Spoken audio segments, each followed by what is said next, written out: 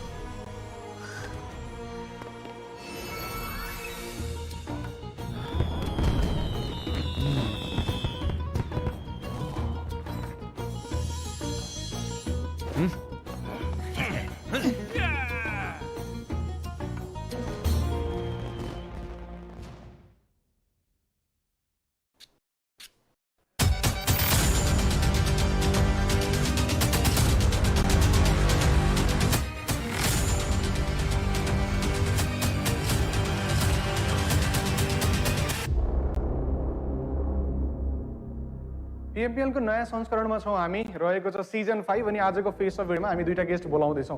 एकजना प्लेयर जो अहिले आइजिएल छन् बट पहिला फ्र्यागरको रूपमा खेल्थे अनि एकजना प्लेयर जो एन्टी फ्र्यागरको रूपमा चाहिँ आफ्नो टिमलाई कहीं न कहीं म्याक्सिमम एफर्ट परफर्मेन्स चाहिँ दिइरहेको छ। म कुरा गर्दै छु स्नाइप आइटीको जो सिजन 3 मा टप फ्र्यागर मध्ये एक थिए बट अहिले आइजिएल मा कन्भर्ट भयो। बट अर्को प्लेयर इन्कस एउटा राइजिङ प्लेयर बन्न सक्छन् जो क्वालिफायरमा पनि राम्रो खेलेको थिए एन्ड आई बिलिभ PMPL को टप फ्र्यागरको लिस्टमा सायद उनलाई हामी देख्न पाइनेछ।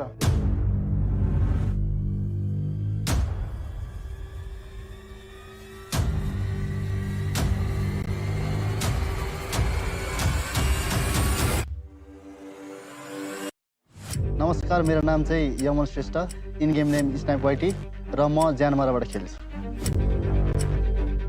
मेरो नाम चाहिँ प्रसन्न पुलाइ मगर, म एलिमेन्ट्रिक्सबाट हो र मेरो रोल एन्टी फ्र्यागर हो। स्नाइपको साइडबाट सिजन 3 मा टप फ्र्यागर मध्ये एक, सिजन 4 आफू खेलेन। त्यो पछाडि केही कहानी थियो भने म त्यो निकाल्न चाहे हैन। इफ नट फिलिङ के रह्यो लाइक ज्यानमाराबाट क्वालिफाई हुन सकेन PMPL। सिजन 3 पछि हामी रिजनल फाइनल्समा क्वालिफाई हुन सकेन र त्यो खेल्ने इच्छा थियो। त्यसको लागि स्काइलाइट्समा जान ट्राई गरेँ तर रोस्टर चेन्ज गर्न मिल्दैन रहेछ र हाम्रो ज्यानमारा ओनर गेङ्गिस खानले कन्ट्याक्ट गर्नुभयो ज्यानमारा हो भनेर र म त्यहाँ गएँ। अनि त्यहाँबाट अनि सिजन 5 को लागि मेहनतहरू गरियो, प्लेयरहरू खोजियो, सबै गरियो तर सिजन 5 मा PMCबाट चढ्न सकेन। धेरै मेहनत लाग्यो बट क्वालिफाई गरिएन। यो पालि छ मौका देखाउनको लागि। मौका छ देखाउनको लागि भन्दाखेरि मलाई इन्कसको एउटा पर्टिकुलर मोमेन्ट याद आउँछ गेमको, जहाँ आफूले टनेलबाट ओरेन्जीलाई क्यारी गरेर लगेको थियो। आई बिलिभ कि त्यो म्याच नै थियो जसले एलिमेन्ट्रिक्सलाई PMPL सम्म धकेल्यो। सो PMPL मा अब के एक्सपेक्ट गर्न सकिन्छ? फर्स्ट टाइम भएर होला हल्का कन्फिडेन्स बिल्डअप गर्न टाइम लाग्यो। क्वालिफायर्समा त ठिकै गयो, अब PMPL मा चाहिँ राम्रो गरेर देखाउनेछ। सो सिजन 5 मा टप फ्र्यागरतिर जाने या आइजिएल को लोड बढी लिने? अहिले लोड आइजिएल के बढी छ, हान्ने केटाहरू छँदैछन् टप फ्र्यागरमा आउने, म त बस आइजिएल गर्ने हो। ज्यानमारा अलिकता एग्रेसिभ लाइनअप मात्रै देखिन्छ। अन पेपर हेर्ने हो भने 4 जनाले घुसेर हान्छ, इभन रोस्टरको 5 जना प्लेयरलाई पनि इन्क्लुड गर्ने हो भने। बट लेट मी नो कि ज्यानमाराको प्लेइङ 4 के हुन सक्छ, किन त कसैलाई पनि बेन्च राख्ने यस्तो प्लेयर छैन ज्यानमारामा। पहिला जस्तो छैन अहिले, पहिला त जो जहाँ जे गरिदिन्थ्यो, अहिले तर अब धेरै अपग्रेड भइसकेको छ गेम। त्यही भएर गेम प्ले नै अब त्यो रोल हिसाबले खेल्न नै पर्ने खालको छ।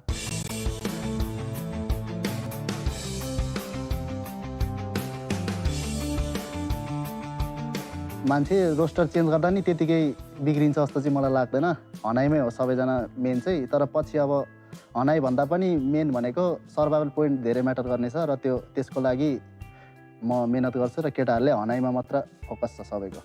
ओके, स्नाइपले ज्यानमाराको लिड लिए चाहिँ एलिमेन्ट्रिक्सबाट युजुअली चाहिँ मोस्ट अफ द आइजिएलिङ एन्ड देन लिडिङ प्याटर्न चाहिँ आफूले सम्हालिरहेको हुन्छ सो म जान्न चाहेँ इनकस आफू इन्ट्री फ्र्यागर भएपछि आफूसँग त फ्रिडम थियो कि थिएन पहिलो कुरा अनि दोस्रो कुरा म जान्न चाहेँ थोरै फ्ल्यासब्याकको रूपमा पिएमपिएल क्वालिफायरको जुन अन्तिम दिन रहेको थियो टिम क्वालिफाई हुन्न कि जस्तो पनि भएको थियो त्यतिखेर भएको ब्याकग्राउन्ड टकहरू टिम म्यानेजमेन्टको टकहरू फ्रिडम त थियो भन्नु मिल्छ अब घुस्ने बेला घुसेको थियो नघुस्ने बेला होल्ड गर्ने बेला होल्ड गरेको थियो हामीले अब त्यो लास्ट दिनमा चाहिँ के थियो भने अब डु अर डाई थियो हाम्रो पोइन्टहरू कम थियो माथि आउनु पर्थ्यो हामीलाई त्यही भएर नि हामीले एउटा प्लेयर बेन्च राखेर ओरेन्दालाई लिएको थियो ओरेन्दा आउनुभयो भने चाहिँ गेममा हल्का बेसी कम्पोज हुन्छ गेम इन कम्पेयर टु सुस्दा आउनुभयो भने त गेम एग्रेसिभ हुन्छ जुन चाहिँ हामीलाई चाहिएको थिएन लास्ट गेममा but tell me one thing Jyanmara Elementrix भनेपछि रिलेसन एकदमै क्लोज एन्ड ओजी टिमबाट सिजन 1 को पिएमपिएलबाट भएको यदि ज्यानमाराको टिमसँग भोलिको दिनमा 4v4 भिडियो अनि ज्यानमारालाई हान्न सकिन्छ न त अब सकिन्छ स्नाइप एलिमेन्ट्रिक्सलाई अगाडि 4on4 भेटायो भने के गर्ने त्यो अहिले बोलेर काम नै छैन त्यसको बारे अब त्यो परिसकेपछि हुन्छ अब हाम्रो एउटै काफी हुन्छ कि त्यो हुन्छ 4v4 नै चाहिँदैन जस्तो लाग्छ मलाई चाहिँ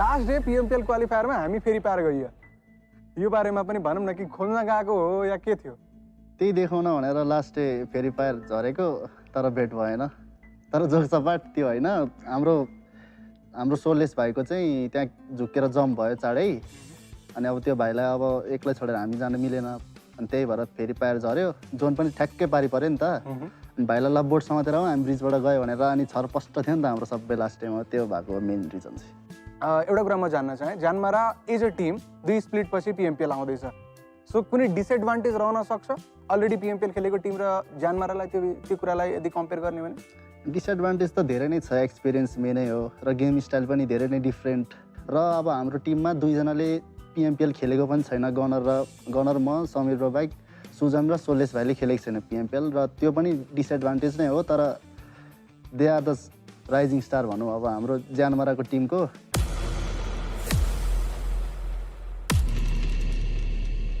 एलिमेन्ट्रिक्सको लागि यो कुरा सोध्ने हो भने के रहन सक्छ कि के एक्सपेक्ट गर्ने हो पिएमपिएलमा पिएमपिएलमा त राम्रै एक्सपेक्ट गर्न सकिन्छ किनभने लाइनअप पनि चेन्ज भएको छ एग्रेसन त्यस्तै छ योपालि सुस्दाई म लिक्विदाई ओरेन्दाई युजदाई हामी 5 म्यान राम्रो हान्नेछौँ योपालि पिएमपिएलमा हामी उनीहरूको लागि त अन्डरडग्स हो नि त एक प्रकारले त्यही भएर नि हामी त्यही स्पिरिटमा कमब्याक गर्नेछौँ योपालिको पिएमपिएलमा सो कन्भर्सेसन एन्ड गरौँ बट म जान्न चाहेँ कि आफ्नो हिसाबले यो पिएमपिएलको टप 3 को रहन सक्छ पहिलो स्टालवर्ट लाग्छ किनभने उनीहरूले देखाएर नै राखेको छ सबैमा त्यसपछि डिआरएस अहिले one of the strongest team of Nepal भनौँ त्यसपछि एससी र हामीलाई राखौँ न okay so three diplomatic answer एलिमेन्ट्रिक्सको साइडबाट म जान्न चाहेँ टप 3 प्रेडिक्ट गर्नु पऱ्यो भने फर्स्टमा त म स्टालवर्टलाई राख्न चाहन्छु किनभने उनीहरूले ग्लोबलमा नि राम्रो गरेर आएको हो अब सेकेन्डमा चाहिँ म राख्छु डिआरएसलाई किनभने उनीहरूले नै अब हरेक टुर्नामेन्टमा कन्सिस्टेन्ट पर्फर्मेन्स देखाउँछ थर्डमा चाहिँ हामी अब इएक्स और JM so both of Dalai चाहिँ म गुड लक भन्न चाहेँ for the PMPL hopefully both of the टिमले जुन भनेको छ एटलिस्ट टप 3 त्यो चाहिँ निकाल्नेवाला छ so good luck दुवैजनालाई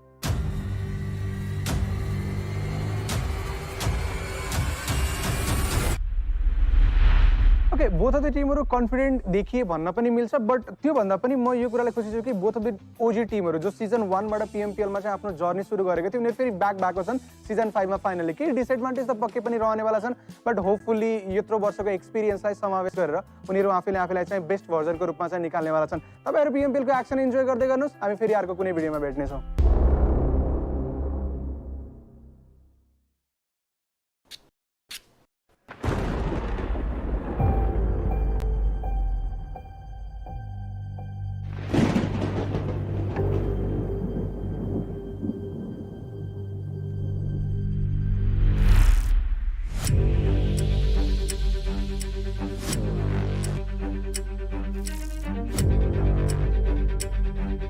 Each new era needs new champions. But to become one needs to rise to the challenges.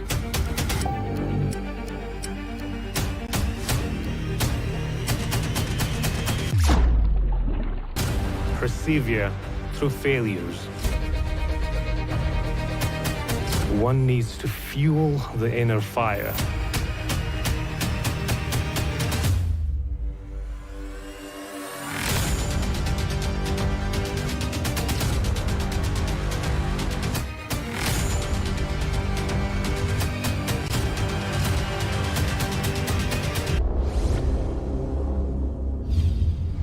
PMPL South Asia Spring 2022.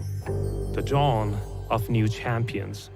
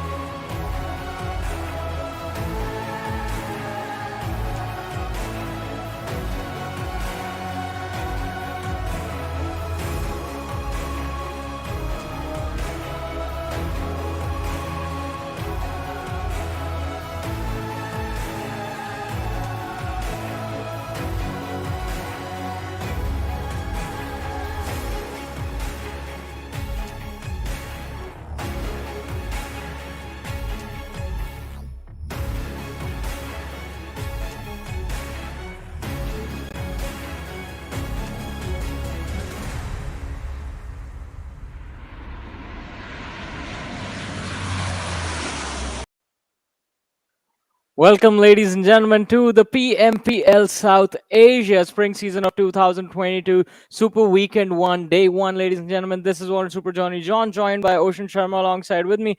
And before we continue on with the show, a huge shout out to our sponsors, ladies and gentlemen. That is the Oppo F21, which is about to be launched quite soon. So, winner, grab yourselves a chicken dinner with the Oppo F21.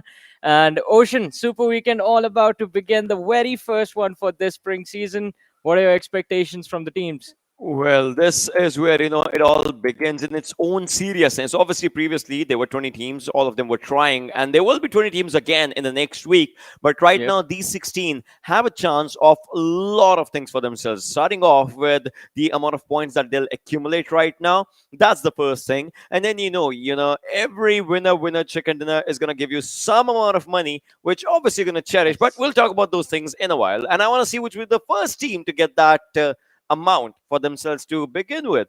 I mean, exactly, because it's going to be quite interesting when you add to the mix that, as you mentioned, Ocean, every chicken dinner right now in the Super Weekend is worth $1,000 each. There are 15 matches, 5 matches are happening every single day. So a potential for a team to pick up $5,000 in a single day if they get those 5 chicken dinners, which in itself would be quite an achievement over there. But on the other side, I mean, we have in the past seen teams walk away with just like $5,000, $6,000 extra because of those chicken dinner wins. And again, ladies and gentlemen, as we did mention this earlier, when we move on to the next week, the 20 teams will be back for the league play stages. So the teams that did not qualify, A1 Esports, High Voltage, DRS and TRZ, will have another opportunity to qualify for the second Super Weekend and then earn some points. And also, let's not forget, only the points that you get for yourself in the Super Weekend matches matter. They are the only points that are counted. Points from league play, they reset every single week, and at the end of the third week, top 16 teams will be moving forward for the finals. And this is the overall schedule right now in front of us, ladies and boys and girls. You saw the first league play happening, the league play week 1 happening, and now it's time for the Super Weekend, Friday, Saturday, and Sunday. Then we move on to the second one, out of which we'll be looking forward to the teams of the second Super Weekend, then the third one, and then we'll be moving on to the finals, 22nd to 24th of April, as we are looking in on the schedule. But right now, this first Super Weekend, chance to get so much amount for yourself right now to begin with, and well, players are definitely looking forward to it. Yeah, I mean, almost everyone will, because $5,000 potential to win $5,000 for yourself if you can get those chicken dinners in the matches. But again, every single game, $1,000 for the chicken dinner if you win. At the end, we do talk about the total prize pool as well. That is $150,000, including everything, including the MVP, including the $2,500 for participation for all the 20 teams that are in the league stages right now. If you make it to the finals, if you are in the top 16, then you get an opportunity to increase your bank, increase your prize share. But in order to do that, you have to first perform really well in the Super Weekends. Even if you aren't getting those chicken dinner and $1,000 for the chicken dinners, you still can go into the finals as one of the top contenders. Gonna be a little upset though, I mean, missing out on a lot of cash right there, but still, I mean, if you get the momentum, the ball rolling, and if you win the big bucks in the finals, it doesn't matter, right? Johnny, either you look at it as a win-win situation, or maybe the grapes are sour, you know, something or the other. But right now, talk about the point structure.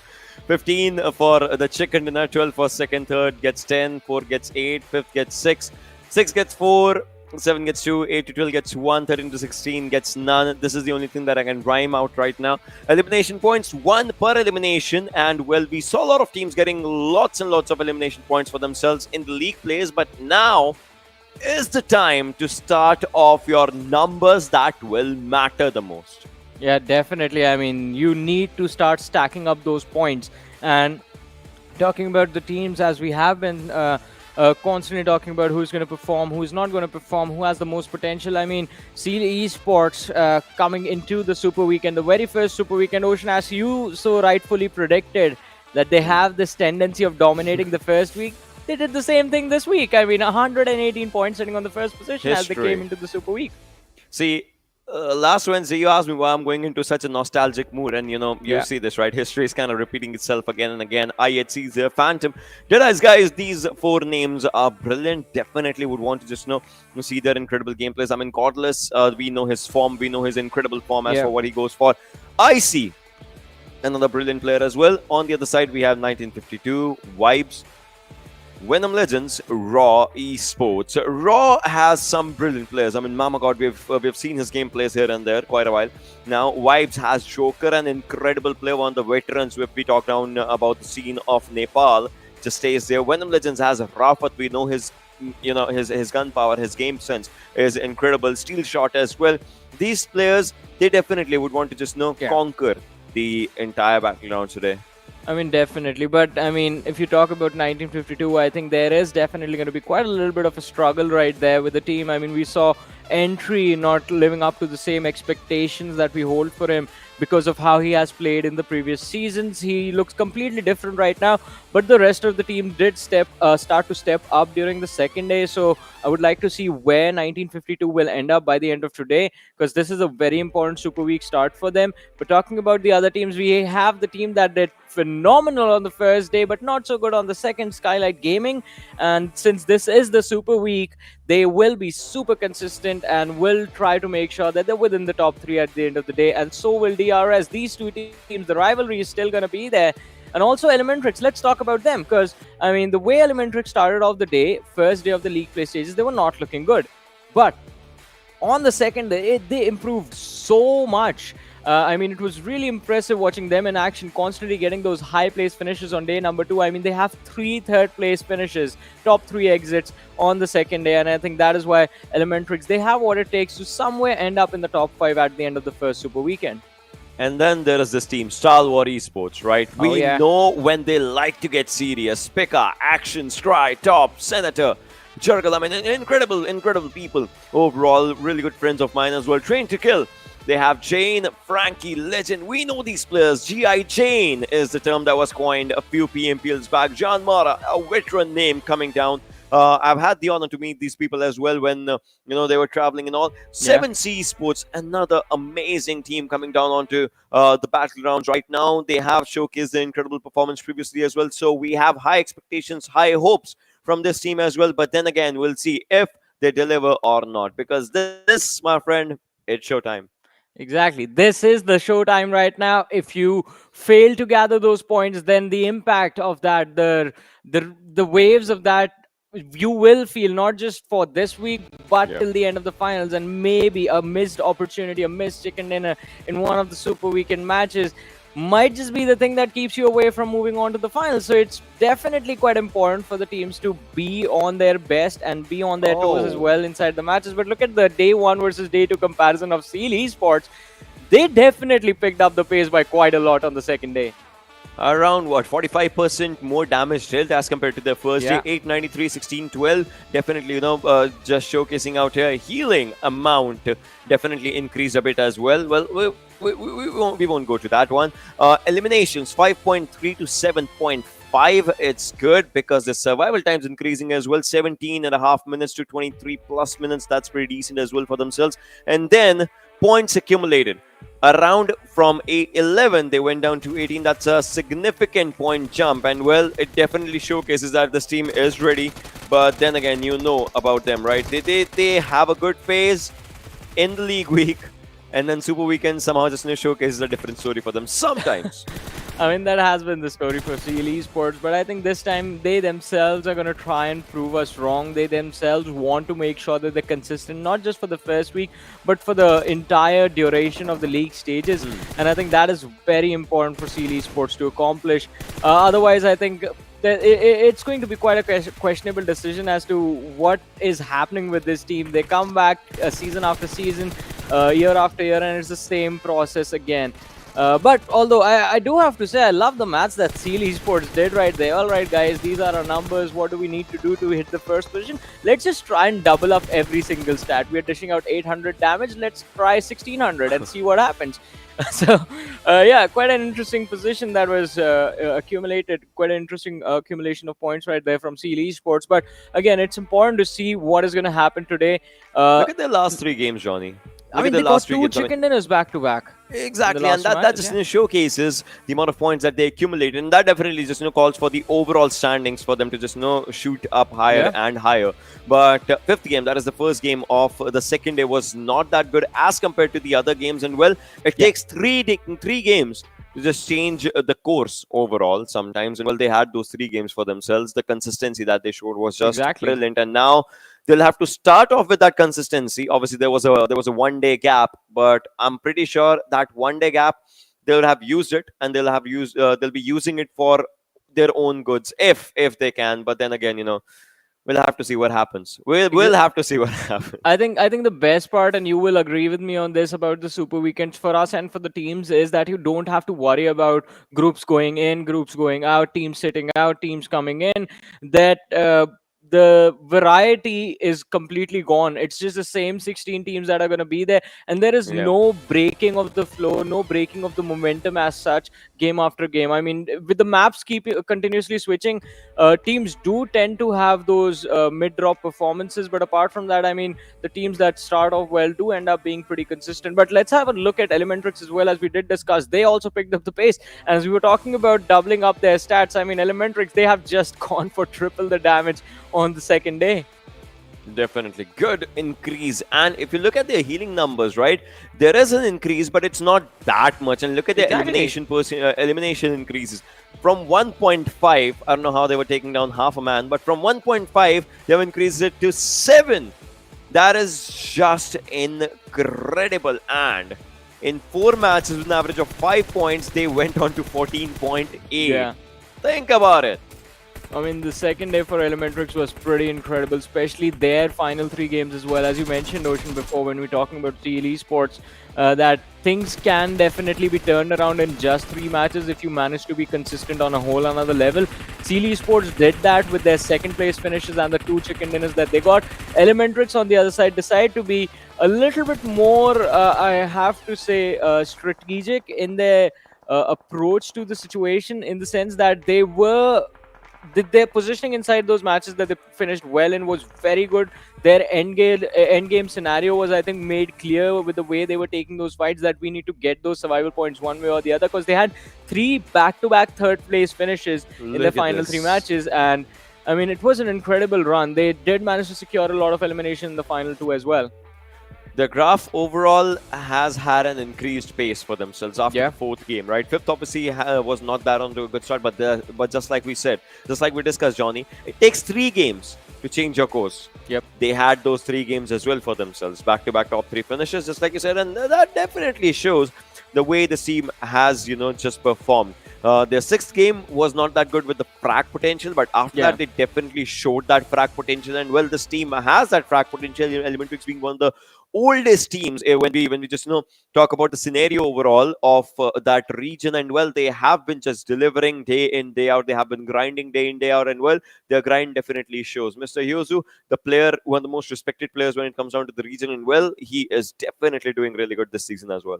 I mean, definitely. And I mean, I would love to see some more action from Liquid and Sus. I mean, we did see them sort of start to step up in those final 2 matches on day number 2 of the league play stages, because in those matches is where ElementriX sort of got those elimination points for themselves. I mean, the second last game, they had 13 eliminations. The last game, they had 9 eliminations, which is also like in a lobby like this, 9 eliminations is quite a lot, to be honest.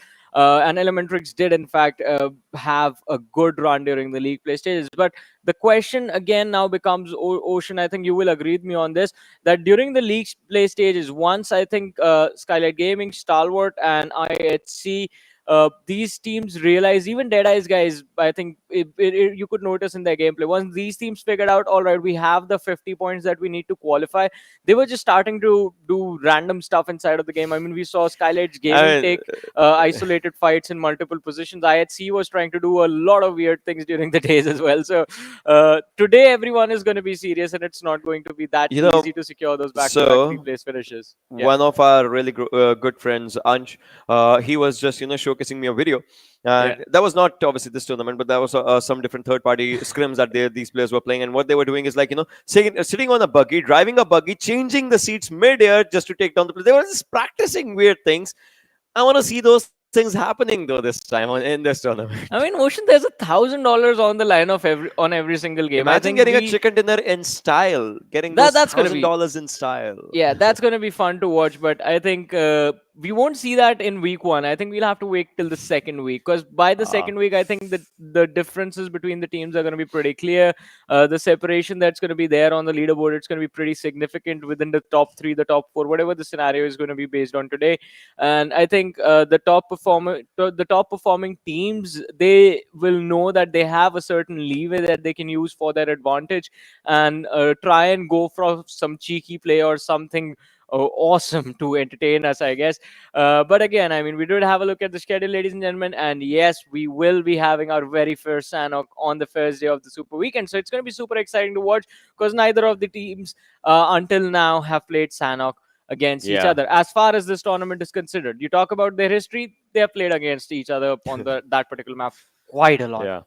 They've had that read of Sanhok though, but they haven't had that a proper affair of Sanhok with each other when we talk about this tournament. And well, every tournament's different as well. Sometimes a team thinks that they would just want to change their drop location one tournament or the other, just to understand what their drop locations might be, and they might just be coming back to their original drop location also. That's the thing. But then again, I want to ask this question from the audience, from our respected audience out here. Apart from Sanhok, apart from Miramar or Erangel, like, we know these things are happening, but which team do they think is going to take that first winner chicken in the first $1,000? Come on, we ourselves are greedy. We love money. We love money affairs. So we would just want to understand which team do they think is going to get the first ever winner chicken of the season. Yeah. So I'm going to stir the pot a little bit more. I want one of the bottom 3 or bottom 4 teams to qualify for the Super Weekend to take the very first one. I mean, T2K 1952, Savage, or 7C Esports, because I mean, we know these teams. I mean, their history is also pretty solid. They have a good, decent set of players. And if things go just right for them, I think they also have the potential to secure chicken dinners in the Super Week. You remember the first ever chicken in the previous seasons. In fact, previous season was taken by T2K, in which Jane was the MVP. And that's how they started off their journey. But well, talking about this journey right now, ladies and boys and girls, we have all our 64 participants right on our screens, ready for it. And well, let's get ready to rumble! Did I say that out loud? I guess I did. Too loud, I guess. I think, for sure my ears are bleeding now. Just had to confirm that, but no worries, I'll be okay. I guess it's time to just enjoy the mind-numbing action that we're about to witness. As ladies and gentlemen, the match is about to start. The Colosseum is ready, and the plane flying over the Colosseum. I mean, a little bit confusing with how the timelines have been laid out, but still pretty fun to watch. And I guess we have the plane in front of us as well, starting from the western edge, the southwestern edge. heading towards the northeastern part of the map. The expensive skins, because you have to show off as well. CoinXX just coming down with the players of Ocean, are we CLAS. handing out style points as well? I mean, on our own, you and me. What is this, Fast and Furious now? I think we should. Taking down, going down with a vehicle. All right, but yeah, those are good. Show off style points. Definitely just gonna give it to them. I don't have a CoinXX, but I definitely have a Lambo, and well, I have a Tesla. So Elon's a good friend, trust me. So yeah, just coming down right now. If we talk about the military base area, you can see Stalwart just dropping down, moving to the areas of Novorepnoy. Seal just coming down to military base as well, as that is their drop location right now. Venom Legends is dropping down as well. Phantom we see quite close to them. ElementriX players on their own split, just coming down to the areas of Ferry Pier, the backsides of the 12-pack, and T2K. We'll see them on the areas of 7. Well, it's going to be quite interesting for them as well, because Skylightz Gaming is going to be quite close to them. DRS, I think this time are going to be pretty happy because they've been dropping quite close to, in fact, taking entire control of Milta. And usually we had another team towards their right, but this time DRS, they only have to worry about 1952 on the farm position, and JyanMaara, who like to go towards Mansion, Lipovka, Prison, and Shelter. So again, it's going to be quite interesting to see how these teams are going to tackle the positions, because now I don't think there's any need to do that. No incentive to move. 90% of the teams already inside the circle. It's just Venom Legends that are outside the zone. So one team needs to move in, everyone else just needs to hold their ground.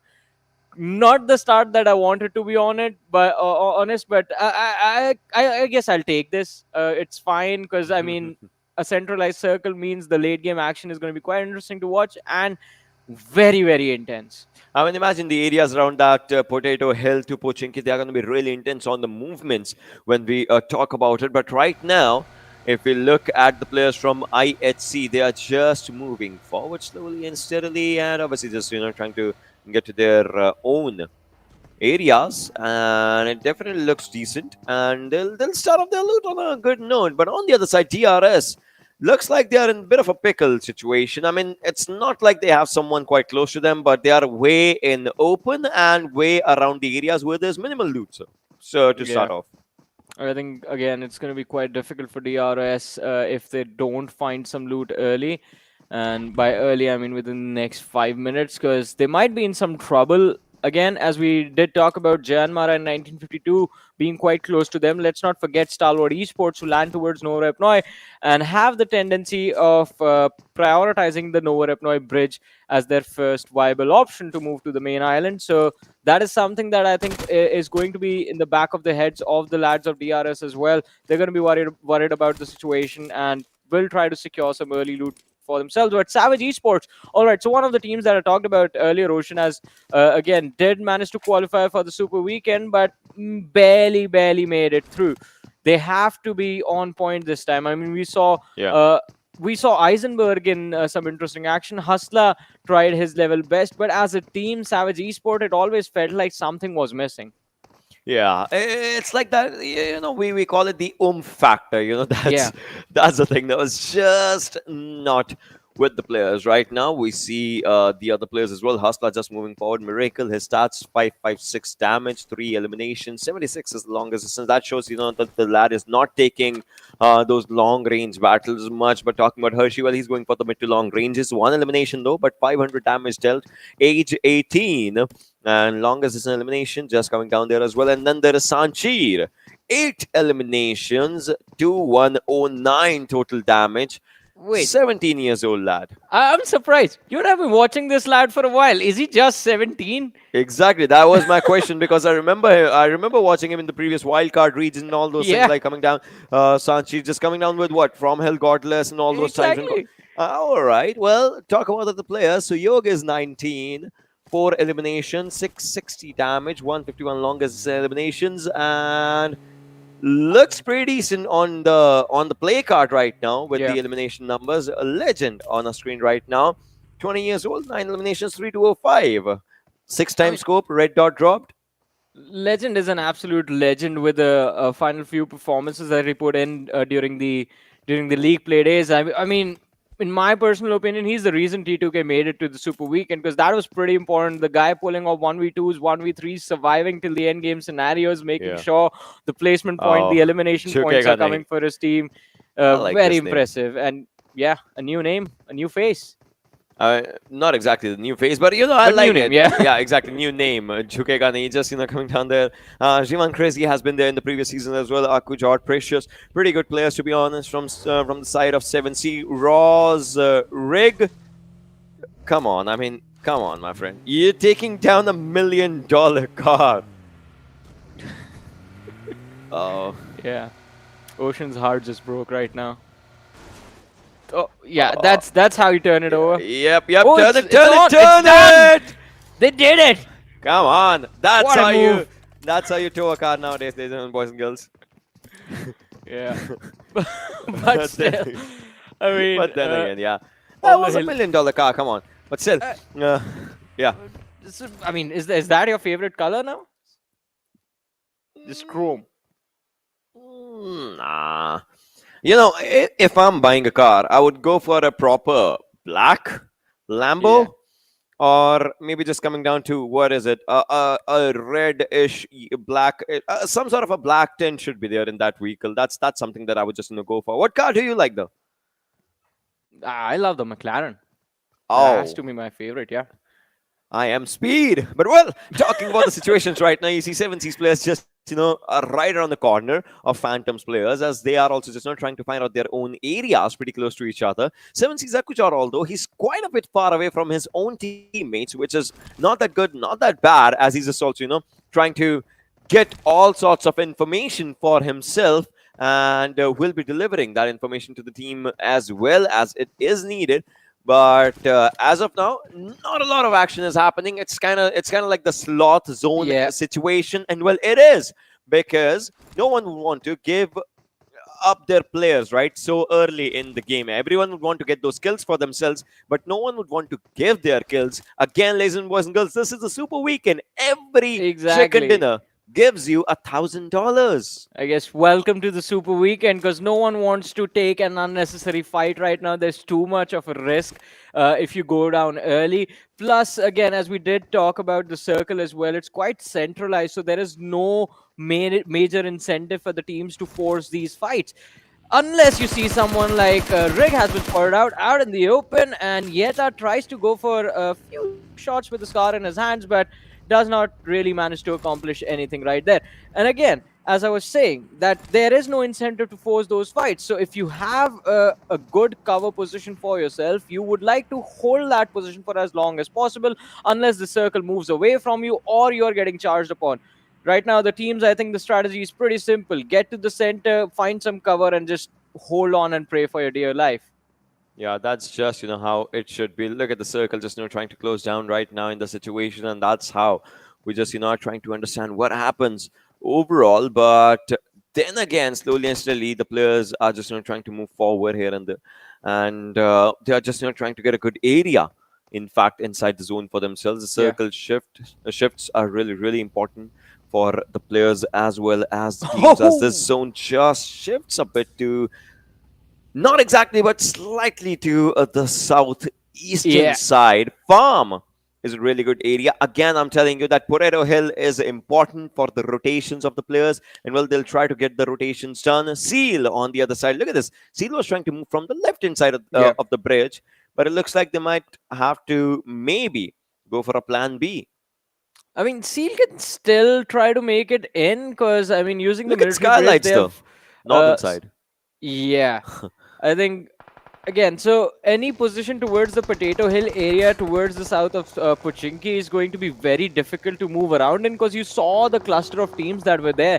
And it's definitely going to be very, very difficult for the teams to survive. But on the other side, Ocean, did you notice, I mean, Stalwart Esports and DRS were getting quite close to each other. So, I mean, I anticipate a little bit of a collision between those two teams. But right now, it's 1952 C-Wine taking his shots on the lads of 7C, and they've managed to take a little bit of a shack for themselves, use it as cover, but I don't think they'll be able to hold on to that position for a while now. But coming back to the situation at hand, Rig, he's solo, almost getting taken down. 1952, they might be able to capitalize on this fight. Steps out in the open, takes some damage again, but still managed to survive.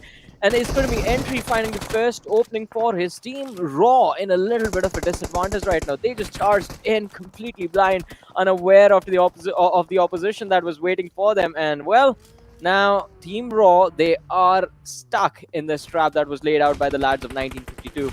And 90 degrees also stuck from 1952, perhaps, though in this situation he cannot make up a move right now. But look at this as Evil Eye is trying to charge in, but Evil Eye will take one down, but Assault's grenade just, returning the favor. It's down to Entry. It's down to C1, 90 degree as for what they can do, as C1 is trying to move forward as well as Entry. Just with that, Buggy is trying to go for an entry right now. 90 degree again, just dropping down, casting down one player. Assault is just out there in the drop shots, just coming in. Assault, will he be able to take everyone down as C1 is the last man surviving? 32 bullets onto him, although he just takes down one, and Skazi versus 1952's last player, C1. Last but not the least, Kazi survives and will give up a revival on two players, but 1952, they mark an exit. Wow, and what an amazing fight from the lads of Raw, losing out on one of their teammates earlier on in the fight, but still managing to recover quite nicely. And Assault, being the main assaulter for the team, definitely living up to the name that he has for himself, just gunning down those lads of 1952 as they pushed in to finish him and his teammates off. But we have the second airdrop, ladies and gentlemen. The first one, I believe, has been picked up by the lads of IHC. But the second airdrop brings with it the MG3, the cheek pad, the level 3 kit is going to be there as well. So quite a decent upgrade for anyone who's quite close to picking this up. And I believe it's going to be the lads from Raw that are nearby. Oh, yeah. Probably. They might just want to go to that area. But you see, pretty close to them now is 70. Yep. I mean, they were there only. But it's like they're trying to move from one compound to the other compound as they're just trying to get their own areas. And now the circle shift is going to be really, really important. We'll be seeing that circle just going down to its own areas. Look at that. From Porero Hill, the rotations will happen to the areas around farm. And talk about these kind of rotations. DRS has a pretty decent area, but Stalwart, what is that place that they have for themselves? And look at their split. If everything goes according to their plan, they might just get the first chicken dinner. Oh, now, Ocean, the way this game started with the centralized circle, I thought we were going to have a very, very slow game where I think the first quarter wipe I expected was going to happen like around 20 minutes into the match. But I've been proven wrong with the second shift, and the third shift is even better. Still, I think the land area is quite low, and the teams are going to be forced to fight. Raw getting absolutely destroyed by the lads from Stalwart Esports, and well, they also have their attention split between Raw and JyanMaara. JyanMaara finding the opening, Demo with a trade. Wally has been knocked out, but Demo is quite close to him, so it's going to be an easy revive for him. But Baron, he's in an interesting spot and finally gets behind cover. Yeah, he's getting on behind that cover area for himself as he's just trying to get decent areas for himself. So Yog just gets out of the harm's way from a really harmful situation though. But now Malik understands it's not just Suyog, but there are other players as well. So he'll just try to reposition himself on the other side. Airdrop taken, as we could just read that one out. We saw the airdrops just having pretty good weapons. In fact, the MG3 just arrived, and well, it was definitely taken. Right now, JyanMaara is just trying to go for the fights against Savage's players as they take down one legend, just ramming down his scoop RB in that small tree, and well, it all rhymes. Suyog and all right, come on, drive safe. Drive safe. I mean, just a little bit of fun between teammates, I guess, right there. But still, I think Vibes, again, in a very decent spot, a little bit further away from the circle, but I think based on how the situation is looking right now with the number of teams remaining and the number of lads as well, I think if Vibes, they keep moving at this pace, they will be quite comfortable once they enter, but it's still going to be quite tricky for them to find some safe cover. So they will have to survive out in the open for a little bit before they find those compounds for themselves to hide in and to make a stronghold. But I guess the other option is just initiate a fight mid-rotation, because Steel Shot gets caught off guard. Quite an easy knock for Vibe to secure. And I think they might just go for the finish as well. But Ale is here protecting his teammate, not allowing the finish. for a little bit, but this decision of giving away his position might backfire. But no, there's a third party. ElementriX is here, Ocean. Oh my god, so much for just now moving around. Look at that! Alibu taking down Joker. He could not even blink his eyes as he was taken down. And right now, Jiggle will be taken down as well. The fights are definitely taking a serious toll in all of these situations. As Dictator just, trying to go for a revive. And the smoke would definitely just arrive on him. Venom Legends is just, definitely enjoying all these situations. Also, seal shot, he will be revived. He'll need to heal. Rafat as well needs to go for one first aid onto himself. 30 seconds on the clock, and then the circle's going to move around and around again and again. 7C onto the back lines right now. They'll have to move out as well. The circle will punish these players as this is the fourth one, and the transition will happen for the fifth zone. Suzanne on the other side trying to take down a few players. Deadeyes Guys in a bit of a pickle situation as the players have been taken down. Snipe YT can take another one, although he needs to heal as well. His HP is low, but now the zone shift will come in handy. Look at the shift though. How do you tackle that? There's like 70%, not 70, like 60% water in the circle right now. There's not enough area for these lads to step on and, well, stand upon to take these fights. Seal Esports, Wally is down on his knees again, and Deadeyes Guys right behind them. Leo, he's trying to use the first aid. His armor is all shot up, but Chari will be able to secure the kill of Wally right there.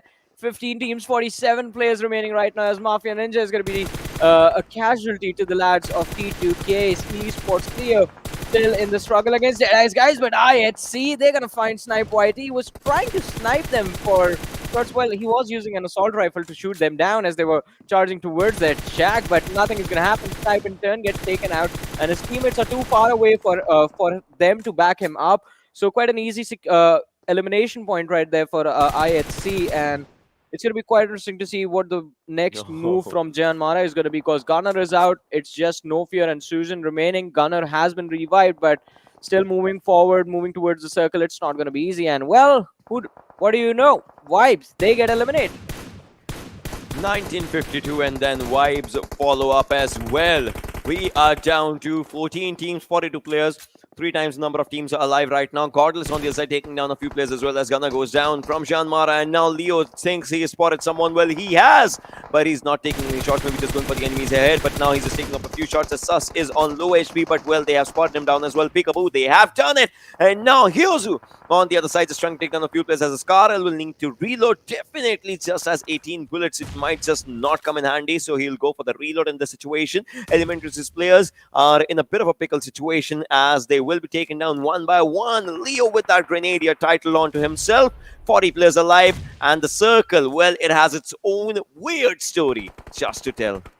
Well, definitely. The circle has been very weird up until now, and I mean, there's a massive cluster of teams going at it towards the northwestern edge of the circle. Seal Baron from the distance finds an easy pickup and, well, sends ElementriX's hopes and dreams back to the lobby for the next game. Look at the lads from Deadeyes Guys. They're in the waters already, just trying to survive, trying to secure those placement points for themselves. And I think while all this chaos is happening, DRS have silently taken control of the corner houses close to the Nova Reploy Bridge. They're the safest team right now. Oh, the zone. And look at this again. Stalwart has the circle. I told you, if everything goes according to plan, they might just be a really happy team. And as of now, they are a really happy team. Godless, Icy on the other side is trying to find out a few players. And Top, well, he has that fishing rod for himself. He wants to go out for a swim around to that area so that he could just, take down a few fishes with himself. And he's just trying, although right now Stalwart does not have a single kill. On the other side, Icy is trying to get down a few kills for himself, but well, he will be. He will be taken down in all of these situations. Zeol just going for a revive. But is it enough, as they have to get inside the circle as well in less than 7 seconds? I mean, this is going to be very intense. The only solid cover that's there inside the circle is in control of Stalwart Esports. No one can charge toward them. No one can take this fight head on. Everyone else is just trying to survive, and it's hunting season for Stalwart. They haven't secured a single elimination point for themselves yet. Scry trying to get on top. Skylightz Gaming on the other side taking an exit from the match. Seal Esports have decided to go for a swim as well, and DRS Delta is going to secure a grenade elimination. Oh, Sanchir, quite unfortunate. Just getting traced inside the smoke. Alex with an easy pickup. Godless joins his teammate inside the shack, while IC gets a revive in the smoke out in the open. So IHC, they have an interesting setup, but again, getting in the circle, it won't be easy for them. They have been clearly spotted out. They're still on the northwestern edge, a little bit on the outside, and I think even if you take Stalwart out of the equation, there are other teams on the shorelines. It's definitely getting really difficult for the players here, and they're just trying to take down a few players. But well, then again, look at the water lines. There are a lot of players who are maybe knocked down, or who are maybe just swimming around. But Seal Shot, it's not a time to have a run on the beach, as he'll be taken down, as well as Top just opens up the account for the team, taking one for himself, and now it's 2 kills in the name of the team. But Seal, they are pretty close to the players of Venom Legends. Alex will be taken down, though on the other side as Action is trying to take down one more player, and he will take one more down. Seoul just right in front. Look at that mini tap just happening, and now Seoul will have to understand that they are in a wrong fight against IHC, against Stalwart, and well, there was C2K as well. T2K's Jane got the last kill. Yeah, exactly. I mean, Seal took one, T2K took one. Stalwart, they just weren't able to secure as many points as they thought from just pinning Zeus down out at C down out in the open. And look at this, the 3 lads from Seal Esports trying to see if they can survive in the water. Leo is going to be the one going down. Demo is low on HP as well. Top lines up his nade, goes for a toss, but will this nade hits its marker? That is the big question right now. And look at Action. He's completely unaware of Jane's position, but the bolt action shots connecting are going to make sure that Top respects his position and goes back behind the cover. We are down to the top 7 teams, ladies and gentlemen. Seal Esports taking an exit. Scry taking shots from the lads of DRS. Reaper Bot finding an important knock for his team. Now, Stalwart Esports are going to be in a world of trouble, as Action was also very low. He needs some time to heal up before he's coming back into these fights. And I think the final action, the final fight, ladies and gentlemen, it's going to be between Phantoms, DRS, and Stalwart Esports, as the rest of the teams are lacking heavy numbers. We just saw Savage Esports going out of the game. Now Raw and Deadeyes Guys and T2K with a few individuals left. These teams are going to have to take the initiative of trying to dwindle down the numbers of the top 3 teams. You saw that spray from Jane. Yeah. That deserves recognition, to be honest. That deserves appreciation for that lad. The way he just took down one from Savage Esports. But right now, T2K, they have just 2 players, and they'll have to be a part of the fight right now. They have 5 kills, and all of those 5 came from one individual. That is Jane. Now they have to move around the zone. That's what they are trying to do. We'll have to see if they are able to or not, as now the circle's forming up. But Sandesh becomes the first man to just move around inside the circle. Jane wants to follow up as well. A nade, probably just coming up. We'll have to see if that happens or not. But Action is trying to survive as well. He needs to understand. Now he's in the open grounds. Now he's in the grounds where the other teams are actually playing, and they're playing good. But Jane will be taken down by Wex in the situation, who's just trying to move forward. One smoke, another one nade, just moving forward. Sandesh is pretty close of this player, although a good nade comes pretty close to Sandesh as well. And on the other side, Stalwart is taking up a pretty good fight as Cry goes on to the 3rd elimination for himself. And Sandesh, the last man standing, will he be able to stand? That's the question. It's a 1-4 situation for himself, but I don't think so. He might just be out of it. And look at this, he's just sitting onto the back lines of that buggy, taking that top TPP angle, as he'll take down one, but the nade just ends him. Well, quite a brutal usage of utility, and well, guess what? We are down to the top 4, 14 players still alive. Stalwart Esports Action, part of a lot of action right now, getting shot from every single direction. Finally goes down, thrown, but still gets knocked out, and it's Trula from Deadeyes Guys, who is, well, turning the heat up. Alright, it was Rules with his nade from DRS, who actually knocked out Action, and Phantom Esports from the backlines. They are trying their level best to secure a few extra points for themselves as well. All 4 players standing strong for Phantom Esports, but they only have 1 elimination point. So for them, the point of concern is they have to try and secure as many finishes, as many eliminations right now as possible, so that they don't lag anywhere when the game ends. And it looks like the circle is also in their control right now. Look at the zone on the radar. They have control of the northeastern edge of the circle, but maybe I was wrong. A stop from the rooftop is going to hand a lot of damage to Yeta. So Phantom Esports, 1 lad is knocked out, not finished though. Stalwart just has one, understanding. Take down one player, you'll try and take down the team later on. One by one, they maybe what is it, like 10 minutes ago they never had even a single kill. They did not have a single kill. Now they have 11 just to talk about it. Now they are taking more and more players down as well. Look at the damage that they are dishing out, obviously on the ball and on the player simultaneously as Action takes down Split Knot. That means only one player from Phantom is surviving in all of these situations. Action on the other side is trying to look around and trying to find if he finds someone. Phantom, one player alive. Stride taking down Slipknot. Killer on the other side is trying to take down one player from Deadeyes Guys. That is True Love. They have spotted on each other. Meanwhile, as these teams are fighting, Stalwart, they have the numbers. They might just be ready for it. Reaper War on the other side takes down one. And now, DRS versus Phantom versus Stalwart. Well, I guess in a little while we will see Phantom Esports taking an exit as well, but Mad Max, an absolute madman, so close to Scry. I thought he had him, but Scry managed to survive.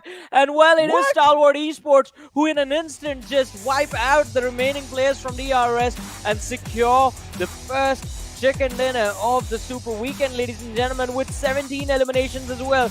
That's a 32-point start for Stalwart Esports. And again, we somewhere in the back of our heads, Ocean knew that this might happen, but so early, I think we wouldn't expect the very first game that Stalwart Esports would walk away with a chicken. I mean, and also Stalwart is a team. $1,000, yeah. Stalwart has a team who got the first chicken dinner in PMGC, right? Oh, they definitely had that momentum, that potential straight up. And 17 eliminations, 32 total points, and $1,000 in the bag already. That's Stalwart Esports for you. And they are definitely, showcasing the same momentum for themselves. It was all around that circle, right? You saw that circle forming up. You saw that positioning. Their first, move is always from Novoripnoi, take the bridge, move to the left side, stay there for a while. They stayed there for 25 minutes because the circle was coming up to that side. Exactly. I think the second shift of the circle that made them just hold the compound just south of farm, that was the game changer for them, because after that, every single shift was towards the south only. And that sort of helped them out quite a lot because they did not have to move much around inside of the game. We're going to discuss a lot more about this match, ladies and gentlemen, but after this very short break.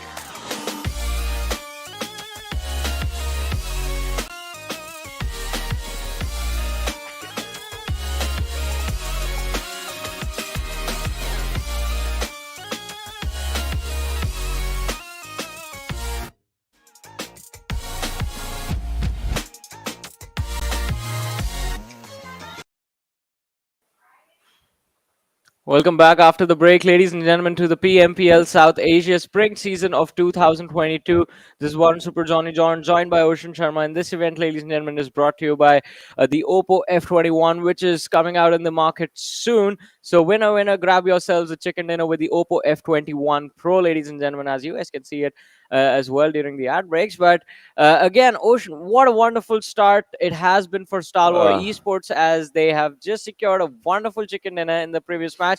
And let's not forget, so again, I think it was around the 19-minute marker or the 28-minute marker, somewhere around that time only, when Stalwart Esports, they had a good cover for themselves in the circle, but they had 0 eliminations.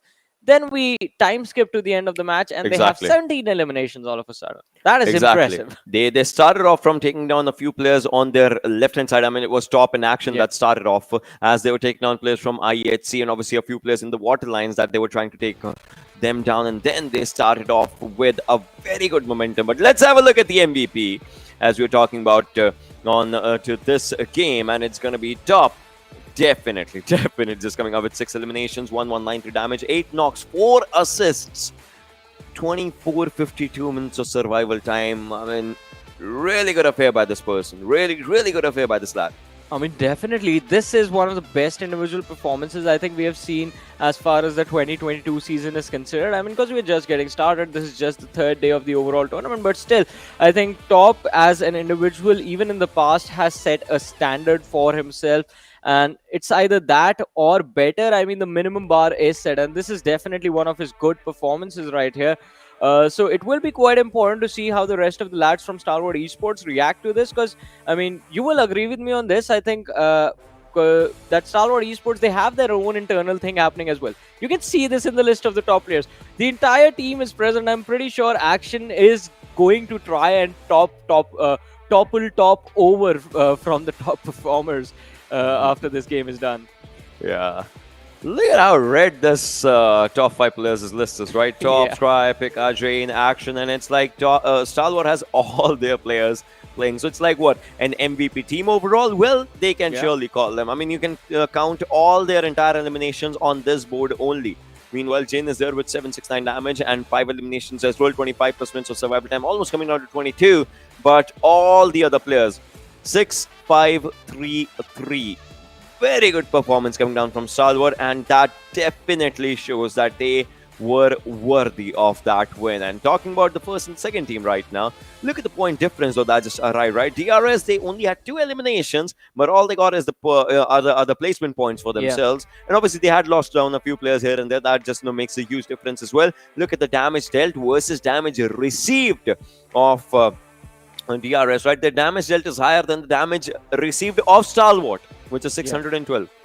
I think DRS's strategy right now is quite easy to spot out, in the sense that even in the game when we saw them take control of the Milta city, and then we saw the second shift of the circle towards the south, towards the Nova Repnoy bridge, DRS, they did not move at all. Their intentions were pretty clear. They wanted to secure those placement points first and then worry about the elimination points. And this time, I think by the time they got to the part where eliminations point became important, DRS, they had lost a few key players on their side, and that is why they weren't really able to take those fights properly. But still, I think a 14-point start in the first game is not that bad. I mean, in comparison, if you compare them to Stalwart Esports, of course, there's a massive difference.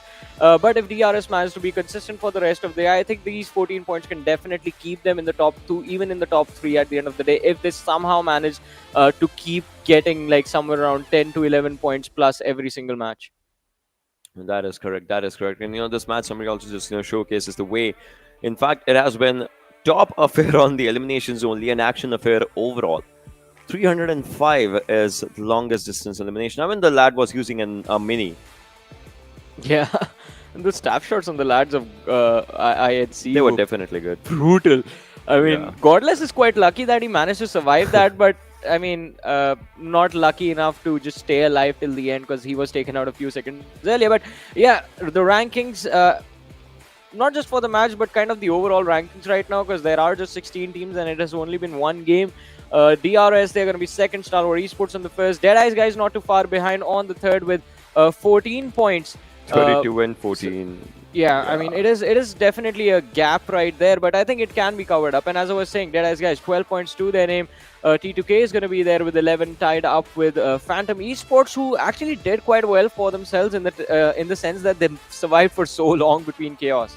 Yeah, definitely. That just comes down out here. 7C ElementriX vibes. They will have to just get back onto their own momentum if you just talk about it, and they will try to have a good fair affair of their own momentum, and they'll have to take it. Yeah. They'll have to take it, right? Because right now, 13, 14, 15, 16, even if at the lower ground, only one game just has ended. You have more. You can just move forward with those more games, and what you can do is get those points if you get the chicken dinner, and also get those numbers going up as well Yeah. in terms of the money that you're going to get. Exactly, because Stalwart Esports, they've already done it. They've secured a good number of elimination point, good number of chicken dinner. Yeah. That's the first one right now. So 32-point advantage plus $1,000 advantage against the rest of the lobby. But ladies and gentlemen, let's also have a look at the open moments of this match and relive the action once again, because this was quite intense. I mean, the start was a little bit slow because the circle was smack in the center of the map, but the second shift of the circle changed everything. Yeah, that shift definitely happened. Look at this. This was the first fight that happened between these two teams, Raw and 1950, out of which 1950 was the first one to get eliminated, although they just got one elimination, not more. And that just, created a lot of difference. And well, Kazi, imagine had Kazi messed up, situations would have been different though. But well, that exactly did not happen. On the other side, so many open fights were also happening in these kind of zones, these kind of situations, and that definitely created lots and lots of kerfuffles. I mean, definitely, but I think this was quite interesting right there, because Venom Legends, I thought after Steel Shot was caught off guard, I thought they weren't going to be able to recover, but Ali just coming in right in the nick of time as the savior for Venom Legends and dragging them out of perdition was, I think, one of the best things that could have happened for them in this first match. And then there's Stalwart Esports and action with the Mini 14. Just look at the shots. Zeol, I think... him surviving was a pretty big deal, but then the spam shots inside the smoke, and I think Jane Action just got pretty mad after that, because 2 of their points were stolen in that fight, and I think hence we saw them secure the chicken dinner, because they were very angry. Like, how dare anyone take our kill, especially Seal Esports? I mean, didn't you have enough getting the first position in the league stages? I guess that's what Stalwart Esports was thinking, and this was a very impressive game. Mad Max, a little bit of a blunder right here, because had he taken out Scry, then DRS would have had some breathing room at least to recover, to try and go for the revives and step back into those squad fights, but that did not happen. Whoa. Oh. 3-3-7-6 just coming up. Now with those 17 eliminations that the team has, and look at the other ones. Obviously they were trying, but they were not exactly at that level right now in this game. Yeah, I think while everyone else was just wondering, all right, we'll try and figure out what the other teams are gonna do, Stalwart Esports was like, you guys do that, we'll just do our own thing, just start strong right off the bat. And again, this is the kind of performance that we expected. Stalwart Esports have delivered.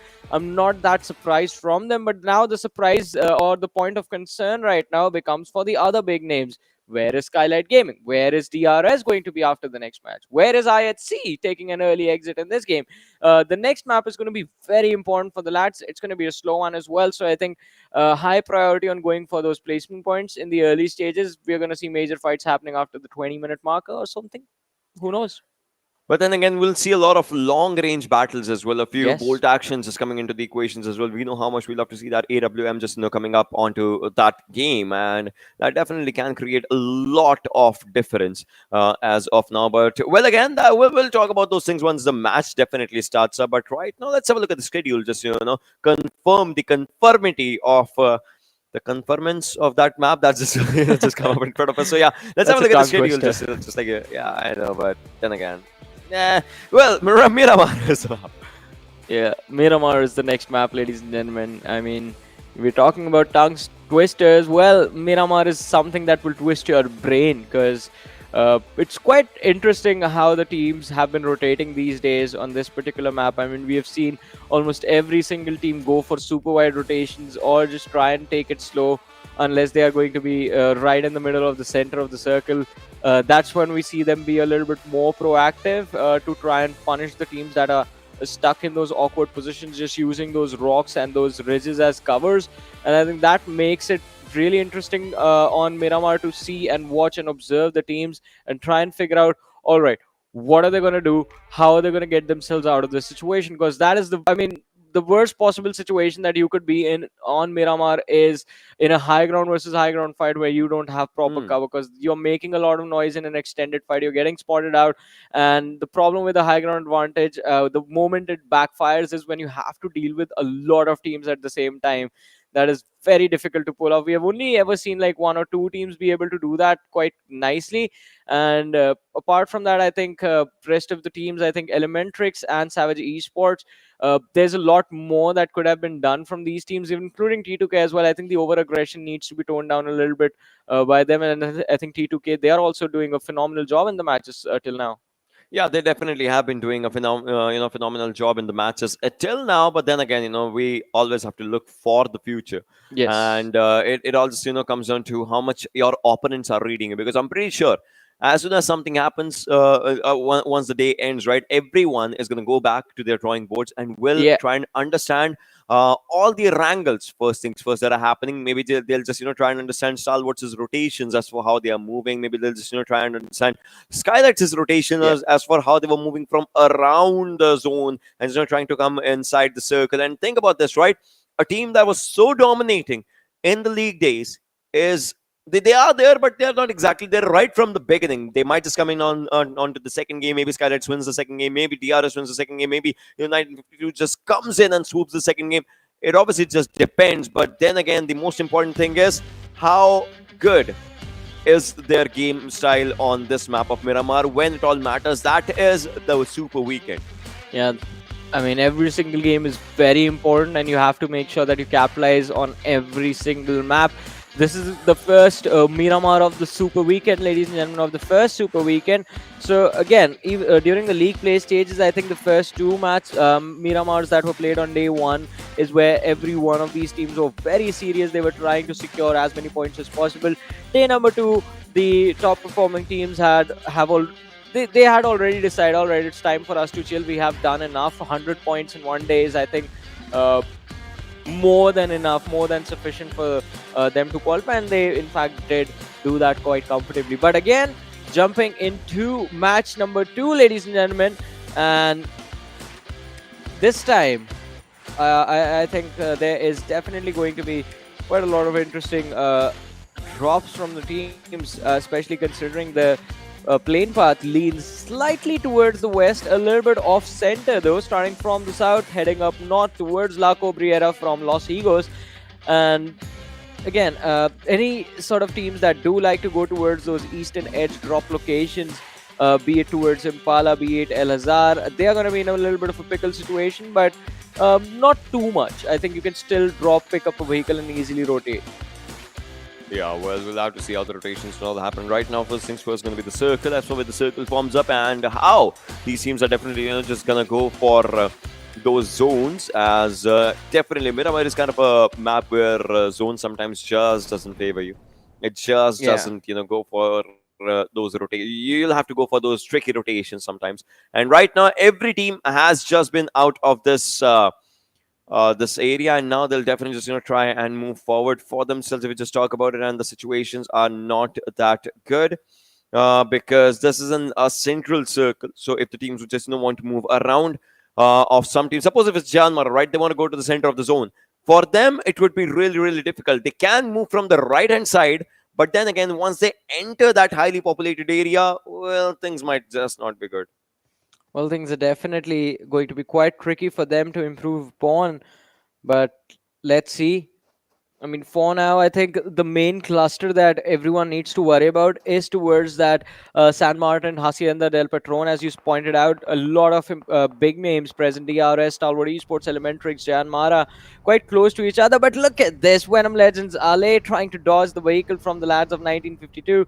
And I think, again, even C-Wine is going to be just keeping Ale close to the tree as possible. I think the call out should be given to both the teams. It should have been gone out a little while earlier that, all right, isolated man has been spotted. If you have weapons, just try and rotate as soon as possible. And there are the gunshots right there. Oh, he's going to get in his vehicle and C-Wine. Oh, no. Yeah. I mean, he tried to take him to his team, but that won't even be needed, as there's the knock, there's the finish. First casualty of the match, ladies and gentlemen, within the first 3 minutes. Nightmare. That's what it is. And now Steel Shot is sitting around, as he will be spotted down as well by Evil Eye. Rafat on the other side. If Steel Shot goes down, Rafat is the next victim, 100%. Although Steel Shot's just down now to what? 5 HP, 10 HP. I know it's just the red HP on them. So, yeah. But Evil Eye, this lad, he's hell-bent on to just, try and take down a few players. Rafat is just sitting 100%. He's just, trying to take that top TPP angle and is trying to see where Evil Eye is. He won't move at all, but Evil Eye has an evil spy with him, and his name is Entry, as he would want to mark the exit for the players of Venom Legends right now. Well, let's see. Evil Eye is going to be there, but Steel Shot, he is waiting. I think, all right, he sees the head right there. Still not trying to go for a shot, though. And this is going to be quite interesting from Dictator, as Seal Wally can be caught off guard, but Dictator, he's standing there empty-handed, doesn't even have a weapon out. And Wally is just running around here and there, right on the top of his head. Well, 1952, they are done waiting. They're just going for a charge on Steel Shot. They just want to get this over with as soon as possible. They know they have the advantage and they're trying to press it as hard as they can right now. Rafat is split up. Steel Shot is in one direction, and then Dictator, we saw him pinned down by the lads of Seal, so he can't move. He can't be a part of the action.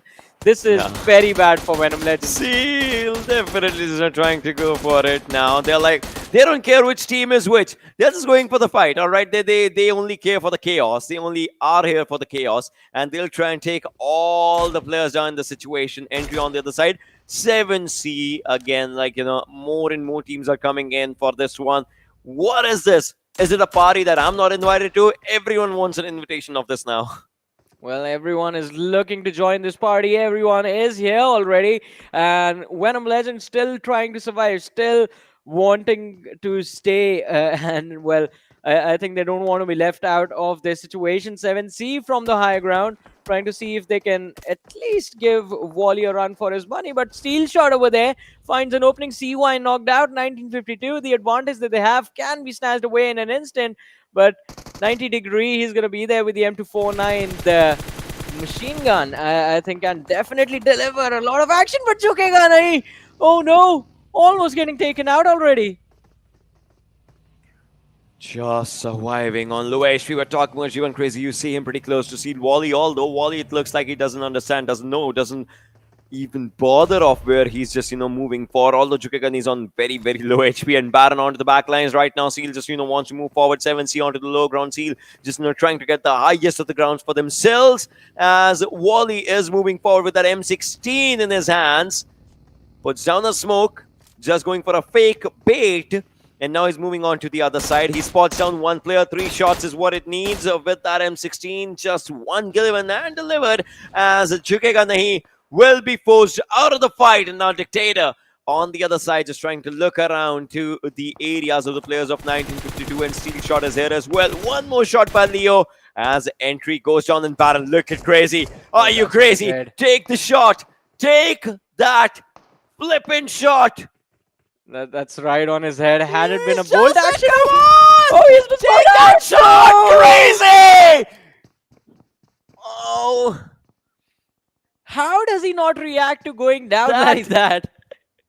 That throw of this PMPL is as historic as the moon landing in the world history. Oh, man. I mean, I would have broken something right there. You had one job!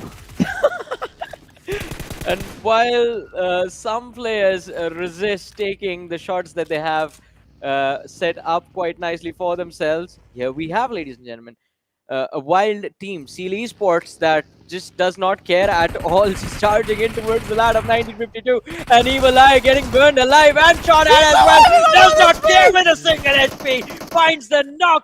And even though he won't be able to convert it to quite a lot for his team, 1952, Evil Eye still, I mean, that is respectable performance right there.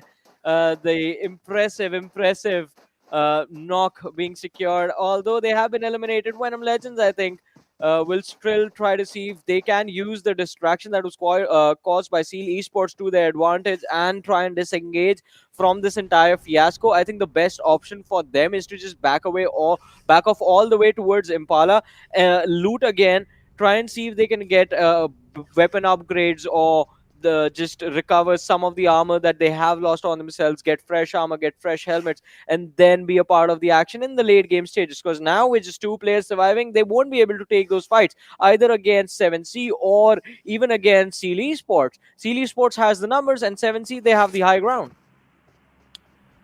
JyanMaara, Skylightz onto the northern side right now. Water treatment areas, Cruiserwell areas, like those are the areas where these teams are. But look at the central cluster as it is forming. T2K, DRS, ElementriX, Stalwart, Raw. Obviously, they are quite far away from each other, but with those markers, you see like they are still in quite a vicinity as right now. Liquid can spot down a few players from IHC. Has an M4, definitely would want to make up a proper use of that. He knows that there are players quite close to him, and now we'll see where the circles shift happens as it's just around the corner. We see the zone just going down to the central lines of Minas Generales, La Benedita Graveyard, where T2K is, but Liquid, I mean, he'll have to take down these players from IHC if they want to move forward. Otherwise, IHC, they'll come back for a fight. Well, they will definitely be back for the action, and I think when they return, everyone else, they better be worried, because IHC, I think they're going to be quite focused on securing the chicken dinner in this match. They would like to close the gap against Stalwart as soon as possible. ElementriX on our screens right now, all 4 players standing quite strong. They do have one more team quite close to them, but as long as they have the high ground, I think they can still be happy. Please don't. What is it, spectating with the 3x scope? What was legit spectating with the 3x scope? I think he, for a second, just forgot, like, all right. Where's the shoot button? Yeah. No, come on. But well, all these things do happen. It's sometimes a pressure situation. You're thinking like, you want to see all the other players as well. These things happen. Definitely they happen here and there. But then again, the airdrop number 1 has AUG with level 3 helmet, level 3 vest, level 3 backpack. Those are just complimentary things. Just a cheek pad of snipers, and obviously 60 bullets of 5.56. Ooh. For a second, every time I see the AUG, I just keep wishing the old Godless comes back.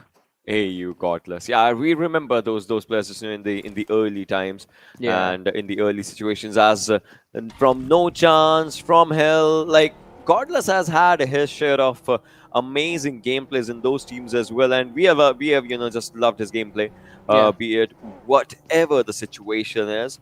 Right now, we see True Love just moving forward here and there as he's trying to spot down someone. I feel so, but the players, it looks like there are players like pretty close to him as well. Like there are players pretty close to Deadeyes Guys, but we'll have to see if they engage in a fight or not.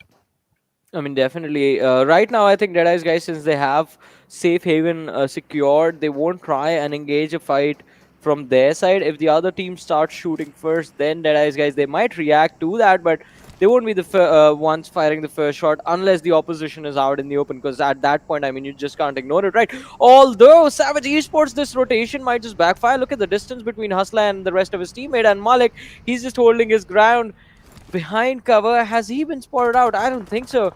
I think Hustler just came to the ridge and then just backed off completely, but Eisenberg has joined his teammate now. Malik with frag grenade in his hand, decides not to toss it, switches attention to Hershey in the bus, almost finding the knock, and well, he will be able to secure the knock as the final shot does connect. Wow, it definitely does now. Vibes players, they'll have to just understand that they have taken down one major lead. Now they'll just have to take down the other places. But it looks like Eisenberg has some other things in his mind. No, he's just sat in that vehicle. Now it's Hustler that's just moving from around the zone to get to that side for himself. And right now the circle shift's gonna happen. Definitely that's gonna be an important circle shift. As look at Venom Legends players, they are on the sides of Impala. Though in all these situations, and T2K split is pretty good. I mean, 2 players on one side, 2 players on the other, but the circle moves down to Minas General, just like we were talking, and now Phantom is there, and pretty close to them are the players from Team Seal. Well, let's see.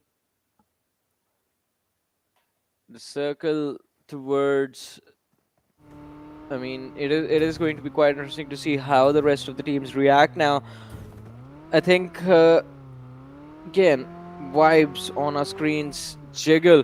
One of those lads again that we consider to be a veteran now. I mean, has been quite consistent over the years, but not really any major results to back that up. Phantom Esports yet are going over the Reds. Does see the lads from Seal Esports rotate, I believe, but won't be firing those shots anytime soon. I think Phantom Esports, they find themselves in a very interesting position wherein they know they're about to be surrounded from every single direction, but they do have some decent cover that they can utilize at least to isolate themselves from one direction. That's their front. Where they can deny those fights to the other teams, so they will only have to clear their backs. And if they can manage to do that, I think they can survive for a little bit longer. But Seal Esports always trying to contest the center this time as well. Yeah, they will try. They would want to just go to the central position as quickly as they can. Look at this; they are at that position, and it's every time scenario with this team, right? They like to have a good, comfortable spot, and I would say it's not just this team. The Mongolian region likes to play in that sense. First of all, they like to go for a slower pace around the circle. If they find a good place, then they would like to stay at that place. They would like to defend that marker. That's kind of their play style that they just like to go for. Wexy on the other side has an M24, again a brilliant weapon as we just call it, and would want to make a full utilization of that weapon. That's what he would want to go for. 53 alive, 15 players still surviving. Everyone's trying to spot down their other counterpart teams, and we are down to almost 15-minute marker as well in the game. Definitely players would want to just go for a good situation for themselves. They would want to go for a good area around the zone, but looks like Savage's players, what are they doing? Come on, what are they doing? Oh, Hustler, no. I think that has to be the easiest elimination secured by Baron, because he was able to knock him down and then dish out extra damage on that knockdown HP. But I believe he did not in a single spray. I believe he did not secure. He did do quite some damage, but the last bullet that he wanted to go for was actually did not hit him, and it looks like he just went out like that only. But man, then I think that has to be unfortunate for Baron. And look at how Savage's players, they are not in a good situation now. One side there was one team, and it was Seal, and on the other side it's Deadeyes Guys. Eisenberg, oh, he is in a bad situation now. He cannot do anything. I'm pretty sure he cannot. Well, let's see. I mean, as you said, I mean, there's not much left to do. Just completely isolated. Unless the Deadeyes Guys lads, they just back away and they don't even notice him. I think that's the only way he survives this. If he tries to force the fight, it's already a 1v4 basically against the lads of Deadeyes Guys right in front of him. It won't be an easy fight for him to survive. And plus, there's the boys from DRS on the low ground as well. So, True Love, again, I think it is going to be quite interesting to see how Deadeyes Guys' approach is going to look like. But look at 7C taking down the lads of Skylightz Gaming. AJ is going to be the first knock. Eisenberg initiating. What a surprise. Does dish out significant damage, but takes a lot of it in return as well. Only one first aid on him, and he's using it right now. 5 bandages, three energy drinks left. And even with a Scar, I don't think there's much that he can accomplish. It's basically a 1v4 that he has to handle right now, as Hershey is trying to make his way to the high ground, but it will still be a 2v4, or nay, it will be a 2v8, because DRS are hearing all this noise and they would love to secure those extra points. Get the last car, Hershey. Get the last car, as the Cosmos just moving down quite close to him, as True Love is just trying to find out his own place. But Hershey, his helmet's damaged. DRS on the other side. Like every team is trying to get a hold of their own fights for themselves, but will they be able to? That's just the only question in all of these situations, as Reaper is on the other side, and Shifu, well, he's just trying as well, just survive as much as he can. And Delta with that nade of his own self, Reaper with the nade of his own self. They're trying to cook it, they're trying to throw it, but then again, will it be able to connect? That's the question. Golden Miraro pretty close of DRS's players, but then again, now they have to make up a priority: zone or the fights. I mean, definitely zone or the fights. I think for DRS, it has to go towards the zone, because even in the last game, the performance that they wanted wasn't there. This time, they need to make sure that they compensate for the points that they missed out. Although, as guys, you just can't avoid them. They are literally standing like a wall in front of DRS and the control of the circle, although DRS is just inching their way inside the edge. So even if the fight keeps on getting extended, no one goes down from either of these two teams. DRS will have those extra few seconds to survive. JyanMaara on the other side can't say the same about them, because I just saw T2K and Stalwart Esports going up against them.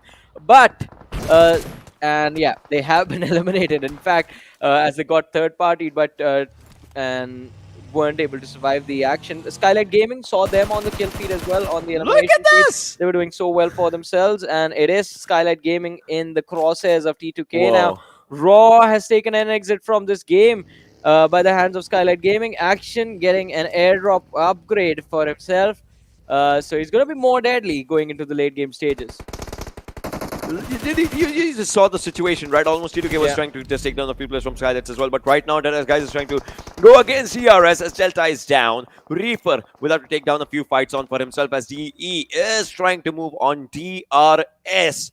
But what's going to happen? That's the question. As in less than 35 seconds, the players are going to just, try to prioritize the circle. Fifth circle is on our hands, so they need to go for the revives as soon as they can. But where is Reaper looking, as he will be going down by Chari, and now True Love, he's also trying to move on to his own vehicle and will try to move forward. Meanwhile, 7C, they get eliminated on 13th spot for themselves. True Love is trying to move forward as well. Now that vehicle just moving forward, is go for the finish, but no! Finish is not happening as Delta will go for a full medkit. He has spotted down one or two players on different sides. Now Savage onto the backlines as well. DRS, they're trying to understand which team, which duo in fact is onto the backlines. But now Chari, he's trying to move forward. He'll be spotted down by the players. On the other side, that is from Seal, as now Mongolians are trying to be a part of all the fights from the edge of the circle. But Deadeyes Guys, well, another one bites the dust. Well, another one bites the dust, and well, they are not going to be alone for a long time, because they are going to be joined by the rest of the lads as IHC is charging towards the lads of Phantom Esports. Alex, you know he sees you, and he knows you see him as well. I think both the lads are just waiting to finding the opportunity, and Alex, I think he was just the distraction, because his teammates from the backlines do find the knock. Alex goes for the finish. Phantom Esports, their numbers are being cut down slowly and steadily. Wexy, look at him. He is isolated on the first floor of that house. Slipknot might be able to provide some cover with a little bit of utility, but Wexy is already super low, and there is no stopping IHC to go for this push. God, let's look at him lining up the utility. What? His teammates are just causing distraction. Alex going for a duel, dishes out more damage to Wexy. He tries to run away. A few shots in the back, and he's going to be out, but jumps out the window and on to safety. The boosters are running. Alex manages to survive for a few extra seconds, but that's going to be it, as the third party is going to happen. Savage Esports chime in from the other side. Phantom Esports, Slipknot is out as well. And it's just one lad, Wexy, the last player surviving for the teams, runs to the first floor, tries to go for the fight, takes the damage, and is going to be knocked out back to the lobby. Phantom, they tried to have a good fight, but they could not. Meanwhile, these two lads from Savage, they refuse to go down. Still, they are being a part of the fight for themselves. Look at the nade. All right, just, saying no to the nade. But now Hershey, that was a good setup, though. But Hershey's the last one surviving. All scrutiny understands there's someone just coming from the backline who's trying to dish out damage. But from both sides, the situation was not good as IHC, meanwhile, is still surviving. They lost Alex. Zero is down. The revival happened. The smokes are just coming up, but from the backlines, it is a Team Seal that wants to be a part of all the fights, as Baron takes one down, but he gets one for himself. That's karma for you, my friend. Well, that is karma right there, but I think it is not going to worry the team too much. I mean, Seal Esports, look at them, 11 eliminations secured again. Stalwart Esports quite close on 6 eliminations right now, and 22-minute marker is here, ladies and gentlemen. 8 teams remaining, 21 players still alive in this match. Venom Legends, Rafat with the M249 in his hands is going to try and see if he can use this well, very deadly weapon against the lads of Stalwart Esports, and will this be the thing that can stop them in their tracks? Action on the other side has the ghillie suit on him for the desert, of course, and knows where Sandesh is. I think with the way he plays his crosshair, the spidey sense is tingling. They know they can be backstabbed. And he don't know! Oh, that was awkward. That was very awkward. That was definitely awkward. Now look at this. Both the players are trying to go for the nades for themselves, but it looks like Dictator still is thinking that the player is on the other side. But now the circle's closing in as well, and Dictator needs to just move out of this place. He needs to get inside the circle. Not a lot though, but still has to move. Sandesh will be taken down by that nade, and now Joker.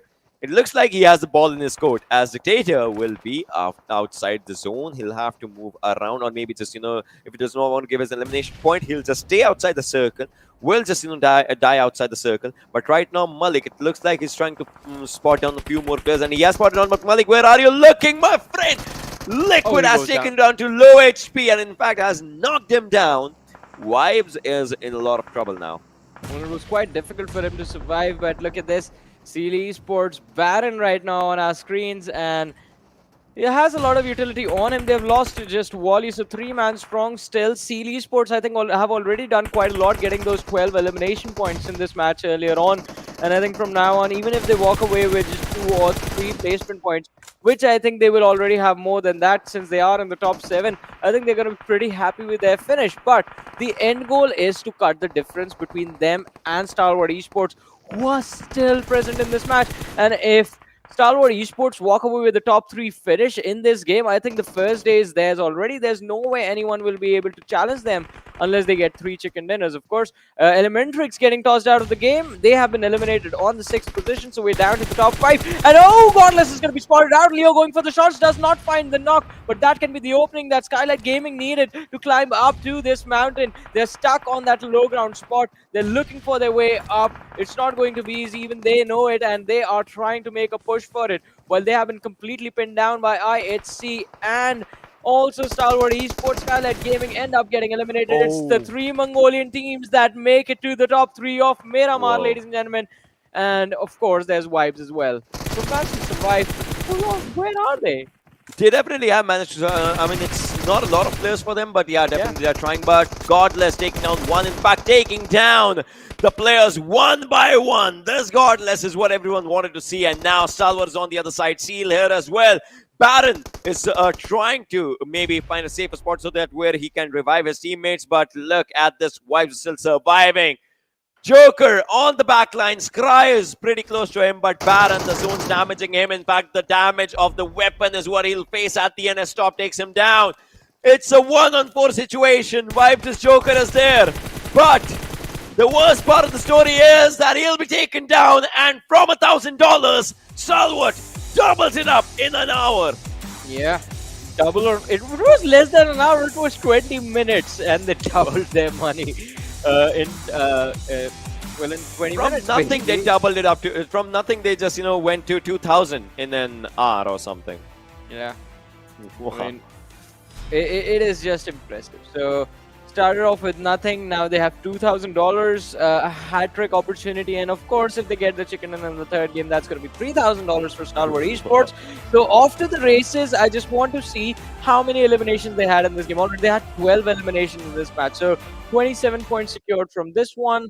There was 32 already on that. I think Ocean wants the tally now after 2 games. I don't know, man. They are at the topmost position. Definitely. They have 27 points in this one. So they got what is it? I think 59 points? in total. Oh yeah, 32 is what they had, right? Yeah. Previously. I know, I thought 35 somehow. 32 and 20. Yeah, it is 59, and that's just pretty good just going on for themselves. Imagine the amount of lead that they have.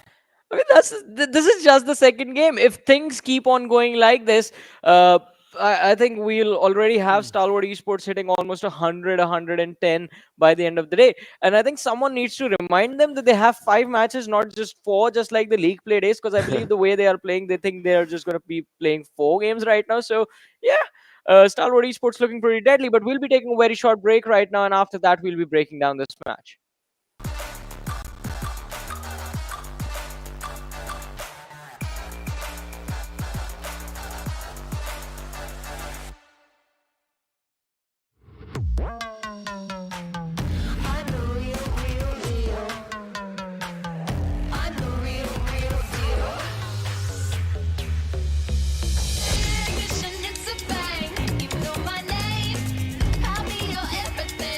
I'll be your high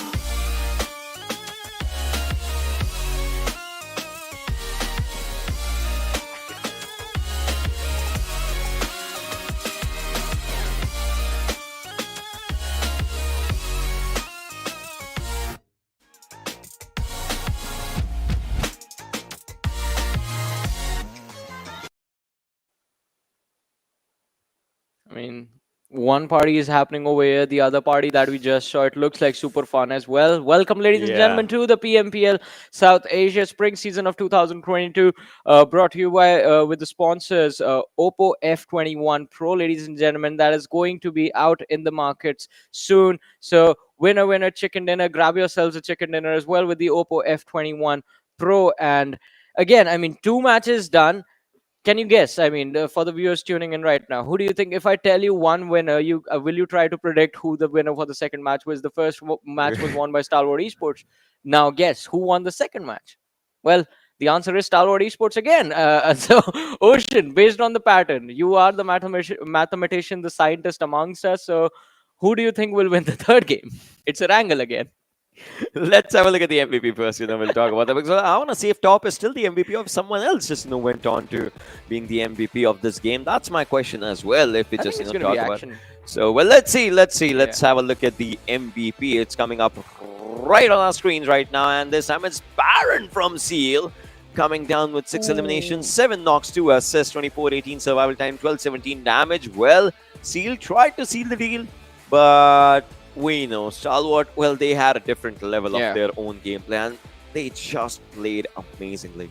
So I think again, so apologies from my side because I think we were so mesmerized by the fact that right off the bat, Stalwart Esports has secured 2 back-to-back chicken dinners that we totally forgot that Seal Esports in this match, they were fragging out of their minds. I think before they went out, they already had like 13 plus eliminations secured in this match. And again, the 3 Mongolian Titans that are here, IHC, Stalwart, and Seal Esports are firing on all cylinders in the matches they're playing.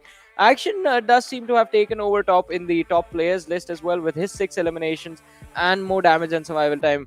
Not survival time, but more damage being dished out. Top with just 4 eliminations is going to be stuck on the third. Skylightz Gaming, I think Gyalzen and the lads from Skylightz Gaming, they were just unfortunate in the fact that their rotation was delayed so much that by the time they made it to the top 4, they were just stuck on that cliffside underneath the hill and were completely pinned down by Stalwart Esports and IHC at the same time. Both of them were just constantly focused in on Skylightz Gaming because they basically became the easiest team to pick on, the easiest team to pick apart at that point. And I think that is just that was just unlucky from Skylightz Gaming. They made the best out of a worst possible situation. The kudos to them for that.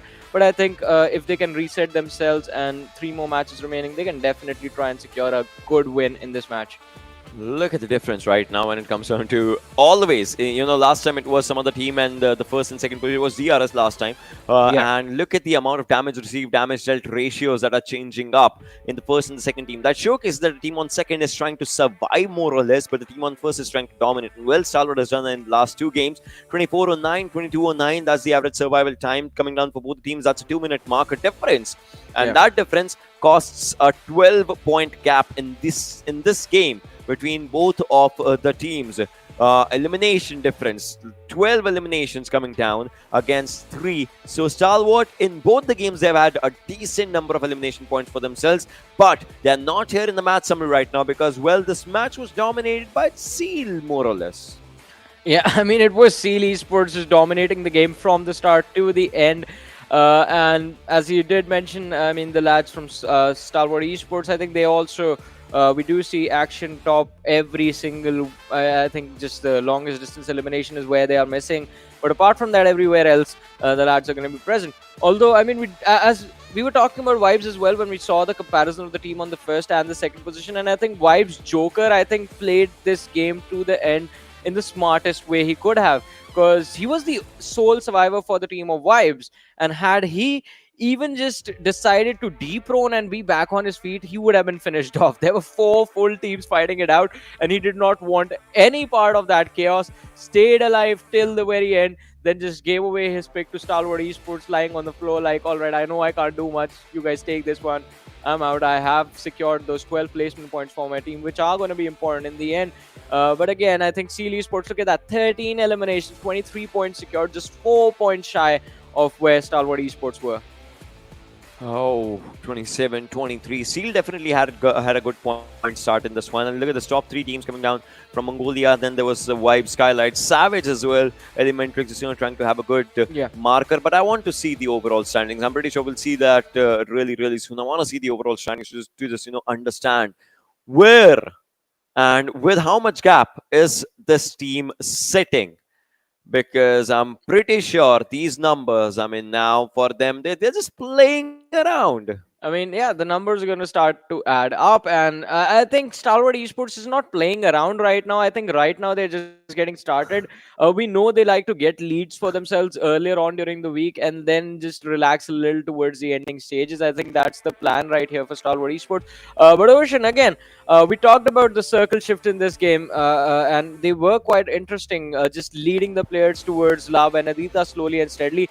And that is where I think majority of the teams got into trouble. Because look at the teams that capitalized in this game in the late game stages, and you see all of them quite away from the early fights. I mean, you see Skylightz Gaming on towards water treatment. You see Stalwart Esports towards Graveyard and San Martin just avoiding any early game action. And I think that is the thing that left them alive to late game stages. IHC as well, look at them at Picardo. So all the top teams were just away from the center till the very end when it was needed for them to close the fights. Definitely, all the top teams were at those areas for themselves when we talk about it. And right now, you'll see the circle shift just going down to the areas of Manar General as La Benedita. And this is such an open area to play around if you're at the higher ground, right? If you're at the lower ground, well, you're done for, definitely, because everyone's just looking in your direction. But if you're at the high ground, you have such an open space to just play around. And teams definitely tried. But look at Seal's position right now in this situation where they are. They were trying to look onto the back lines of the zone where we saw the fights happening between Savage, DE, DRS, and that's where they were trying to just go for good fights. Right now, Skylightz had a really good area around the circle for themselves, but then Stalwart just arrived and, well, they snatched everything away. Well, yeah, I mean, they're pretty good at snatching away stuff, I guess. That's been their thing since the start. First, just taking the title of being the best team in South Asia away from back then Zeus Esports, and then I mean just hopes and dreams right now are the things that they are interested in from the other teams. Because with these two impressive chicken dinners, I think the advantage that they have can't be nullified until the fifth game is done and dusted, because the rest of the teams are definitely getting left behind. Or unless I think it's one of the teams that are closest to them, that is Seal Esports or maybe IHC, can step things up and challenge them if they get two chicken dinners back to back. But let's also have a look at the Oppo moments of the previous match, the Oppo F21 Pro moments, and see the action once again. So, all right, 1952. They blundered this up very badly. This was their fight to win, but overcommitments can definitely backfire, and I think that is the lesson that 1952 need to take from this map. I mean, all these situations, right? When all these fights, the initial fights were happening, I don't know what it just came to my mind. I don't know what is happening with 1952 right now. You saw their first fight, they were trying to go for a good fight. Second fight, again, they were trying to go for a good fight, and the players were taken down. It's like, I would say there are a few communication gaps that 1952 is facing, and well, they are indeed just bad for them. And look at this knock. This was a very precious knock by Precious, and well, the way that lad just went down, he tried, but then not every time we'll be able to take down the players, and that's the thing that happened. Stalwart, in fact, Action is a brilliant player. We've talked about this day in and day out, and well, he just showcases that every single moment. And top with this MK, he used it as DMR, and then he used it as a close range weapon as well later on onto the fights when he was just out there. And look at this, him using Action using MG3 as well. So think about the number of airdrops that these players just went out for. Yeah, I mean, Action definitely, I think, gained a massive advantage as he picked up the very first airdrop from the match. And I think just utilizing that till the end game, I think, was pretty important for them. This charge from IHC was also quite questionable again, because you are surrounded from both different directions. Even though you are losing players, you need to try and see if there is an option for you to disengage and back off to safety. Let the other two teams fight it out. Whoever is left, you can try and see if you can finish them off, secure a few extra points, or just stay back and try and go for those elimination steals right there. But still, damage histogram, and this time it's Seal Esports who have outdone themselves 2352 total damage dished out, 13 eliminations secured. Good numbers coming down from Seal as well. Definitely. This is the first time we are seeing a team that's a third having more number of damage stats and obviously elimination stats as compared to a chicken dinner team though. But then again, if we move further down the line, starting from maybe Savage, like hats off to Savage's way of playing, that their play style, because it was only 2 players, they still tried to survive. They survived for good. So yeah, Savage appreciation where appreciation is due, but look at this. Wow, they. Oh my god. The difference is not as big as we thought. So, yeah, But- to be fair, but I think still Steel Esports, yeah. It's still perfect if you look at it, right? They have perfect placement points, they have perfect elimination points, they have perfect total points right now, which is good because their momentum is good. But top 3 teams, that's what I'm more interested in. Top 3 teams are from Mongolia right now. Exactly, and I mean the hopes and dreams of South Asia, specifically Nepal, that were on Skylightz Gaming, I think just struggling a little bit. We did see them on the 7th position. DRS is the one that's closest to challenging the 3 Mongolian Titans right there. But again, as I was saying, so the difference between the top 2 is not that big. I think Seal Esports still have an opportunity if they can manage to secure the chicken dinner in the next match and get the same number of eliminations as they did in the previous one. I think they will be able to topple over Stalwart Esports, but for that to happen, Stalwart Esports, again, they need to take an early exit as well. So 2 things need to happen at the same time. It's not easy, but the possibility is going to be there. The probability is going to be slim though. Stalwart Esports, although, and this is another point that I would like to add, with the 2 chicken dinners, one important thing that Stalwart Esports have done is get themselves a safety cushion, get themselves a little bit of a margin for error. So now they have the opportunity, if 2 games do not really go their way, if they take early exit, they still won't be anyway outside of the top 5. They will still be in the top 5 coming in tomorrow, and I think they can, instead of starting from square one, starting from scratch, starting from very far behind and trying to crawl your way back in, Stalwart Esports will have a little bit of a head start, and that gives them a comfort spot to be in, and I think that relieves a lot of mental pressure from these individuals, the players and the support staff together. So things do look manageable for them, but to keep the flow going, to keep the momentum going, it won't be easy. Yeah, but still, they have that for themselves. The momentum that there is. I mean, the next game is Erangel, definitely. I just want to see, if the circle is not to the southern side, where will they just, take themselves? That's an important question for them. How will they rotate? How will they take up the fights? Because most of the times when we actually think about a hat trick, it does not happen. Sometimes someone just comes in and seals that. So I want to see if we will see that hat trick or if we won't. I want to ask the audience as well, yes or no, is the hat trick happening? To be honest, for me, I hope it does, because that will just shake up the entire lobby, and I think the other teams are going to be forced to reassess as to, all right, now how do we try and make a comeback? Now what do we do to shut this team down? That's going to put a very big bullseye on the backs of the lads of Stalwart Esports. And also, we know the history of them and the lads of IHC. Whenever Stalwart Esports starts to get too far ahead in terms of the points against IHC, they do, in fact, like to go for those early fights against them. So maybe something like that might happen again if the hat trick is achieved. But for now, ladies and gentlemen, off to the player cams as we see the lads getting ready for the action and getting prepared once again to step into the map of Erangel. So look at the smiles on Stalwart Esports. The players are very happy. Why not? They're loving Action it. is just busy doing something else, I guess. That's him always. Trust me. I had a podcast with him and he was just sitting out there eating, like having his good time. Just he's super chill. He almost slept as well. So yeah, it was a good vibe talking with these players, to be honest. And well, guys, if you want to check that one out, it's Battle Royale podcast. That just happens. But we're talking about this game right now. We see this flight path coming down from the northern side, as we see the hill of Stalwart, and we see that Georgia hill as well in just quite some distance. That means, Johnny, dropping down to Novorepnoy is not in the hands of the players of Stalwart. So I want to see what they do now. I think one of the alternatives that we've seen them do is just drop towards the shelter Milta area and then travel from there, but even that won't be a possibility for them. So I think they will try and go towards the school positions, or maybe glide towards farm or the potato hills and try and approach the rotation towards Nova Repnoy from there. Because there is one thing that's guaranteed, it is Stalwart Esports going to Nova Repnoy. Even if the trajectory of the plane was from Kamishki to Zarki, Stalwart Esports would still go to Nova Repnoy one way or the other, because that is where they like to start the game from. It's like it's like being a little superstitious, you know. You do something, it's your good luck thing, and that results in you having good performances. And well, if you are getting back-to-back chicken dinners, nothing can be better than that. I mean, inside the game, of course. So Stalwart Esports, let's see. What I want to see is there anyone who will stand in their way to block them? Because there are two teams that do like to play from Milta and Farm, that is 1952 and DRS.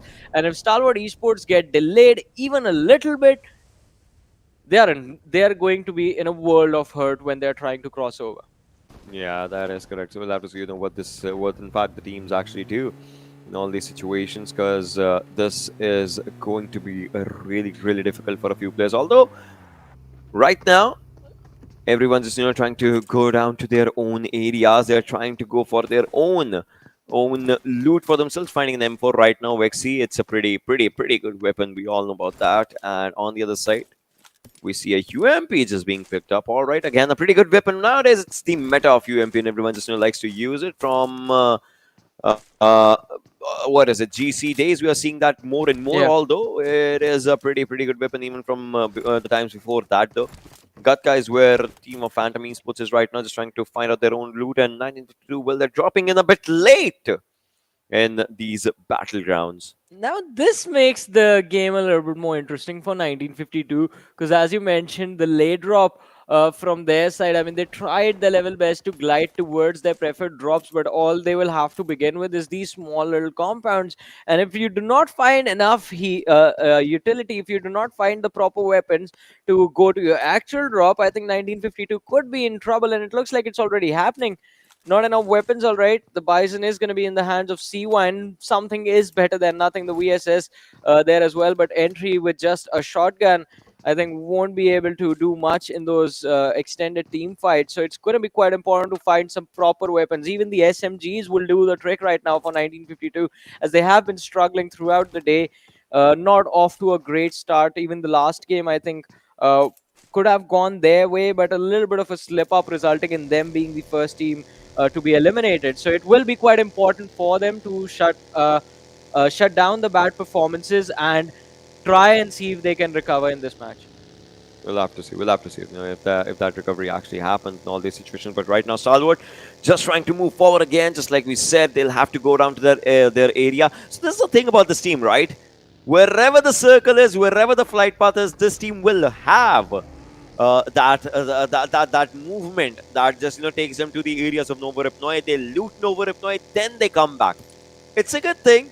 It just showcases how dedicated you are for your own drop location. You're not cheating on your drop location, right? You have a good relationship with the drop location, and well, they're definitely going there. I love this thing about this team. And well, let's see in how much time do they come back, because it's like 6 seconds and the circle's coming.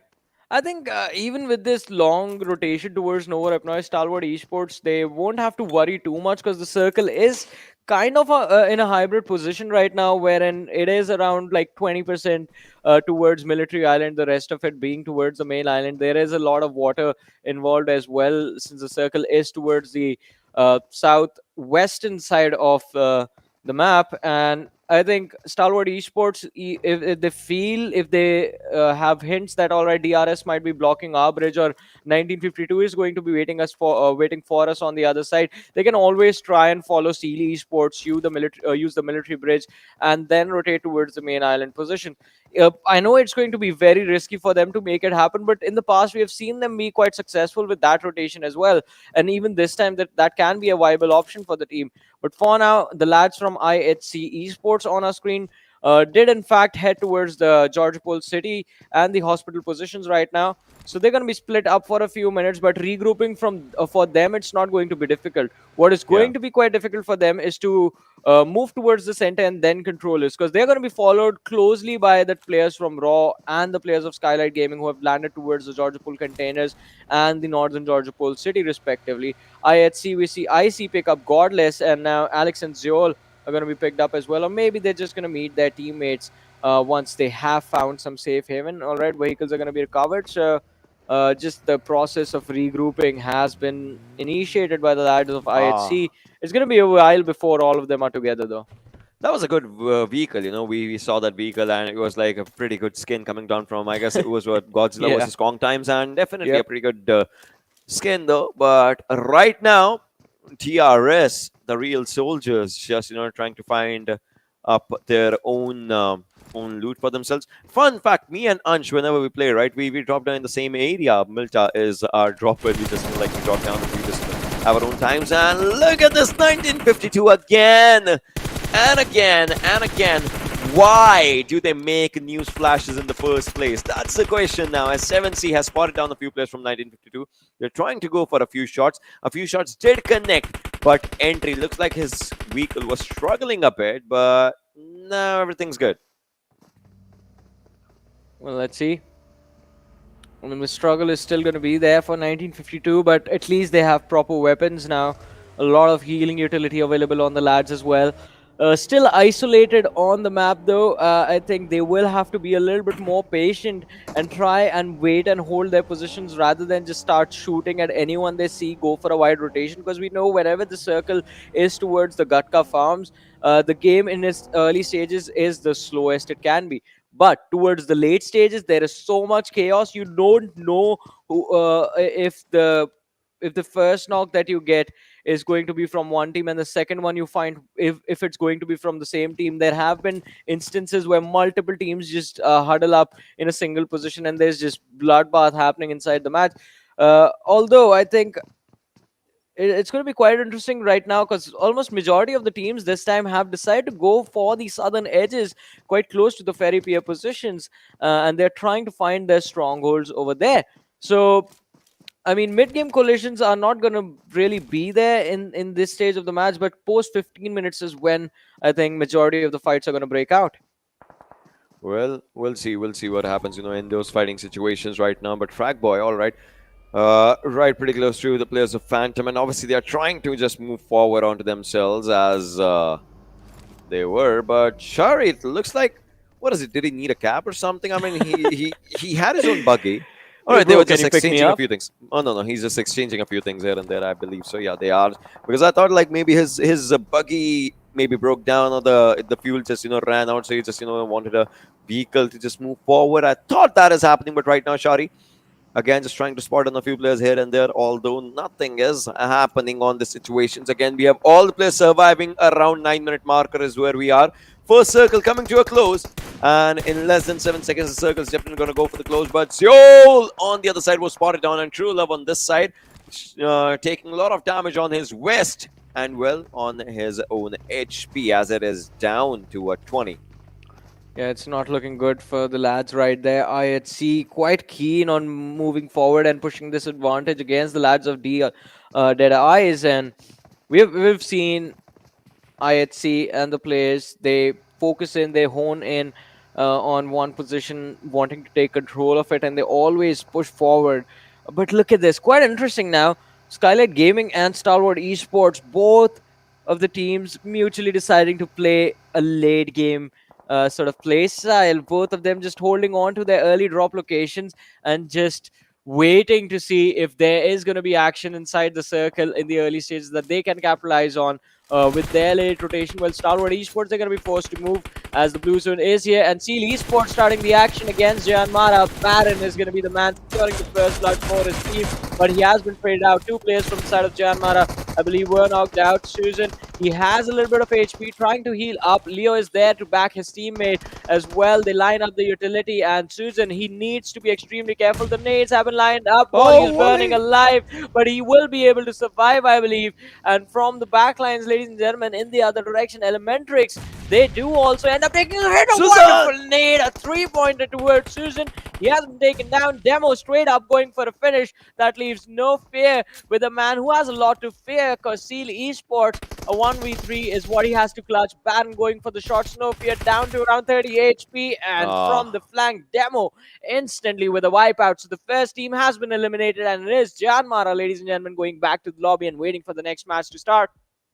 Oh my god, this one coming down against JyanMaara. What a brilliant fight they tried, but then again, Seal just, sealed the deal, and this time it's Sus, whose grenade was pretty close to Savage's players, but Eisenberg's nade on the other side taking down Yozu.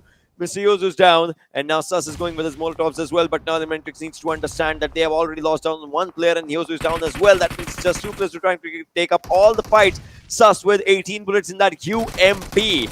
Will that be enough? One right now, switching down his weapon as he has 40 in that M4. Although Liquid is down now, Hershey needs to go for a reload as well. Sus is the last man standing on the other side, and well, from 3 different directions, he will be taken down as ElementriX becomes the second team that follows out their way to lobby. Some of the biggest names going out this early was something that I think no one could have predicted, but still 14 teams surviving. And look towards Ferrypier. We have the lads from Phantom Esports over here, but they are not exactly alone. There's one team towards their left, one team towards their right, and Phantom Esports, they seem to be stuck in the middle. They can't even cross the road, go towards the high ground in the front, because there is definitely going to be a very massive cluster on the other side of that hill. So that is going to be very risky for them. But talking about the other side of the hill, we did have a look at Venom Legends. They are doing a phenomenal job right now, just holding on to their positions and not really being exposed to unnecessary angles from where they can be taken out. The second airdrop, ladies and gentlemen, in front of us right now with the MG3 and the 8X. So I think the scope can be recovered, and if in one of the other airdrops you do manage to find an arm, I think this is definitely going to be a very big threat that the other teams will have to worry about. And look at Stalwart Esports and DRS, another an imminent collision. So I think Stalwart Esports, they need to be the ones being more worried than DRS, rather, because DRS will have the control of the lighthouse and the squad house as well. Quite a good crossfire setup that can blockade the lads of Stalwart Esports in an instant. And that's the thing, right? Because the first player to just move forward, as we can see, he's trying to just get down to a good place, but well, it looks like he stopped his vehicle right around that bridge. The other players of Stalwart, they'll also just try to move forward. Although Skylightz, look at this from the back line. Skylightz has reached to the sides of Query. This looks like a good circle for them as they are just away from all the kerfuffles. We'll have to see what happens. But right now, Savage is trying to dish out some damage there, although not a lot is happening. But Fragboy taking down players from 1952 and Vibes Joker taking down Shifu. 1952 for the first time in the fight. It looks like they have an upper advantage. They would not want to lose this out as 90 Degree is trying to go for a what? He was trying to heal himself, but now the nade splash damage just took him down. And Turula, what is he doing? What? Who statued him? Come on, he needs to move. All right, C1's moving on the other side, and now he'll go for that revive that needs to happen as C1's last one, standing last one, surviving as Turula is still on the backlines. I'm pretty sure something bad has happened with that lad, though. I think he's knocked out. He's all right. No, he's there. He's there. His teammate is down on the flank. I was looking at the radar and they just overlapped. I was like, all right, maybe it's just the observer doing something weird, but no. But yeah, he's just standing there. Come on, I believe whatever it gets resolved or something, like, I don't know. But well, Jiggle on the other side is just, trying to spot on a few players, switching onto the FPP, counting out the distance and then throwing that nade inside that house. That nade was good. It was impressive, and finally, I think True Love is going to be put out of his misery.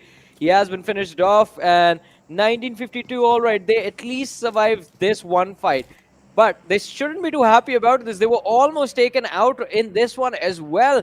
And had whatever happened did not happen, I think we would have seen 1952 take an exit instead of Deadeyes Guys right there. But look at Vibes. They want to take a peaceful exit out of this one, having tossed a lot of utility in the other direction. I think they realize there is another team present on their flank, and Vibes, they need to be prepared for the high ground action against the team of Venom Legends. The trees are being utilized for cover, but utility will be quite important, especially those smokes to create pathways to move, to create a little bit of a breathing room for these teams. And ladies and gentlemen, as the next blue zone approaches, and we are down to 13 teams, 50 players still surviving, I think it is going to be quite interesting to see how many teams are going to be picked off from the center of the circle, because the circle just takes a shift towards the south. Now it's completely towards Primorsk and Periphery. So all the teams that thought, all right, so Gatka Farm is where the game is going to end. Psych! That's not it. That's not it. That's the wrong place that you're thinking about. But right now, Entry is trying to spot down a few players. I mean, 1952, they survived by the Whiskers. It's one player that was surviving C1. He revived all the teammates of his, and well, that's definitely a commendable. Right now, Stalwart just trying to move forward top. He moves forward. They survive again, but right now DRS's Rules takes down a few players from Vibes, obviously taking down Malik Vishal, just down, and now Reaper is going with a few nades. Jiggle needs to understand that if one nade's on him, then he would be gone.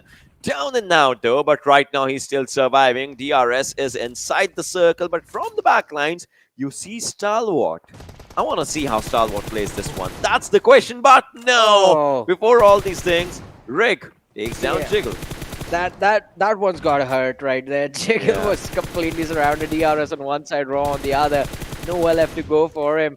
And I think Raw now have their attention focused on the lads of DRS. Rick finding another opening for his team. On the other side, though, Stalwart Esports, it looks like Savage might be the team taking the exit in a few short moments. Stalwart Esports do engage the action, but action is going to be taken out by Hustler. So the backstab was already set up, but the trade comes in for Stalwart Esports. Pika with a wrap. They've already lost Cry, so it's up to Pika and top to bring their team out of this tough situation. Sanchir, look at him climbing on top of the rock, takes a lot of damage, almost down to 20 HP. They could have found this opening, but talking about openings, look at that. Skylightz Gaming in a world of trouble as Seal Esports managed to finish off AJ in the collision between the two squads. And Skylightz Gaming not having a good day, will be wiped out from the game. Mafia Ninja, the last player of the team, is going to be completely finished off. The 13th placed finish for Skylightz Gaming. I think again just having trouble adjusting Stalwart. to what is going on with the rest of the teams. But Yeah. I think Stalwart Esports, they are not having any trouble. They are still holding 3-man strong. But I believe they are not in a good position. They are not at all in a good position. The hat-trick is not going to happen. Yeah, that might not happen. Look at the nades that are coming up from Savage's players as they take down one. Stalwart is in the wrong spot now. No amount can just save them. Action is low on his HP. Pekka just trying to survive in all these situations. Needs were coming on them. If they survive from this one, it would be the miracle that happens. But well, will that miracle happen? That's the question. Hustler follows down. Sanchir's Molotov takes down Hustler, and Pekka takes down but he's burning. He is burning, all thanks to Sanchir. One Molotov to take his teammate down, the other one to just take the team of Stalwart out.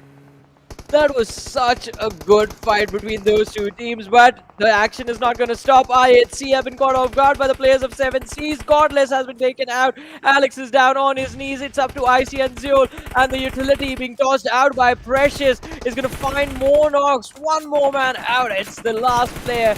Zeol in the blue zone. Look at him hiding behind the tree, slowly bleeding out, and even he realized that the fate that awaited him, he couldn't avoid it in any other way. IHC taking an exit. Top 9 teams, 30 players still alive. And Seal Esports, I think, the revenge that they wanted, the story that they wanted to write for themselves against Stalwart Esports, it's going to be a success. 3 players strong, 7 eliminations already secured. Their position in the circle is quite nice. So they're doing a phenomenal job, but Venom Legends surrounded, and they're getting flanked by 2 different teams, 1952 in one side and 7C Esports on the other. So it's going to be quite difficult for Venom Legends to move around. They have good number of eliminations for themselves, 7C right now, just to the when you talk about the start. But Seal definitely has a notch up for themselves. 7 eliminations, all the 3 players. Seal and Savage as well, 7 eliminations and only 3 players surviving for them as well. These two teams needs to they need to understand that these they only have 3 players, but 1952 now looks like things are turning bad for them as Entry follows up as well, and now it means 1952 has one, in fact, none surviving for them, and they mark another exit. 8 teams remain. Sanchir trying to see if he can force the fight against the lads of DRS, but 1v3 in a situation like this is not advisable. So Sanchir has been picked off. I think just one nade and he's going to go down. Savage Esports, again, the earlier fight that they took, or well, the trouble that they were put in just delayed their rotation too much. So quite an easy elimination for DRS to hand out, and now they refocus on their own position. Oh, important knock. Oh, just barely missing out, I think, but still Delta has done good enough for his teammates to be allowed the opportunity to move forward a little bit closer to the edge of the circle.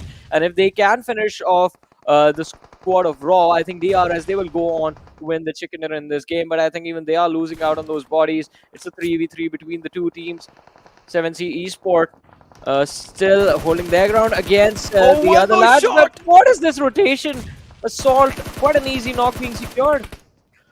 What a knock coming down from Assault. You saw him just taking down the head, in fact, of his opponent out of the lobby. And now Demo is just on the other side as he's, trying to spot down a few players. He thinks that there is someone in that smoke. That's why he's just crouching down. He understands that there might just be someone on that area. Delta, meanwhile, taking down one from Raw, and that is Kazi. He's down now. Raw will have to take up a fight against DRS's players that are surviving. In fact, a player that is surviving. Look at DRS, only 1% win, ratio coming up for them, win percentage coming up for them. And these nades, these dribbles were there, but Rick with his own grenade takes down Delta, and DRS is out as well. Well, DRS getting eliminated from this match. We are down to the top 6. 19 players still alive. Train to Kill still holding strong, even though they have lost Sandesh, Jane, Legend, and Sanhok. They are still surviving, and they have control of an isolated edge of the circle. So if they keep their heads down close to the ground, I think they do have a possibility of making it into the top 3. But I think they also want to secure those elimination points while they're at it. Seal Esports, they were trying to create some cover, and the shots were fired from the lads of T2K. So they've pretty much given away their information, their position inside the match. 7C Esports, Ripson going for the shot from Venom Legends on the slope. They have the advantage of being inside the circle, so I think that is what 7C need to focus on. But they were too distracted by the fact that Venom Legends were the ones moving around, and they wanted to finish them off. And in turn, Venom Legends, they get inside the circle, have the smokes laid out, the vehicles are going to be there, and 7C Esports might just be the team taking the next exit, as now they get stuck right on the very edge of the circle, and they will be pinned down when they try to move in. They will be. Now 7C is definitely just trying to go against all the odds. But look at Venom Legends' players as a few nades just coming up from the sky are taking down the players as well. 7C looks like they know where their opponents are. But well, they might just not be able to face them as they are being taken down as well. But Akujov's nade takes down one from Venom, and that is Rafat as he follows up with another nade to finish Rafat right now, getting a grenadier tag onto himself. 17 players alive, 6 teams surviving. T2K's Legend is getting a few shots on him, but now it looks like he's safe. No, maybe not, as there are a few more shots just coming down onto his leg, but still he survives. 7C's players, they're trying to move forward again. A few shots definitely just arrived on them, but now they're trying to get inside that zone with their own teammates. Looks like they have a good place for them. I mean, Rick should have just kept on going the first time he pressed the trigger, but he won't have the next opportunity because he's going to be blown to smithereens with a nade from the lads of Seal Esports. 7C Esports, as I said earlier, the pin down is going to be here. 2 players knocked out. Sanhok on the flank, and Legend with a clear line of fire available to him can at any point turn up the heat for the lads of 7C Esports. But Seal Esports, 2 out in the open, 2 overexposed. They also get punished. Anyone who presses the trigger is going down instantly, so it's better to not shoot, I guess. But bad advice. Train to Kill, they were trying to avoid the collision, trying to go for a revive on the teammates, but 7C Esports, jukega nahi, he just steps out from behind the smoke like a smoke criminal and takes out the lads. It's down to the top 4. 11 players still alive. Seal Esports, a team that had a massive advantage a few moments earlier, are struggling right now to recover. Let's see what Seal can do in this one. Now it's the question if the third one will come to the Mongolian lands or not. That's the question that we'll have to ask in the situation, as Team Seal, they are trying to find out a good place for themselves again and again. And Venom on the other side is trying to find out their own spot for themselves, as it's just one lad surviving. Raw, they are having a momentum for themselves. Although they lost one player, but they have 8 eliminations. That shows the way they want to play. But peekaboo, there was a nade. Although he's still Did him? surviving. What is happening? Come on, take him down. Did the nade bounce on finally. him? The nade bounce off that. What's that? That buggy's back, and that's why it just went to the left hand side, just dealing less of a splash damage. Although now 7C's on the other side, it looks like they have been spotted down by a lot of teams as they are just trying to understand where the players are, because the players will have to move out of the open. 7C, they had a brilliant position for themselves, but it looks like they lost it as a circle in the final movements. It moved away from them, and if Team Seal just takes away the opportunity from Raw, that will mean that they'll win, because 7C has to move around from the open areas when Legends don't have that much players. Seal has that place. The only thing that they have to take down is the players from Raw that are quite close to them, but it looks like the players will be taken down from 7C right now. Team Seal is looking really good. They have more and more number of defeats for themselves. Eliminations, if we talk about it for themselves, 12 to be precise. I believe 13 right now. And now Team Raw just right ahead of Seal. Well, Raw, their priority right now is going to be to initiate those revives for themselves and try and see if they can recover and bring the situation back to a 3v3 rather than just take the fight against a 2v3 or a 1v3 situation. But look at Ale, he's so smart. He knows these two teams outnumber him, outgun him, and he's just going to keep his head down. But Mama God, with a nade, an impressive nade, is going to be able to take down Wally. It's up to Leo and Demo to try and secure this chicken dinner, try and bring the third one home for the Mongolians. Demo tries to stand up, go for the shots. They know the two lads are pinned down behind the shack, but they don't know where Kazi is, just thrown out, crawling into the grass, just trying to get a flank on. And I think if they go too wide, then the point of concern does become, will Ale spot you out?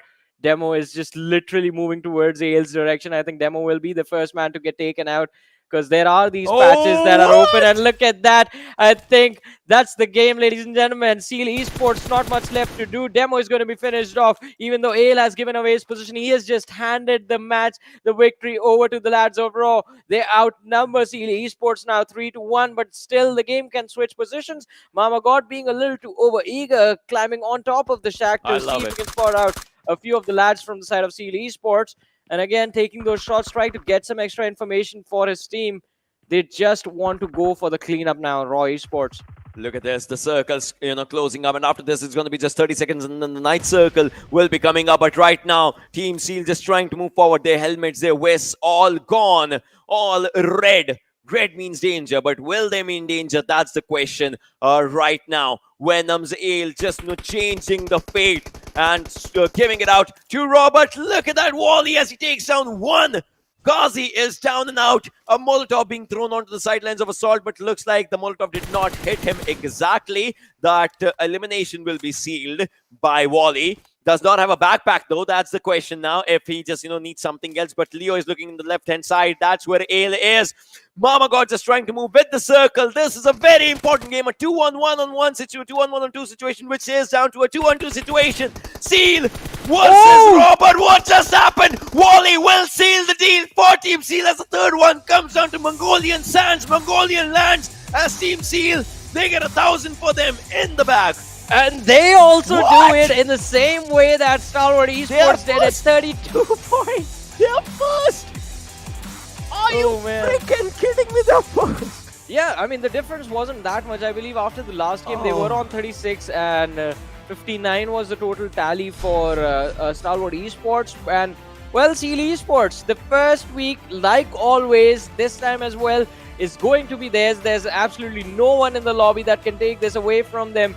What an impressive finish. I thought they were done the moment Demo was finished off, because by then I think Raw had pretty clear information where the lads of Seal Esports were. They could have just completely denied vision to the last surviving player for Venom Legends and then closed in from the left, finished off Seal first, finished off Venom Legends in the end, secured the chicken dinner. That should have been the game plan right there for the players of Raw. But I think just the fact that there was a little bit, there is always going to be a mental pressure situation when there is one guy on the flank and that guy is not from either of the teams in the top that has the numbers advantage. It's an isolated player, because isolated players are wildcards. They are like those X factors that can either hand you the win or take it away from you, which they almost did from Esports. But hey, Esports, what a recovery! What a recovery, bringing the chicken dinner no matter what the condition, and also the 32 points in one game. That is just impressive. But we will be breaking down the action in more detail after this break.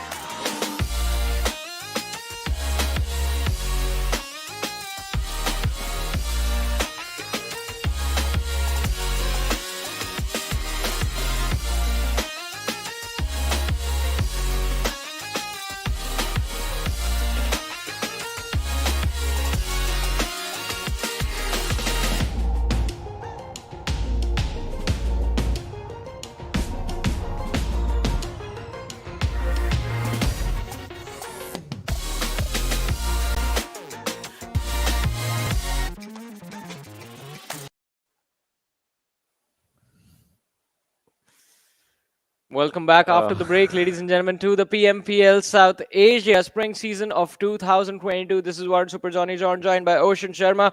3 matches of the day are done, and so far it just has been the Mongolian domination that has been ruling the lobbies and the maps that have happened so far in the day. But if you guys want to dominate as well, you can do so with the Oppo F21 Pro, ladies and gentlemen. That is the sponsor of the PMPL South Asia 2022. It's going to be out in the market soon, and you guys can also grab yourselves the winner chicken dinner with the Oppo F21 Pro. And coming back to the discussion, Ocean, you were pointing out an interesting fact about the final fight. Well, let's have a look at the MVP while I'm pointing that out, because obviously that will be in the MVP. I'm pretty sure on the MVP stats, because we'll see the eliminations that a player has done. I'm pretty sure it should be from Team Seal Wally. 8 eliminations, and the last 4 came up as a 1-on-4. He did a 4K, and that was brilliant. Definitely just taking down players one by one. It was not an exact 1v4, but he took players one by one later on. 0 assists. I get it.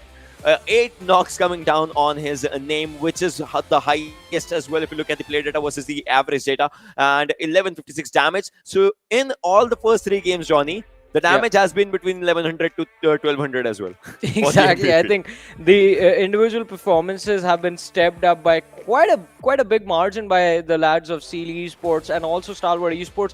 I think we're waiting for IHC to step up as well, because there have been those moments of brilliance from the lads of IHC, but they can't just seem to put it all together to get to the chicken dinner finish. And looking at the list of top players from this match, Wally is going to be followed by his own teammate Leo with the 4 eliminations on him.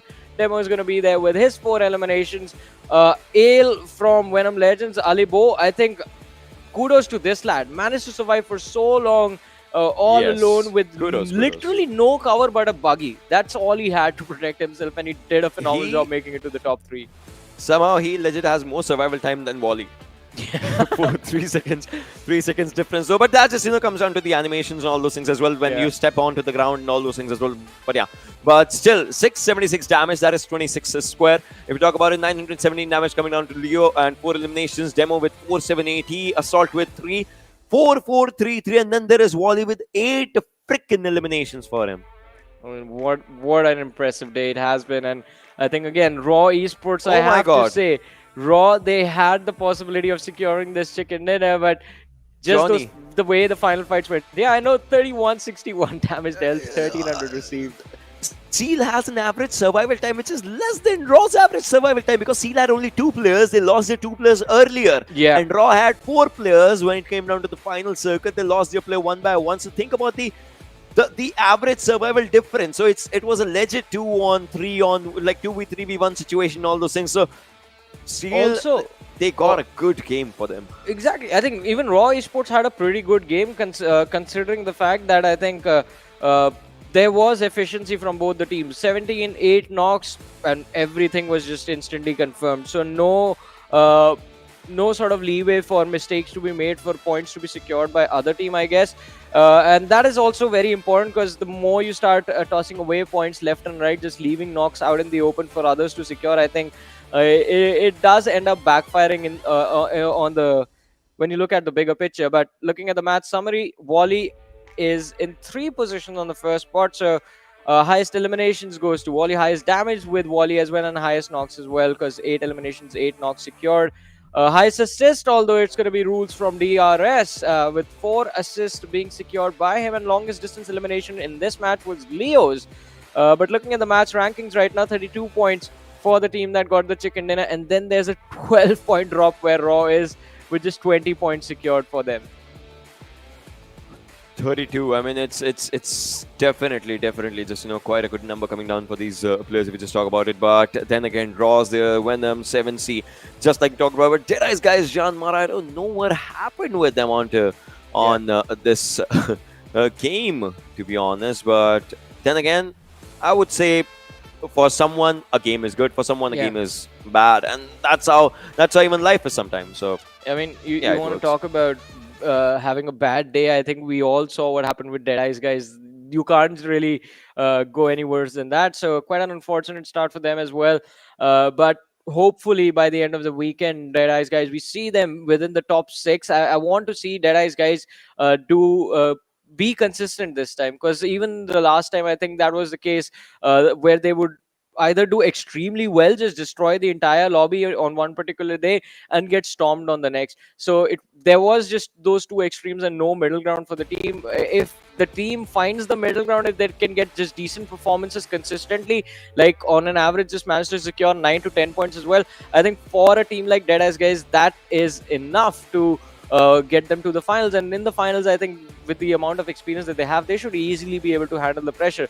But Ocean, we have the zone analysis in front of us, and how do you predict the final shift that happened towards Ferry Pier and Primos? Because I think half the game everyone was thinking, all right, gut cuff arms is where the game will end. Definitely. I mean, the way that shift happened, it was just weird. And look at this. Everyone would have been thinking that the circle might just go to query lines or something like that, and the circle goes down, and that's where Raw was. Look at where they were. Look at where Seal were. These 2 teams had a really perfect place for them in the circle. Rest all the teams, either from the northern side or from eastern side, they were trying to just get inside. They were not even like exactly. They were just trying and nothing else. But then after this circle, you saw how Seal just went in. They had these 2 players only, and with these 2 players, they managed to get everything for themselves.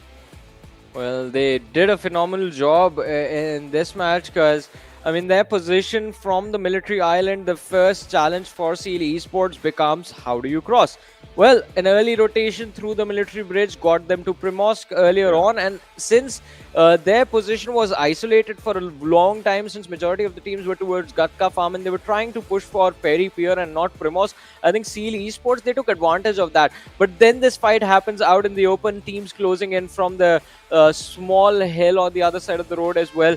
That is where they got in a little bit of a troublesome situation. They also got too overconfident. I think we saw them take those exposed fight against Raw Esports, where Raw Esports was able to find those knocks, but they weren't really able to convert anything moving forward from there. And I think that is the decision that could have changed everything. Had Raw Esports, when they got their revives and Venom Legends chimed in with the third party, Ali Boot chimed in with the third party, had Raw Esports used that time to push forward, they could have easily taken down Sealy Esports, and they would be the ones with the chicken dinner and also $1,000 for themselves. Let's not forget, money is also involved in every single game right now because it is the Super Weekend.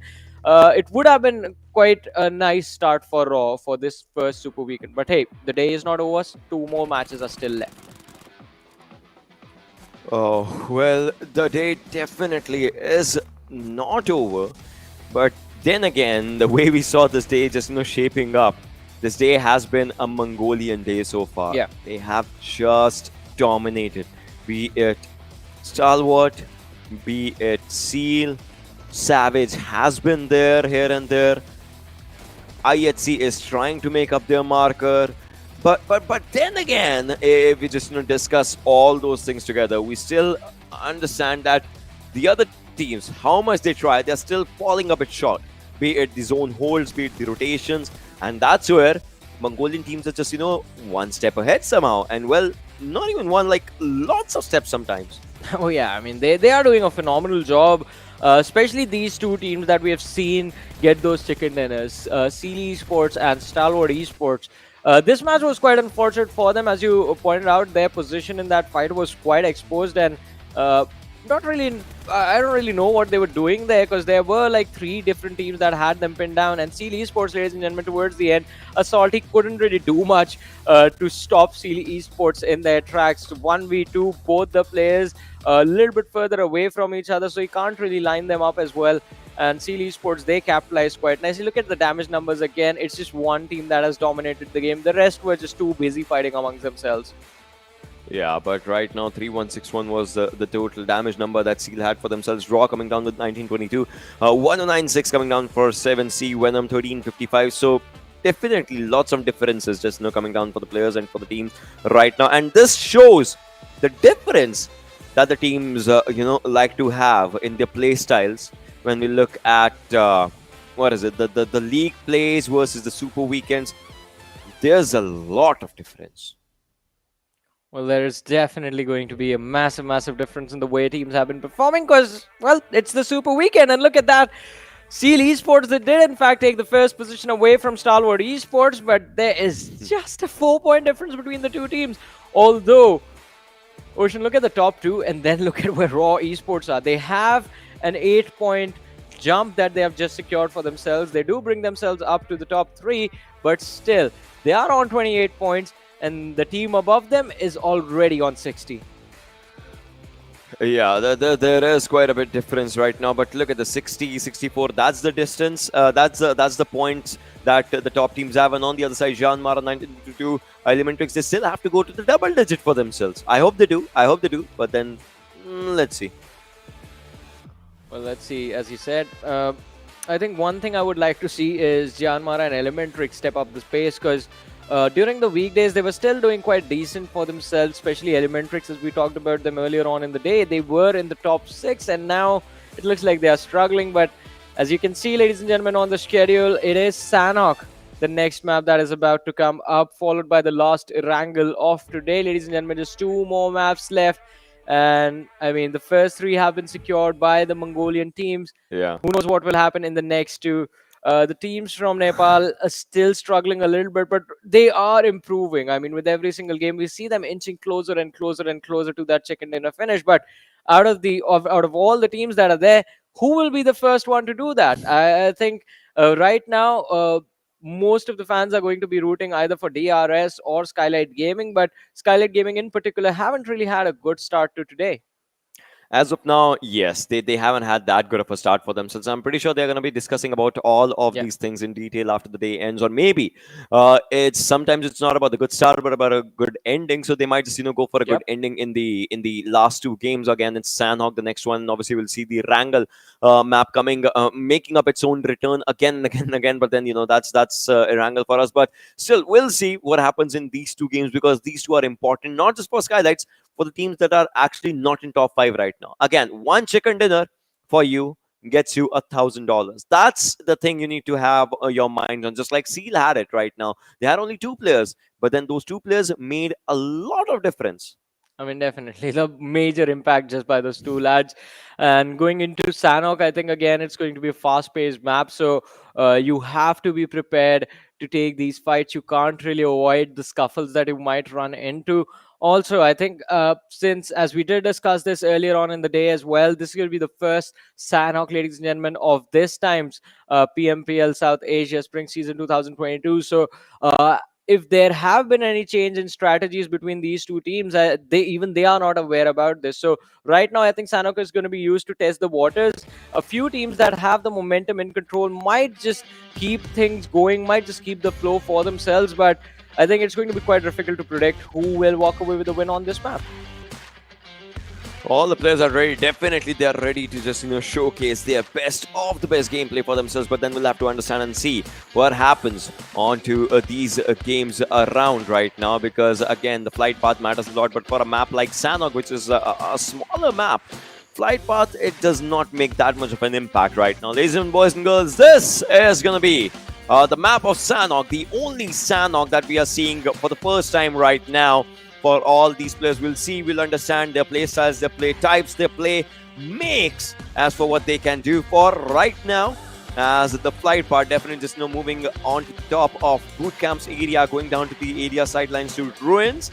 It definitely looks like a standard flight path. Right now, you can go to the Camp Alpha if you want to. Camp Bravo is in the lead as well. Camp Charlie is there too. Dogs Kampong might just be a bit of a troubling situation, but then again, we'll see what happens. As right now, players are just dropping down T2K onto the backlines of Mong9. Skylight's players just dropping down to the backside of one of the camps, that is Bravo, and Venom Legends is dropping down to the areas of Tatmok, the northern drop. IHC going to the areas of Hathin, but we'll see what Circle is. ElementriX going to the ruins side, and this looks like a decent Query Circle. We've seen these kind of zones previously as well. Circle definitely just moves to the southern side of Query here and there, and then we'll see what happens with this kind of circle and what happens with the players in all these situations, as everyone will be ready just take up the fights for themselves. DRS on the other side, obviously dropping down to the areas of Nakam Sami, pretty close to the players of Vibes, who are pretty close to the players of Seal as well. Evil Eye right now just trying to spot down a few players in front of them, as Phantom looks like they are in a troubling situation. One player surviving in this situation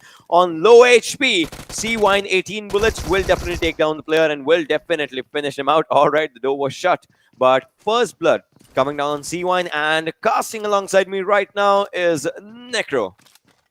Oh man, it's great to be back, Ocean, and especially now that we're in the map of Sanhok. Action's going to be amped up. What do you think of that?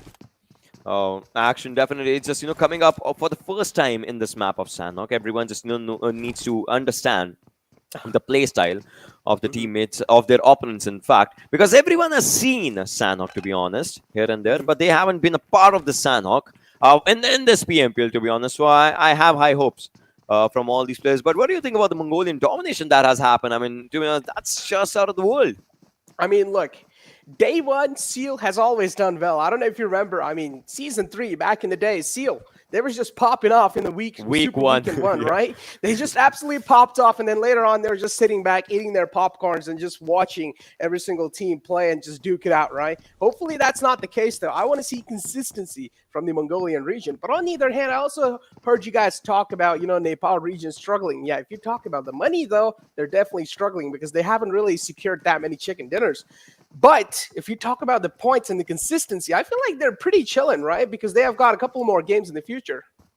Yeah, let's see how it happens overall. But right now in all these situations, might not just be good for a few teams, especially 1952. We have seen them struggling here and there, and well, today's day has not exactly been their day. Their previous elimination was on 9th position with just 2 points for them, and 3 if you just put it overall.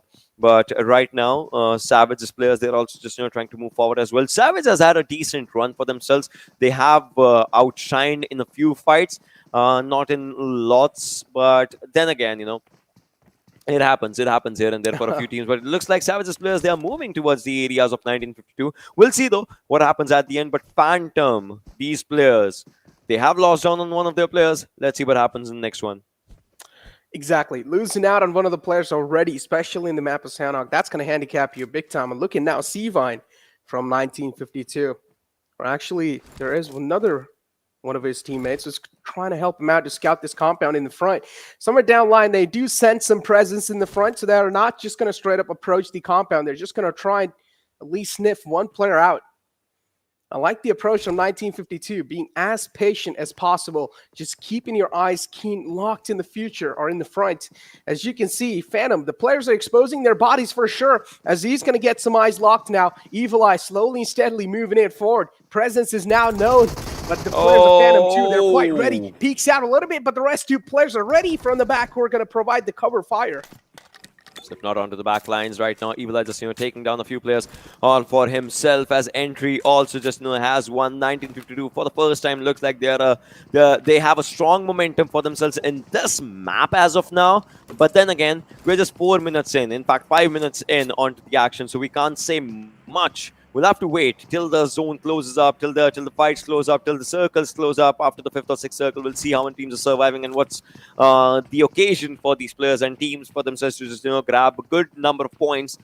If they can, right now, 1952 has the circle for themselves. Right next to them is the area of Query. That's where the center line zone is. So they are around the center lines, but looks like they're spotted on one more player. Yeah. But nothing Savage happening. But Savage on the other side, they are coming up. Oh, this is going to be a huge third party from Savage now, all the way in the back. They also have the high ground to play with. Phantom, they're pretty much sandwiched at this point in time, so it's going to be really tough to make it out alive from this spot. But 1952, they're not going to back out from this one. They sense the final man, and they want to take him down as well, as airdrop 1's going to be on the board. MK14 shows its mark on the map of Sanhok. Venom Esports still barely hanging on the edge. They're on the verge of getting eliminated, but what a nade from Evil Eye. This time it's going to catch the opening, and Phantom Esports, just like that, maybe another confirmation on their side. What's going on? They're getting dismantled, Ocean. 1952, they have good numbers for themselves in terms of the eliminations, but looks like now they are on the verge of getting eliminated slowly and steadily, as one player has been taken down. In fact, one more just biting down, as Eisenberg from the back lines is trying to take down a few fights, and Hershey's moving forward as well. 1952, look at this. They were happy. They were rejoicing. But now Entry might just be on the verge of an exit. This is how tables have turned for 1952. Hey, man, look, at this point in time in my life, I've learned... Okay, another one taken out from Phantom. What's going on? Maybe tables are now going to be flipped. I'm going to hold on to my words for a while, though. No. As Savage Esports, okay. That's it. Savage Esports, they pretty much cleaned the entire... But this guy... Yeah, he's pretty much just spoiled the game for them. He was like in the back like a little snake, just sneaked to kill through, and now he's pretty chilling. But yeah, what I was saying was in life now, I've just learned to focus on the brighter sides, right? Entry is usually the first man to go out, but this time he was last, so I'm happy for him. All right, just looking good and everything. But look at Slipknot now. And that's like he was the last one surviving. He could have been taken down first, but now 1952 still becomes the first team that just goes out. I mean, I don't know what's wrong. What is happening with this team? I'm guessing communication mistakes, 100%. That's like one of the things. But on the other side, Vibes players, they were thinking that it's a good day to go for a swim in Sanhok. But Jhukega Nahi is definitely having some of the plans on his mind, as one is down. And Jiggle! Leo takes him down. Will go for the finish as well. Look at this. Some random shots are coming on Jiggle as well. That means there's someone's trying to just get that confirmation, but nope, Leo gets it for him. Seal just spoiling Vibes' dreams. In this game, I mean, Vibes, they're pretty okay-ish on the overall rankings, actually in the 4th place, so they're doing quite good for themselves, but if you talk about one of the games even being slipped out, your position's already going to get capitalized because you have teams like Venom Legends right underneath you who are actually tied with 25 points. So a lot of threat lingering on your head. So at this point, players might just start double guessing themselves.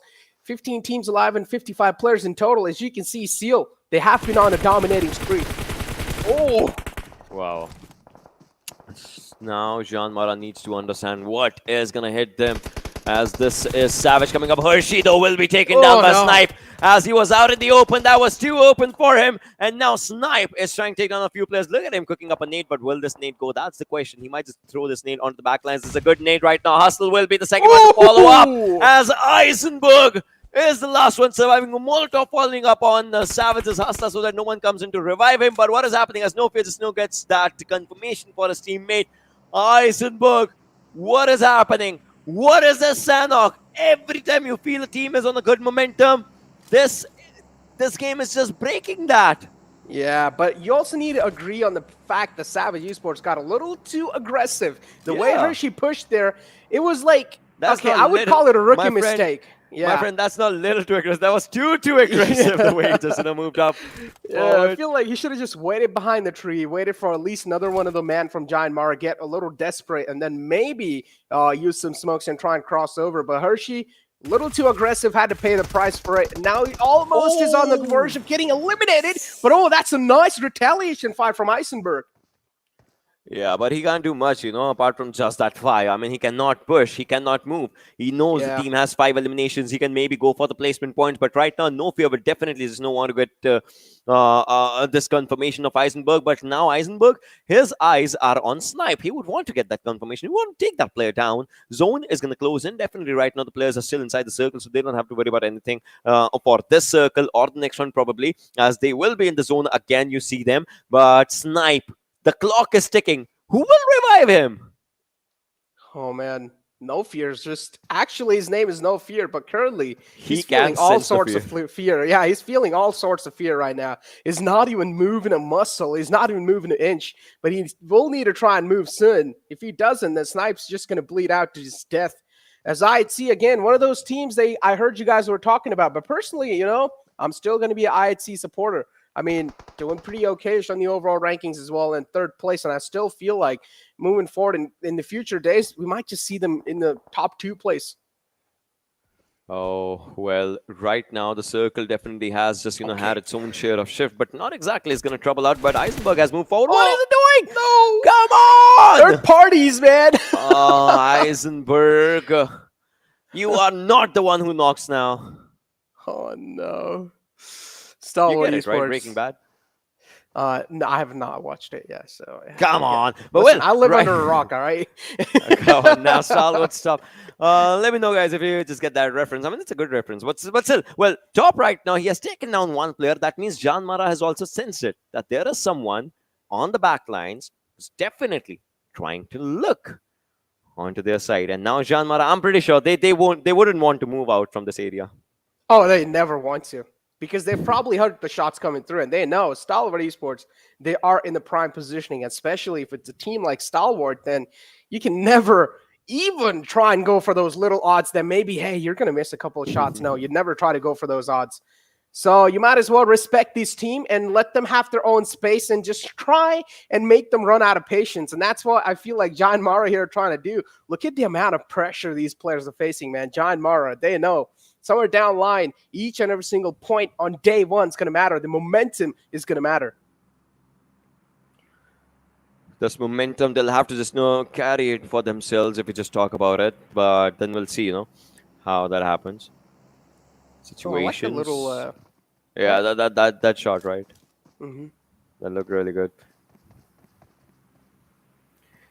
But now, Joker. All right, they are outside the circle, but not too much. But they have DRS right next to them. So, it's not exactly the way to be. But then we'll see if it can happen or not right now. Malik onto the back line slowly and slowly. Just, trying to move for his own momentum as well. 99 meters, but Action will take it down from the other side. What is happening? Now it's Stalwart that's on the receiving end. Oh, no, and they're quite separated out, too. I don't know if you saw Pika, but it's all the way on the left. Not a great news for Stalwart. Big man Action taken care of. Raw, they're actually doing so good. Even in the previous game, they're definitely feeling the nerves kind of turning into iron now at this point. Because Mama God is just trying to bob and weave around the rock. But he's not going to find any confirmation just yet. Action is able to barely sneak past. And now he's pretty much back to safety. The rest should be back up on the fallen man. Airdrop 3 on the board. MG3. But now if you take a look at the center of the map too, Ocean, quite a lot of teams are cluttered up. But what I really like is not every single team is just straight up booking it for the center.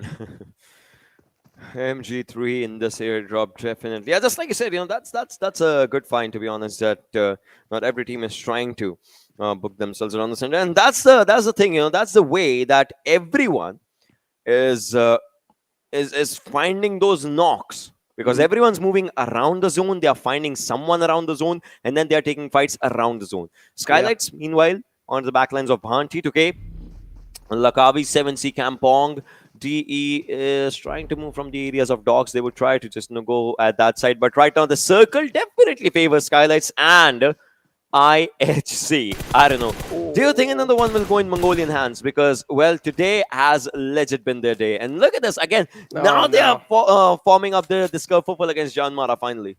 Oh, now they taste the blood right there. JyanMaara.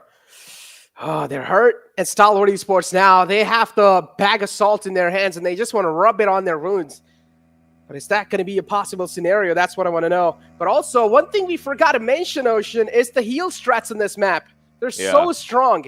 And now, even if a team has their solo survivors, hopefully you guys have enough amount of mess that you can actually try and heal it out. But we are seeing the solo players, right? They're usually right in the center. For example, JyanMaara. It's a duo, but again, I'm pretty sure they're not going to have a lot of mets to work around with because usually people who try to heal strat, they drop on the outskirts of the map. Let's see, how these things happen, how the situations are going to be just, happening up right now. As Try, he's pretty close to this area now. Just going with those jump and punches. Just, was trying to first look around the areas. But now JyanMaara, these players have moved on to the other side, definitely. Now they are where Savage were. And that's from there, they were trying to hunt down the players. I would want to see what happens as it's Stalwart. It's not JyanMaara, it's not Savage, but now definitely JyanMaara is on the other end, but they'll try to go for the fights. And now Seal is gonna go against a fight from Raw, but it looks like Rig will go for his heal slowly and steadily. Mama God just trying to move forward as well, but right now Stry is also just trying to spot down a few players, and this is where domination comes in for Snipe as he takes down Action, one of the main mans. Yeah, that's not a great news, huh? Stalwart Esports, now they're going to start to fumble. And now it's a 2-on-3 situation. Certainly seems quite doable.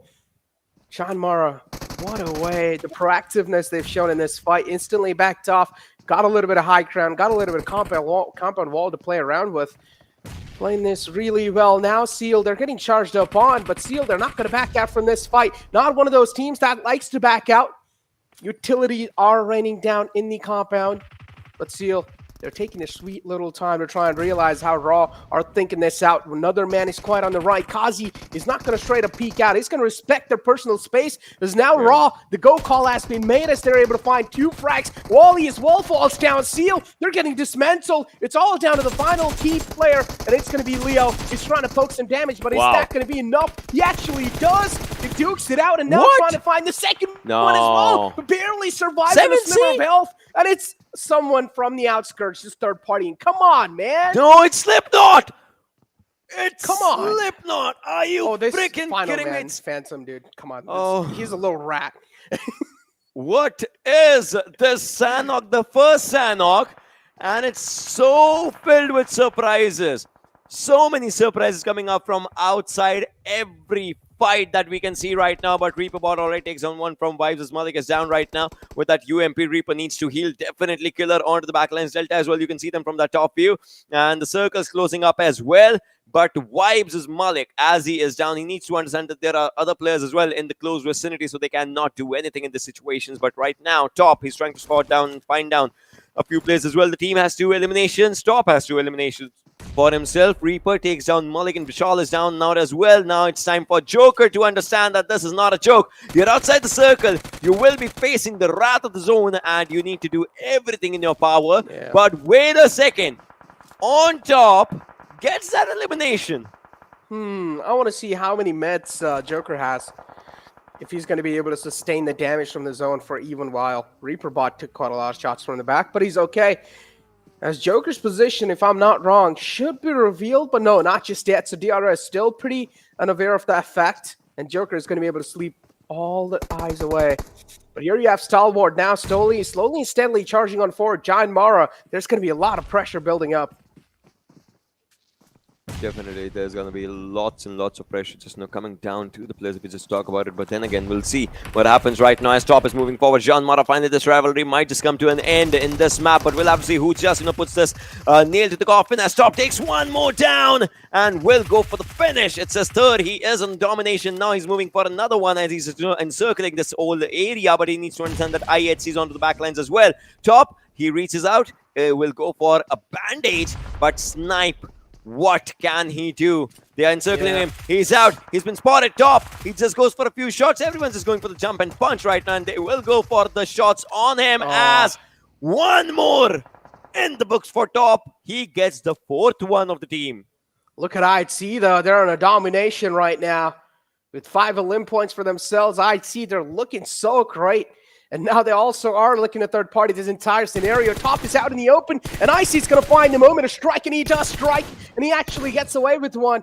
And now instantly finds the confirmation as well as Alex from the back is going to get one from the QBU. Moving forward, those y'all in the buggy. Stalwart Esports players are in the front, but the buggy is just there to distract. But Stalwart Esports, they're also able to get out of harm's way. Just for now, though, the Pika is still stuck in the front.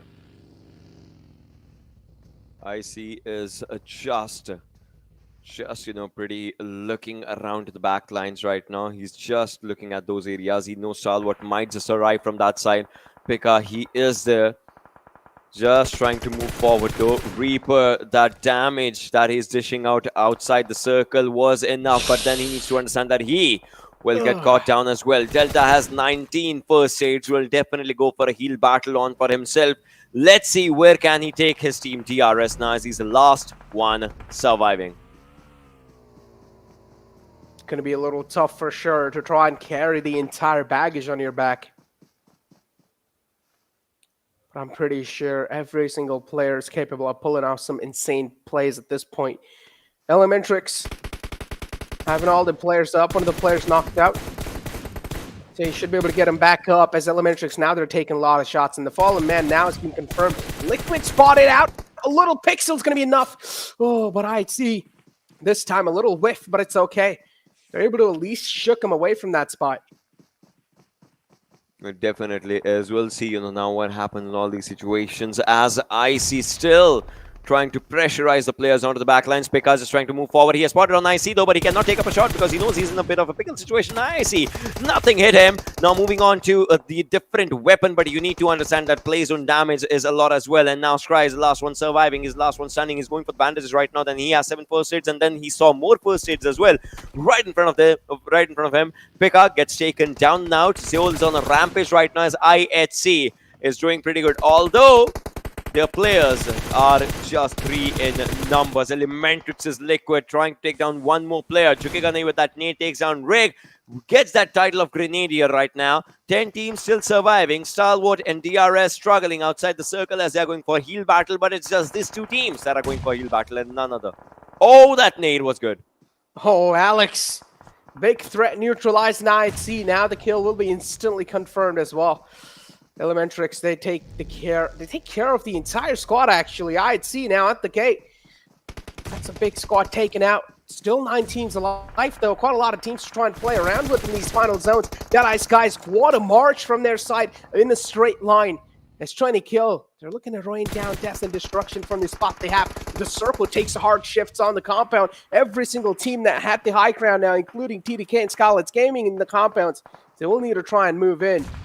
Going to be a tough cross for all of them, but Deadeyes Guys, they're quite close. They don't need a cross, but the team that they're going against is 7C, and they are looking really in form for now because in this fight, they already fight the opening on the on top. Well, they definitely do, but now let's see what more can they do in this situation as True Love is onto the back lines right now.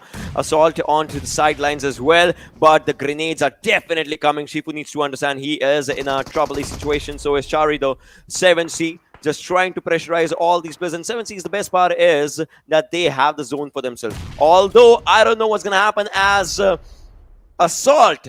He is definitely in a good line, but now it looks like he might just be down and out. All right, nade damage definitely was dished out, and Chukigane is down onto the backsides, and Skylightz is coming in as well, as Skylightz is trying to move forward onto the areas of 7C if they can.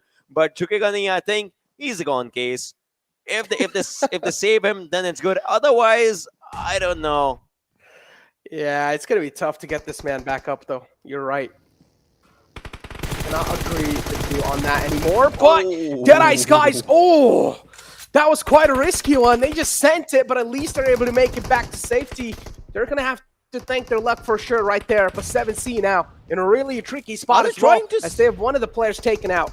Are they trying to save him still? Well, they did. They didn't save him. Although DRS gets eliminated on the other side. What is happening, Chari? He was just dropping down onto a different area, which was wrong, and Precious will just confirm that. Not yet though. Although the player is down, but he's not out. But the revival definitely happened. And now True Love with those nades is trying to shot some more amount of damage for himself, which they will. And now it's down to the Nepali teams as for what they can do. As you can see, Deadeyes Guys, Skylightz, Wipe, 7C all surviving, and Stalwart, they are surviving, but they're surviving outside the zone. So they are just on a heal battle. Oh man, these two solo survivors are gonna be the kingmakers. They will decide who they want to make sure is going to be taking this chicken dinner right here, because one of the players from Stalwart Esports is still up, and Vibes as well. As you can see, it's Joker was barely able to sneak past in. A lot of shots on his direction, no positions, no. Skylightz Gaming, they charge on forward. 7C now, they're getting ripped apart into pieces, but Skylightz Gaming, they're not going to back out. The intentions are not going to change. Galton has 3 kills, team has 3 kills. In fact, he has all the kills that the team has right now. But on the other side, we see 7C, right? We understand what they are trying to do for themselves as they are onto the backlines. This game might just either be Skylight's or 7C's, because every other team has just one player surviving for themselves. So they'll go for the placement points, in which Vibes, the circle is definitely damaging them. Stalwart, the circle has been damaging them, but they are in top 5 right now. That means they will be at the first position in the overalls, because Seal was down out in the early stages of this game. But right now, Stry is trying. He was, but he will be taken down by the play zone. The first one to bite the dust around the play zone is down now. Joker, he's trying to move inside the circle as well. I believe he'll be taken down as well, as he's just trying to find a few players. But then again, the zone damage is definitely quite a lot, and he will be taken down by the play zone as well. It's down to 3 teams. Oh man, the wall of death just doing so much damage on these players. What a nade from AJ, the spiciest man in the squad of Skylightz Gaming. And this time now they're just going to move on forward. What a fearless aggression. And every single player now taking care of 2 teams alive. Ladies and gentlemen, as it has came down to Deadeyes Guys, and it's all down to Sheep Whistle from that man. But he is right in the zone too. He has the prime positioning. This is where he'll need to try and be as proactive as possible, because this is his only chance to try and clutch it out. It's a 1-on-3 for now. The odds are pretty low. Oh, well, Skylightz Gaming finally has it for themselves, as they, had the zone. They fought it out, and their overall rank is 3rd now. 6 eliminations, 21 total points coming up from this game, and they jump onto the 3rd position. In the top 3 is Skylightz, and with that, they have $1,000 as well to spend. $1,000 as well to spend for sure. I don't know what they're going to be spending it on, but hey, winner chicken dinner for Skylightz Gaming. Mongolian domination, we saw that throughout the day, but now Skylightz Gaming taking the throne, and also showing that, hey, we also need some sort of money, so we're also going to get ourselves a money, $1,000 booked. But yeah, moving forward though, still talk about consistency. We saw Stalwart Esports make it up till quite late.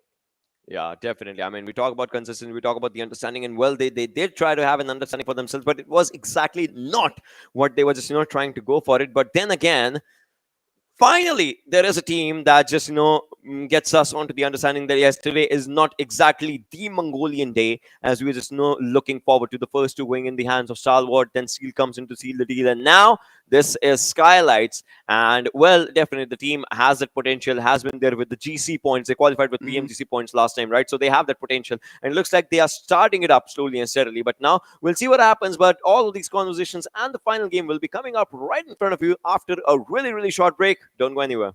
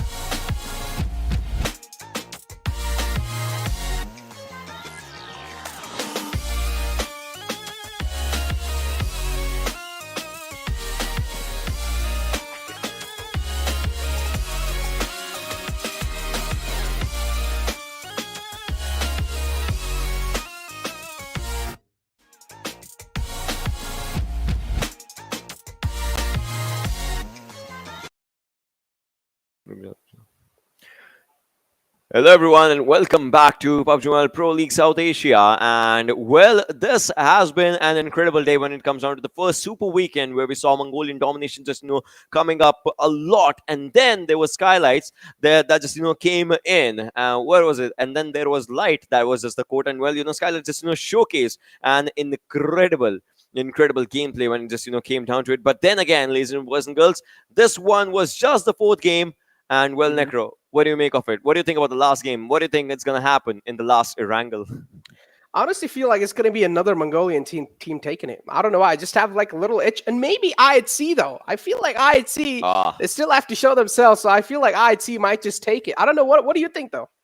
Well, we'll see. We'll see if IHC actually sees it or not. But well, let's have a look at it. Let's watch. Let's see the MVP of this game. As for what we are just here for talking about the stats right now. So let's have a look at the MVP and let's see who that lad is. I'm pretty sure there are going to be a lot in the contestation, and it is true love from Deadeyes Guys with 3 eliminations, 782 damage, and 23 plus minutes of survival time. Necro. Oh, those are quite impressive strats. I mean, we did see one of the players from Deadeyes Guys actually survived till pretty end. So, hey, I mean, Deadeyes Guys, he deserves to be here in the MVP spot. But in the end, though, I mean, I really need to take focus on the players' lives, right? I'm still trying to wrap my head around. How did Joker actually sneak his way all the way in and didn't make it to behind that tree? I mean, I did not really look at him in the minimap because I was just looking at all the chaos that was happening. That chaos definitely just took its own toll. But let's talk about the 5 players out here. And Top was still there, all right. 4 eliminations, 566 damage coming up. Kjolsen with 4 as well. Zeol coming up with 5. Eisenberg with 3. And total damage dish by him was 667. Although Zeol had 5 eliminations, he only had 417 damage for him. Exactly. Ocean, another thing to add on. Now, these are the Super Weekends, and you can be as critical as you want, man. You can say, if a team's not doing good, you can be critical. It's okay. No one's going to stop you. As I said, league play didn't really matter. But today, momentum matters. And in day one, if a team's not doing good, you can go all in, man. That's true. That's true. But let's talk about this one. Look at this. Skylightz Gaming, they won, but their average survival is lower as compared to Deadeyes Guys. That showcases, how they were losing players, how they were trying to take up the fight. And obviously, they lost 1 player earlier. So that definitely shows. Lesser eliminations as compared to Deadeyes Guys, but still, they got 21 points and Deadeyes got 20 points, definitely putting them 1 point above when it comes down to the standing markers. 1020 damage dealt from Skylightz and 1771 damage dealt coming down from Deadeyes Guys. Definitely, first in terms of stats, Deadeyes was at the top, but in terms of where it all matters, Skylightz, well, they got it. I mean, hey, Skylightz, in the end, patience won, right? Skylightz, they showed their patience till the end, and then in the end moments was where they started getting so aggressive against the teams in the front, and that's what I liked. I feel like Deadeyes Guys should have also done that, but the hesitation from Deadeyes Guys, you saw, they were just hiding right behind that compound wall. I feel like a little bit of more proactive play, a little bit of more proactiveness from the side of Deadeyes Guys. Maybe outcome could have been different. I mean, look, there's going to be a lot of ifs and buts to add on, but in the end, they could have tried out something different. Taking a look at the match rankings, of course, Deadeyes Guys in there. This time, they're going to topple things on the second place. The Skylightz Gaming is, of course, going to be on top, but 7C on third. Definitely just coming up pretty good right now. 7C, IHC on 4th, Stalwart as well. That heal battle definitely helped. Vibes coming up on 6th, and this is where again and again and again and again, Necro, 1952. I don't know what is happening with this team. Everything just they're trying to go for a good thing, but then it's just not exactly coming up. Yeah, I told you, man. You can go at them at this point. Go ahead and be critical. Make some critical points if you want. If you don't like something they're doing, go ahead and point it out. I mean, of course, 1952, the struggles being seen from their side, and something needs to be changed. We don't exactly know what can be changed because at this point, look, the players, they talk amongst themselves. We don't know what are the key errors that are being made from the team, but what we can see from here, or what we can see from the observers, some are down line in 4-on-4 fights. I feel like most of the times they do get outplayed. Yeah, most of the times they do, get outplayed in the situations. I mean, the last game is a perfect example. They took down a few players and then they just, just went out. But let's have a look at the zones as well of this last game, as it was just, moving around the areas of query, just, from here to there. And situations were not that good when it came down for a few teams. But the other teams definitely just, were trying, but let's have a look at it. You'll see how Circle was moving around the sidelines of Query. First Circle was obviously the bigger one, and then it just started moving, and then Skylightz had a good area around the zone for themselves. After the Circle, you'll see how Skylightz, dominated more or less the areas around the zone that were highly populated for them, and after that things definitely just happened. Look at the Circle. Skylightz, the only team that had a comfortable position, although T2K was behind them, but then T2K decided to go for a slightly southern rotation. That's where the Circle was going, and this is where Skylightz had to just snatch the zone from their opponents. Ooh, and look at 7C's position right now. The way they actually try to reposition themselves, the compounds in the front were clearly open, right? So they had a clear pathway to move in. Joker right here. Now, this is where I'm really trying to look out for him, because look at in what a mess he is. In front, there's two teams, Deadeyes Guys and Raw, pretty much can hold him off. But Joker, in the wall of death, he knew, okay, somewhere down the line, it's going to be really hard for teams to try and sneak up eyes on him. And I think so he also had enough amount of meds. And Joker also played quite a lot of Stalwart. Definitely did. He definitely did. And, Vibes, they were trying to just, survive as much as they can if you just talk about it. But then again, slowly and slowly, things were just not exactly looking good for a few teams. But still, Skylightz, they managed to get a good game for themselves, and that's all that matters. And, well, now it comes down to one last game, Necro. One last game. To end the day, of course, obviously there are going to be other days as well in the Super Weekend. But then, who do you think is going to get the last $1,000? You said IHC, right? Yeah, I said IHC. I think so. They really need it. And I mean, they're doing quite well, right? The consistency is there from their side. Yeah. And I feel like as long as the consistency is there, it's okay. But look, money matters. You know that. Yeah, exactly. So if that happens, let's have a look at the open moments while we're talking about it. But then, if that happens, I would say today has been more or less the overall Mongolian domination. If that happens, right? Because obviously right now, Nepali teams, they are starting up their momentum. But then again, we'll have to see if that momentum actually helps them in the last game. Because then again, it's Erangel. If you know how to play it, your opponents know it as well. Because this is the most, what is it? The most normal classic game. map. The most classic match that always stays there. So, yeah. Yeah, at this point, like every single team, every single player is like just well known with every single nukes and crannies of the map. So, yeah. You need to expect greatness from every single team and every single player. But Savage Esports too, I'm not going to lie. There are some rookie mistakes being made from this team, the way they push, but if you talk about the raw mechanics, I feel like Savage Esports can actually duke it out with some of the best teams out there. Yeah, that's true. That's true. So, we'll see, though, at the end, what happens in all these situations as for what we're talking about. But right now, with all these games just now out of the equation, all these games out of the picture, you'll see how much, obviously, players are still. In fact, this Sanhok, there were not a lot of field battles, as we see, but you'll still see how much players were struggling around the circle, right?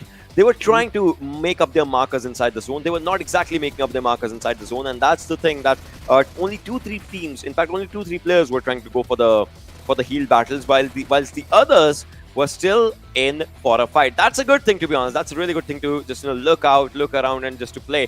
But then again, this one came in for Skylightz, and everyone from the team, they were definitely happy. Although the damage stats, they were not that high, but almost every team had a decent number for them. Yeah, exactly. Look at the numbers, right? There's quite a lot of thousands this time. A lot of teams have crossed the 1,000 marker. Savage as well, IHC for themselves, and you have 7C, Deadeyes Guys, and Skylightz Gaming. As I said, Skylightz Gaming throughout the game, they have been quite patient, so that's why they haven't really gotten that much amount of damage points, because Skylightz Gaming, they realized, right, they have a really great positioning at this point, trying to duke it out against some teams, trying to force fights. This might also get a couple of casualty on yourself, so might as well be patient and let things roll by on your side. As you take a look at the overall rankings, and the top 3 teams are going to be Stalwart, Seal, and Skylightz Gaming. Finally, the Nepal region showing themselves in the top 3. Definitely, that's just how it gets right now. 70 for Stalwart, 65 for Seal, and then it's 37 for Skylightz. Although Skylightz is at 3rd, but there's still a lot of difference in between 1st, 2nd, and 3rd, and that difference, I'm telling you, my friend, I don't know how. How are they gonna just go for it? I mean, we know it.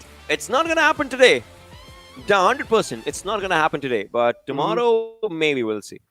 And then you look at the latter half of the board. I mean, I understand. Look, 11 to 16th, it's some other storyline, but look at 17 to 20. I mean, I know they're not playing in here, but it's just I like what production has done. Now, if you remember in the past, usually Last these time, yeah, four we could not teams- see the teams. Yeah. Yeah, we could, but production is still just like adding the salt on them there, right? You know, this could have been you guys playing in the top 16, but you're not. That's why your name's in the gray. But yeah, moving forward though, looking at the schedule, the final game of Erangel is going to be played. But all the way in the bottom though, I saw in the overall rankings, Ocean, it's going to be JyanMaara, and that's something I did not expect. I mean, none of us did, because JyanMaara is kind of a veteran name when it comes down to all these competitions and all. But then again, it's sometimes you think you're not expecting it, but then it's like your expectations will be taken down. That's life, my friend, and that's one thing that happens. But still, again, JyanMaara, I mean, they still have a chance. It's not like you're staying at the top or the bottom or something. You have to be, after 3 super weekends as well, you have to be in top 16. That matters. It's a long journey of being in top 16. Plus, every chicken dinner, if you get it, $1,000 are still coming up for you. That's the motivation I would say the team should have right now. Come on, let's get the 1,000. If we can't, then let's be in top 16. $1,000, man. Come on, that's all that matters. Money is the biggest motivation out there for every single human being to work. Okay, I might just be a little too sharp on that, but no, but yeah, that is true. That is true. that is true. Yeah, that is true. That's what matters the most. And at this point in Super Weekend as well, if teams do want to get the chicken dinner, that's what will matter as well. Mongolian domination in day one, pretty much, I would say, even though Skylightz Gaming got it, but majority of the games were dominated by the Mongolian teams, and that's what we're seeing so far. But now it really comes down to the final game. Is that going to be the Mongolian domination or even the Bangladesh domination or on the final game? Or is it going to be Nepal again taking back-to-back chicken dinners? Because so far, even the Bangladeshi teams are not showing themselves.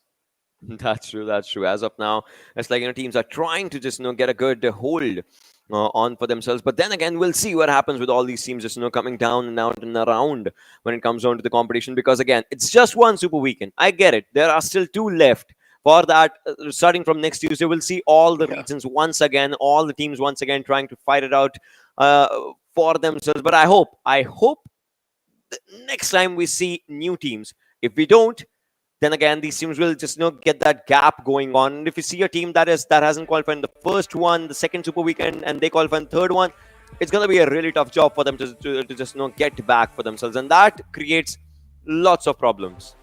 Exactly, but it seems like now it's my time to say bye-bye to Ocean, because I'm pretty sure there's going to be Johnny moving back soon. But here we go. The match's going to be starting off the final game of the day one of Super Weekend, ladies and gentlemen, of week 1.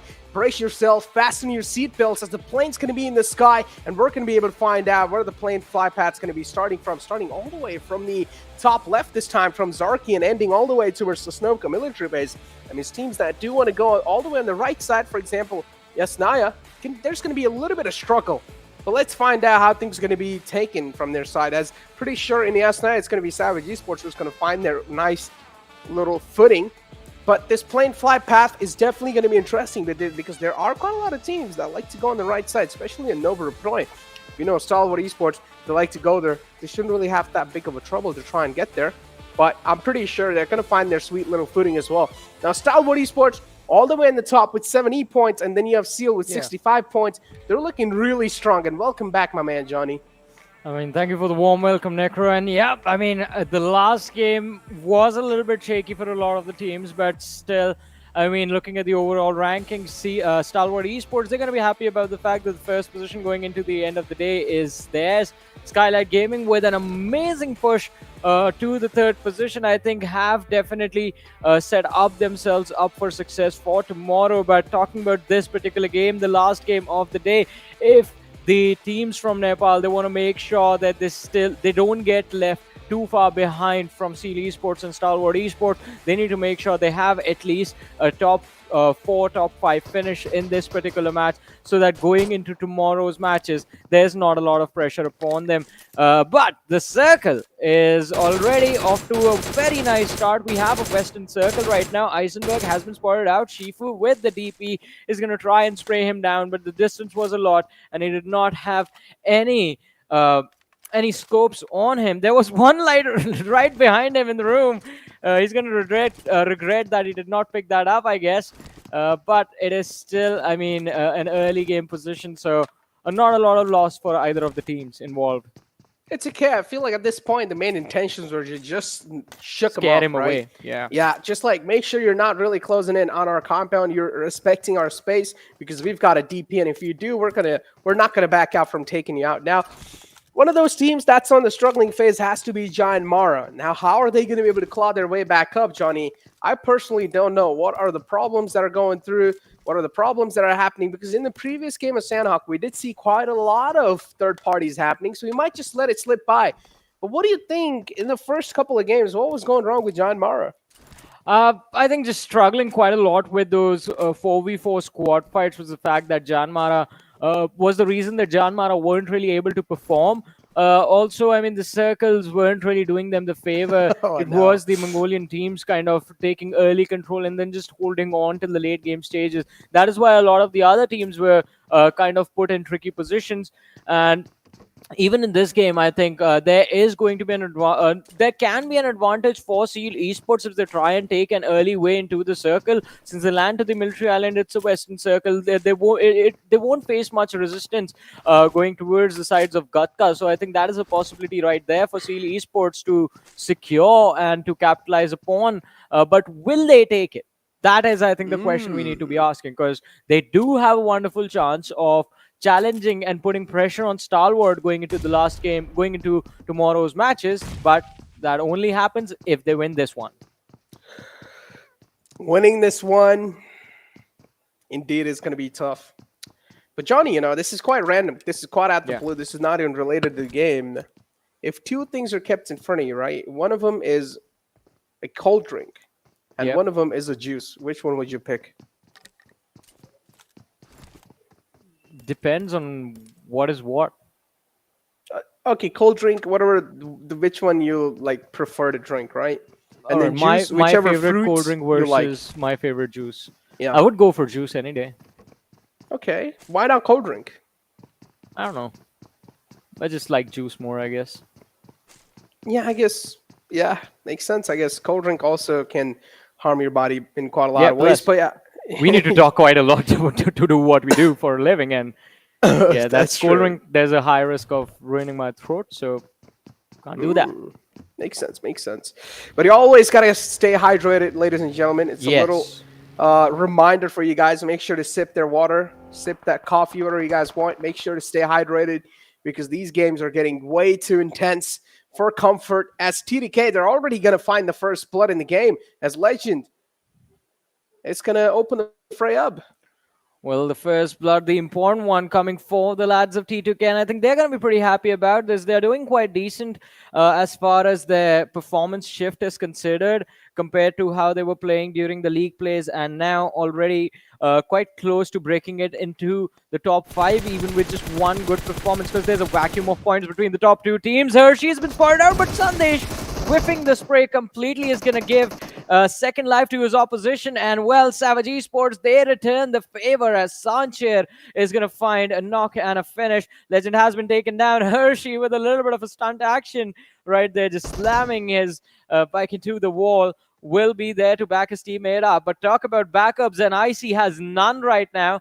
The rest of the lads from IHC are a little bit further behind. They have finally arrived right behind IC, having taken control of Everest very early on in the game. This is such a wonderful position right now for IHC, and Phantom Esports can in fact coexist with them. They just don't have to force the fight, go on to the extreme end of this Everest, because it's quite a big landscape, and they can avoid them for the next 5 more minutes. I think that has to be the decision that needs to be made from Phantom Esports. Otherwise, forcing a fight this early on, it can backfire against them.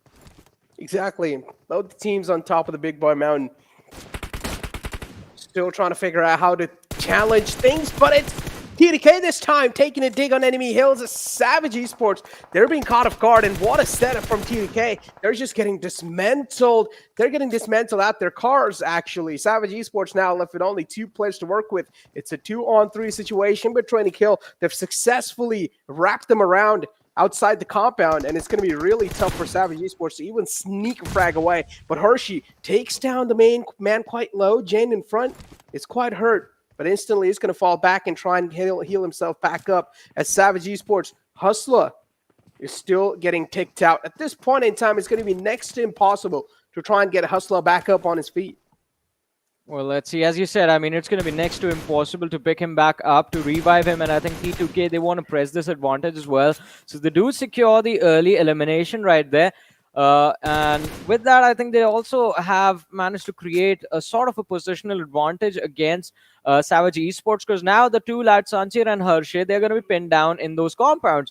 And all the exits have already been marked by the lads of Train to Kill. So if they don't force a head-on gunfight between the two teams, when the time comes for Savage Esports to move out of that position, T2K is going to be all set up to finish them off, or they can use the utility, if they have any, the lads of T2K, to flush out the lads of Savage Esports, get them out in the open, and then finish them off. A lot of playmaking potential right there. But talk about playmaking, and well, Phantom Esports, it looks like they're trying to fight for the control of Ruins right now, but 1952 have already occupied this position, and Phantom Esports, they're going to be stuck in that church for a little bit. It's not going to be easy for them to get out as well, but they don't really need to. That's a good position inside the circle at this point.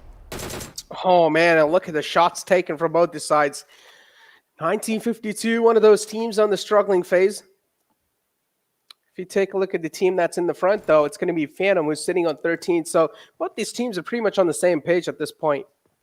This fight's going to matter quite a lot for them. And, oh, misplaced nade. But it's nowhere close. Actually, it was a flashbang. Okay. T2K, they're being quite tactical with this push, taking their sweet little time. Savage Esports, they've divided that compound equally. What a Molotov. And he might just fall on top of the flames. Is he going to, though? Oh, he's taken quite low. T2K, they capitalize on that fact.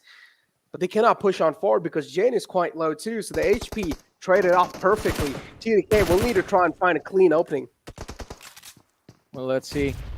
I mean, as you said, they're looking for a clean opening, but nothing has been cleaned for them so far. All the utilities being lined up by Jane, but he needs to be careful. Hershey is in the perfect spot to gun him down. But on the other side, as I said, I mean, instead of Jane, it's going to be Sandesh that T2K lose, and the fight has all of a sudden become a 2v2 where Deadeyes Guys from the distance can, in fact, third party, and Sanhok is going to be down. Jane, the last player surviving for his team. Are we going to witness G.I. Jane back in action in this 1v2? He's been surrounded, the utility being lined up by Hershey, tossed out to the corner of the broken wall. He's going to be put out of his position with another 70% HP. Goes for the gunfights. Hershey with the advantage will finish off, and T2K, ladies and gentlemen, is the first team to be eliminated from this match. And I think we're going to have the second quite soon, because Deadeyes Guys are now pushing forward to finish off Savage Esports. Deadeyes Guys, another wave of enemies to try and fight against now. Savage Esports, a lot of pressure is going to kept on applying on these players. But Hershey, got to say, that frag onto Jane, though, the way he pushed out, this man's got balls of steel for sure. But Hershey right here behind this little house is also gaining quite a lot of info as Deadeyes Guys, the entire squad's in the front. They're also not trying to overstep themselves. As another player of Savage Esports is all the way in the back. Chari, too, on the left. Both these teams taking things quite slow, but Savage Esports, if you talk about the mechanical players or the mechanical prowess, these teams have got quite a lot of those. And Hershey's not a man you want to challenge a fight against like that. So Deadeyes Guys, you might as well try and take things a little slow, but this time the hands were a little too busy reloading the gun. And Chari is going to capitalize on top of it. Actually, or Shifu Surin from the top, it's going to be True Love just unleashing that magma on the final player. Oh, two teams that thought they could walk away with, with no casualties, do end up getting eliminated instantly. And Phantom Esports right now still in their own scuffle against 1952. But I think the end of this one we're not going to see for the next 5 minutes at least, because neither of them has any incentive to force this fight unless some other team tries to third party the position. Then maybe we're going to see these two teams forcefully collide to try and secure a few extra points from the third party, or maybe from the team that has been dwindled down. But still, until that happens, until maybe 7th Esports, because they was the closest, maybe until they start to move in towards these ruins area, I think Phantom Esports and 1952, their game plan is all set. They're just going to hold their positions and not do anything. Look at Evil Eye, though. It's funny how he's trying to move around as well. He's Yeah. making sure he's not even giving a single foot cues away or single audio cues away. I mean, it's not gonna matter even if he does, right? There's no way Phantom Esports they have a clean push to finish them off.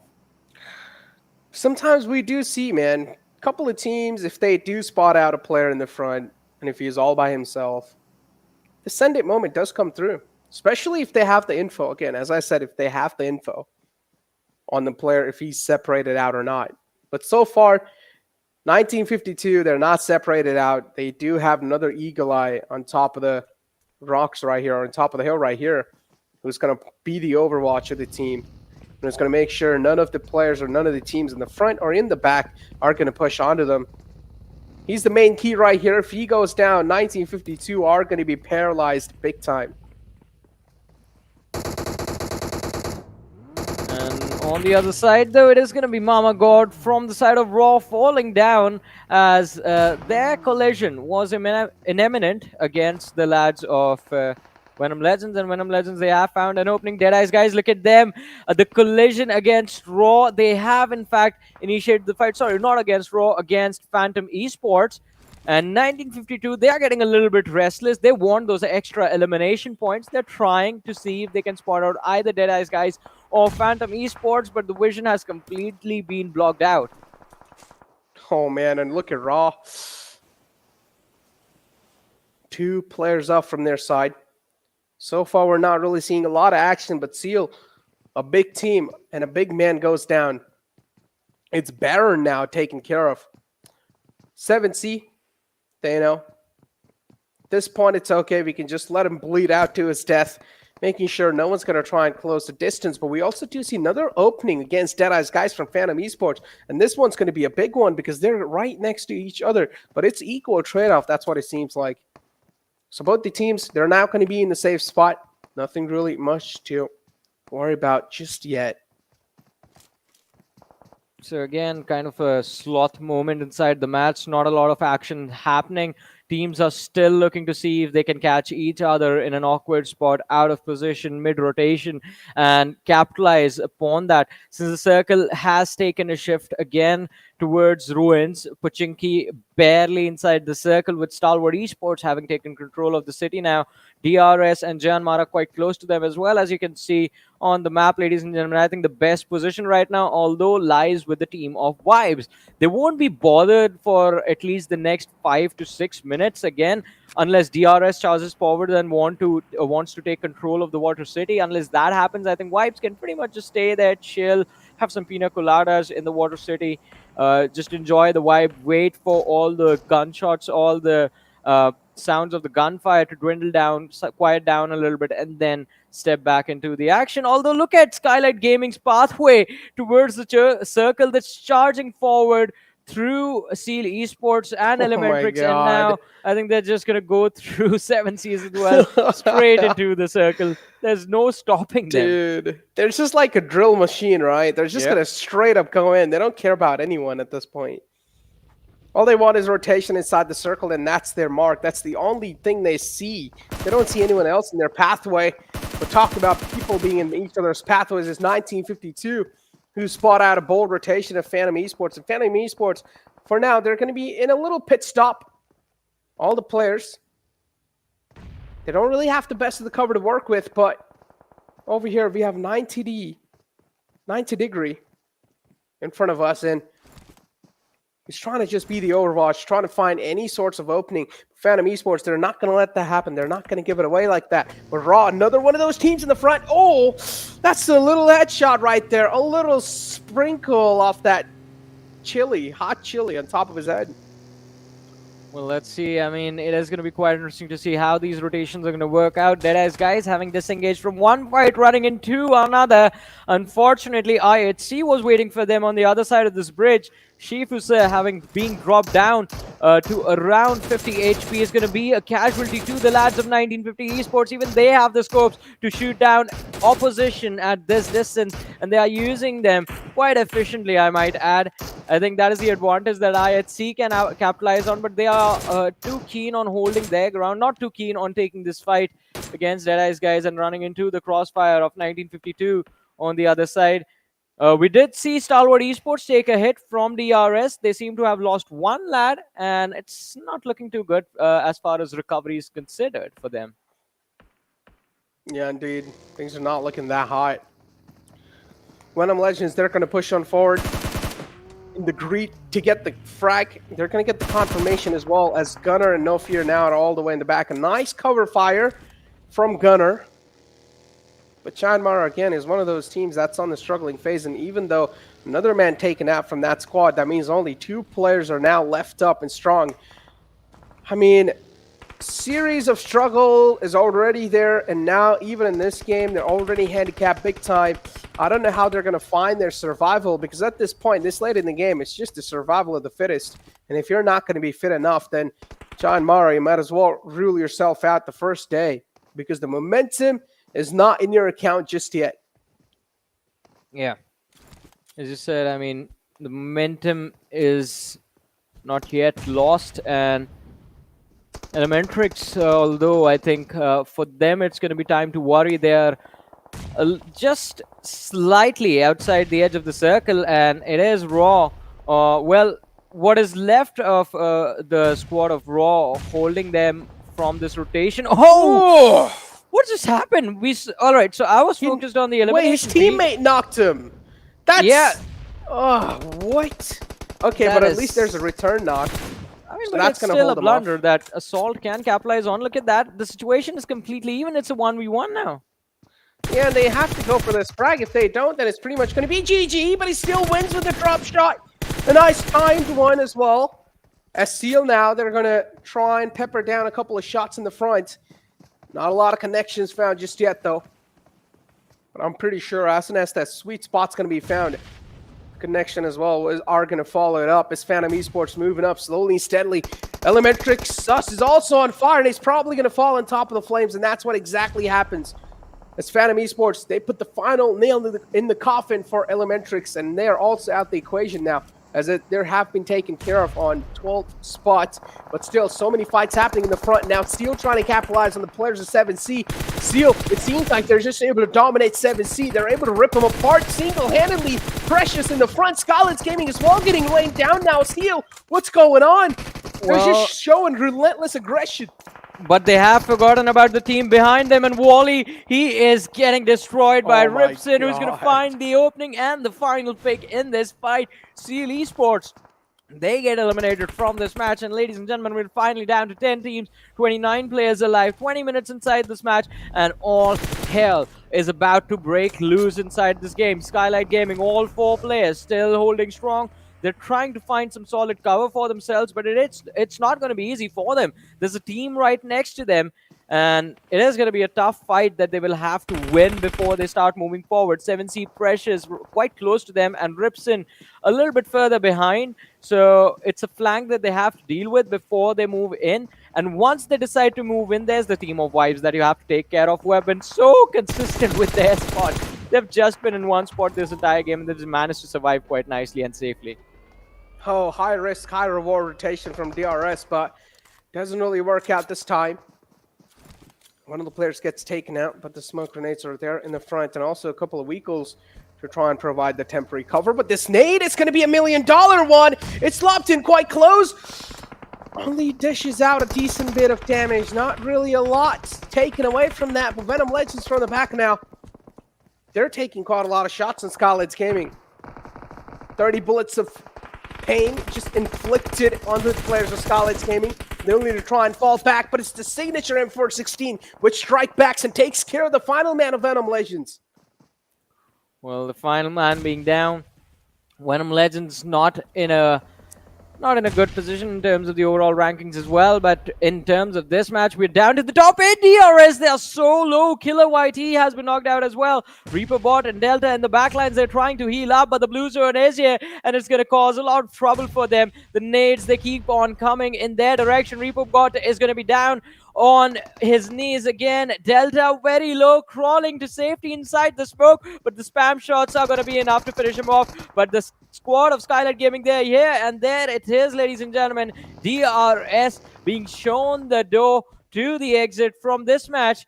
And I want to see what they are going to do, because they are quite close to the squad of Vibes, and that fight is going to break out at any moment. Look at Malik, he's just using the TPP perspective to look through the window where the players of IHC are going to position themselves. And once he finds that out, I think the information is going to be relayed to his teammates, and they're going to wait for the opportunity, the perfect opportunity to strike, get those elimination points, show the exit to IHC, and move further in the match. Look at the circle shift, though. Stalwart Esports. Pika is already booking the slot for the rest of his team, and the rest of the players are just going to try and move in. As Deadeyes Guys, they find themselves a little footing in the Water City, but they still need to try and travel through quite a lot of thick and thins, as IHC is going to be right in the front, too. They have quite a lot of players alive as well. 3 players up for them. As long as Alex is alive, it's their saving grace. It's their lucky charm right there. But Deadeyes Guys moving in. Venom Esports as well, taking a lot of shots in the front. Nothing found just yet, but Slipknot, this man's taken down quite low. Vibes as well, they realize Deadeyes Guys, they have no other option to try and move in. And that's what they're trying to capitalize on top now. Venom Esports as well, duking it out against Skylightz Gaming. The final nail put in the coffin. Mafia Ninja goes down. Well, quite an important man down on his knees, and it's going to be very difficult for the team to recover from that. But Stalwart Esports, look at that. They are not stopping anytime soon. 4 eliminations already secured by the lads of Vibes as well, so they're also looking pretty good. Make that 5, and could have been the 6th one as well, as they do find opening. 7C Esports taking an exit from this game, down to the top 4. 9 players still alive.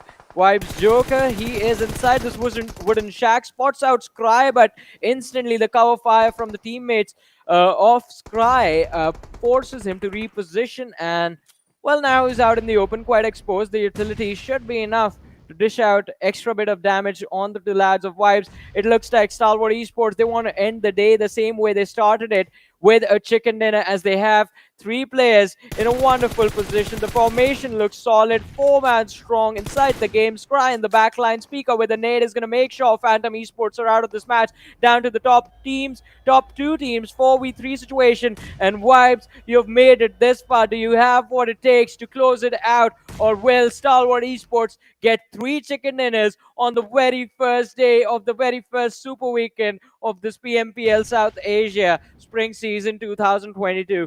We're about to find out.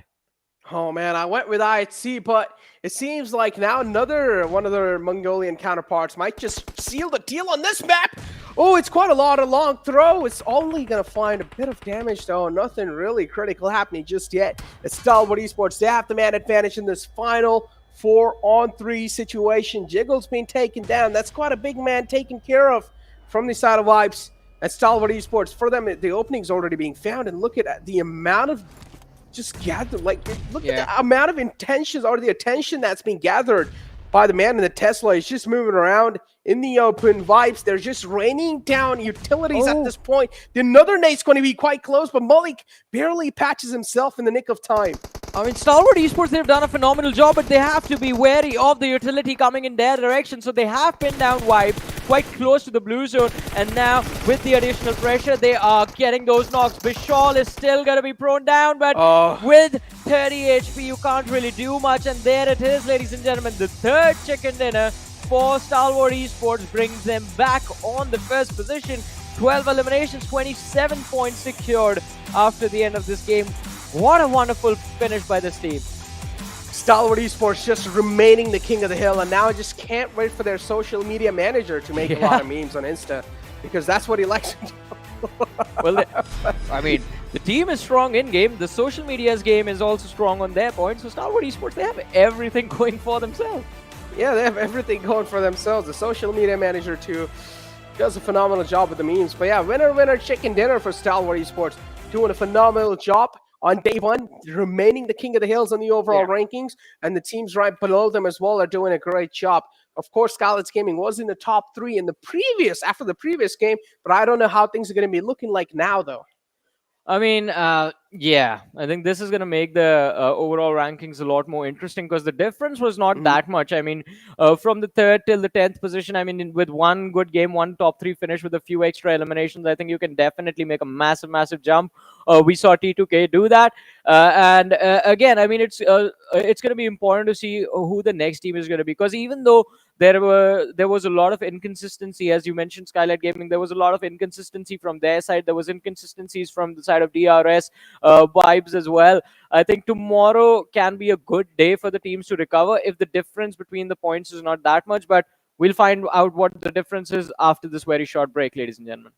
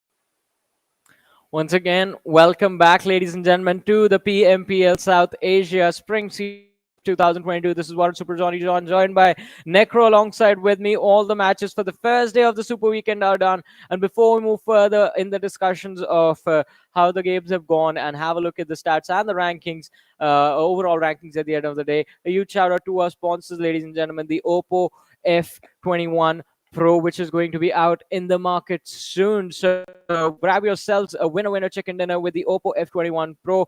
I absolutely love the looks of the phone. I mean, just can't wait to have it in my hand soon. But for now, let's have a look at the MVP of the game, ladies and gentlemen, and find out which individual outstood everyone in the lobby in terms of individual brilliance.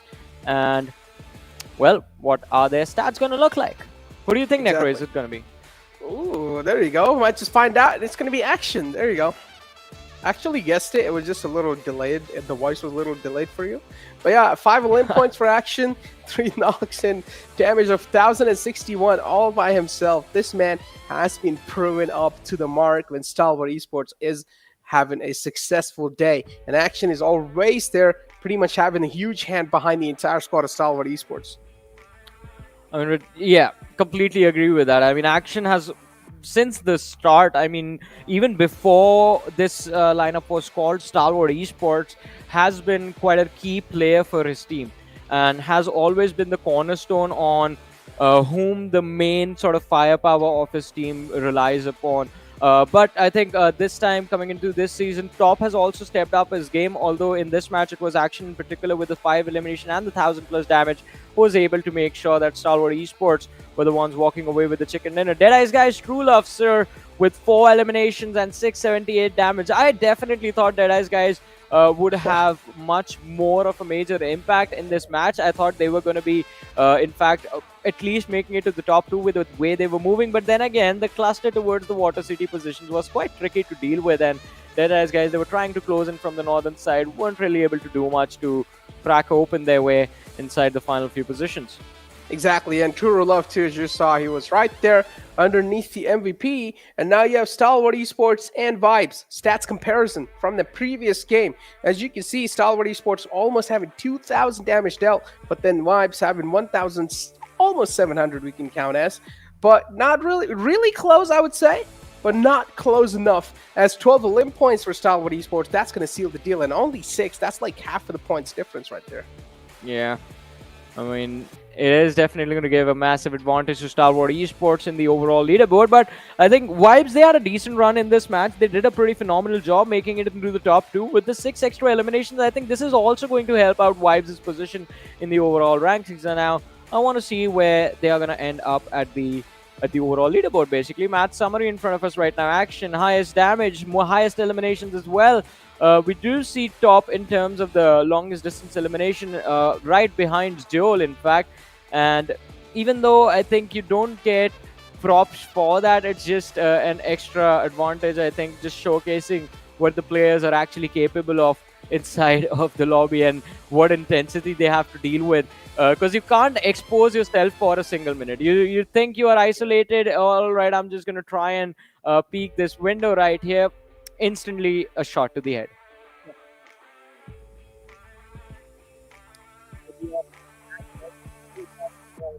And well, the overall match rankings are here as well. As So, Vibes, it's going to be again, on quite a lot second of points consistent secured performance by in day one. Stalwart Esports. And this is what I want to 15, see. But 27 again, in money, total. man, Vibes, they sometimes walk is the away with most key 18. factor. Where do If you you're think not this is have going a lot to of money, put them you're in not the gonna get a overall lot of things rankings? in life too. I think that is Then you also have an Deadeyes important Guys thing as well, we on should third try place. and Venom figure out Esports doing before quite we great for actually get to themselves the overall on rankings. fourth later on. place, and I'm pretty sure this team's just going to keep on clawing their way back up.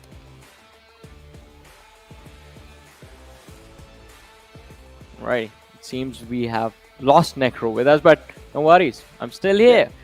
And all right, Necro is Okay. here. I hear you. Wait, I was with you guys since a long time. I don't know what just happened. Maybe a little bit of technical difficulties, but oh, it's okay.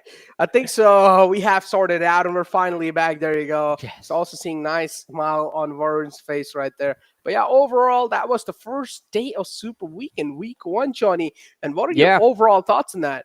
I think I absolutely loved the action that we witnessed. I mean, especially considering that teams during the league stages were just going absolutely ham and berserk with those gunfights. Today was a little bit more controlled and more focus was given towards the positioning inside those zones, inside those circles. I mean, we do have the zone analysis for this game, this particular map as well. And as we do talk about Stalwart Esports, them getting the chicken dinner, that is the team that I want to focus on. Today, this is, I think, the most important thing that we have to notice. If you go back and watch the zone analysis for every single map, you will notice Stalwart Esports taking things extremely slow, which is unlike themselves. They don't like to play at this speed. They are a lot more quicker usually and a lot more keen on just being a participant in those gunfights. I mean, hey, new year, new me, new Stalwart Esports, you know? Yeah. Everything's going to be new. It's new. You always got to keep on updating your strats, and always got to keep on updating your stats too. So that's what Stalwart Esports are trying to do. Taking things a little slow this time, but I'm pretty sure, look, it's just the week 1. Even though it's Super Weekend, it's just the week 1. I feel like Stalwart Esports, the consistency they have shown on the week 1, they all have a lot of things to prove, even in the upcoming weeks for sure. But at this point, they probably must have just solidified themselves in the top 16, right? At least for the week 1. I mean, not top 16, in the top 3, because I'm pretty sure even if they have like a shaky performance tomorrow, how shaky can it be? Yeah, I agree. I mean, Stalwart Esports and CL Esports, they will pretty much have a massive advantage, and that safety cushion that these teams have garnered for themselves, I think, is going to prove very important tomorrow, even if, as you mentioned, the performance is a little bit shaky. But for now, let's move forward, have a look at the open moments of this game, and enjoy the action once again, because I mean, even though the game, the action began a little bit later during the match, it was still quite intense. And starting things off, it is the lads from Train to Kill, who were off to a decent start, but all of a sudden the blunder that they made against Savage Esports, it backfired very badly for them. Talk about things backfiring though. Hershey right here. Such a bold push from this man. Even though he knows he's being spotted, he knows that his position is being revealed pretty much like a live tracker. He just kept on pushing in. And wow, that was a clean shot from him. Raws will always doing really good in this one, but the team that's not really doing good on the Nepal side has to be JyanMaara. And now in day 1, having a bad day, it's okay. But day 2, I want to see a complete new breath of fresh air for them.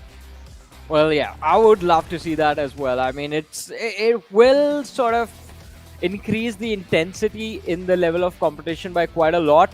And I think the old rivalries that we used to see are going to be back in action, so that is going to be fun to watch. But again, what was even more fun was this final fight. I mean, it was equally fun as the fights that are going to happen tomorrow. Stalwart Esports, I think, had already set themselves for success with the sort of widespread formation that they had and that they were using to push forward, and I think that sort of played out massively in their advantage in that final fight. Because look at the stats between the two teams. Even though Stalwart Esports, they have those 6 extra eliminations, the difference in the damage numbers, it sort of amounts to the 3 extra exits that they got from the lads of Vibes in the end. Exactly. As you said, 12 elim points for them. Stalwart Esports just absolutely topping the charts this time. TDK, though, not really having the best of the games in this one, but yeah, pretty sure they can try and capitalize tomorrow as well. Raw 2, this game, final game, was not really that great. 1952, the woes continue. Same thing is going on with ElementriX as well and JyanMaara. Teams in the latter half, they will need to try and figure out a way to try and step up, or at least they will need to try and whip out some notebooks and try and counter some teams that are blocking their ways. I mean, there are always going to be teams standing in front of you. I think the main thing that these lads need to realize is how do you work around that. And talking about working around stuff, look at that. Stalwart Esports, they have a nice safety cushion over there. Somewhere around 29-point advantage. Damn. 97 points in 5 matches. Esports not too far behind, 29 points behind, 68 points for them. And then we have Vibes. With this decent performance, they have managed to push Deadeyes Guys and Skylightz Gaming a little bit further below them. 53 points for Vibes. Deadeyes Guys bring themselves up to the 49th position. And Skylightz Gaming, although they drop down 43 points to the 5th. But still, there's not a lot of difference, Necro. Teams can still switch spots tomorrow in the very first match. There's no consistency. Skylightz Gaming and IHC, they're just tied up, and then we have the rest of the 4 teams right here.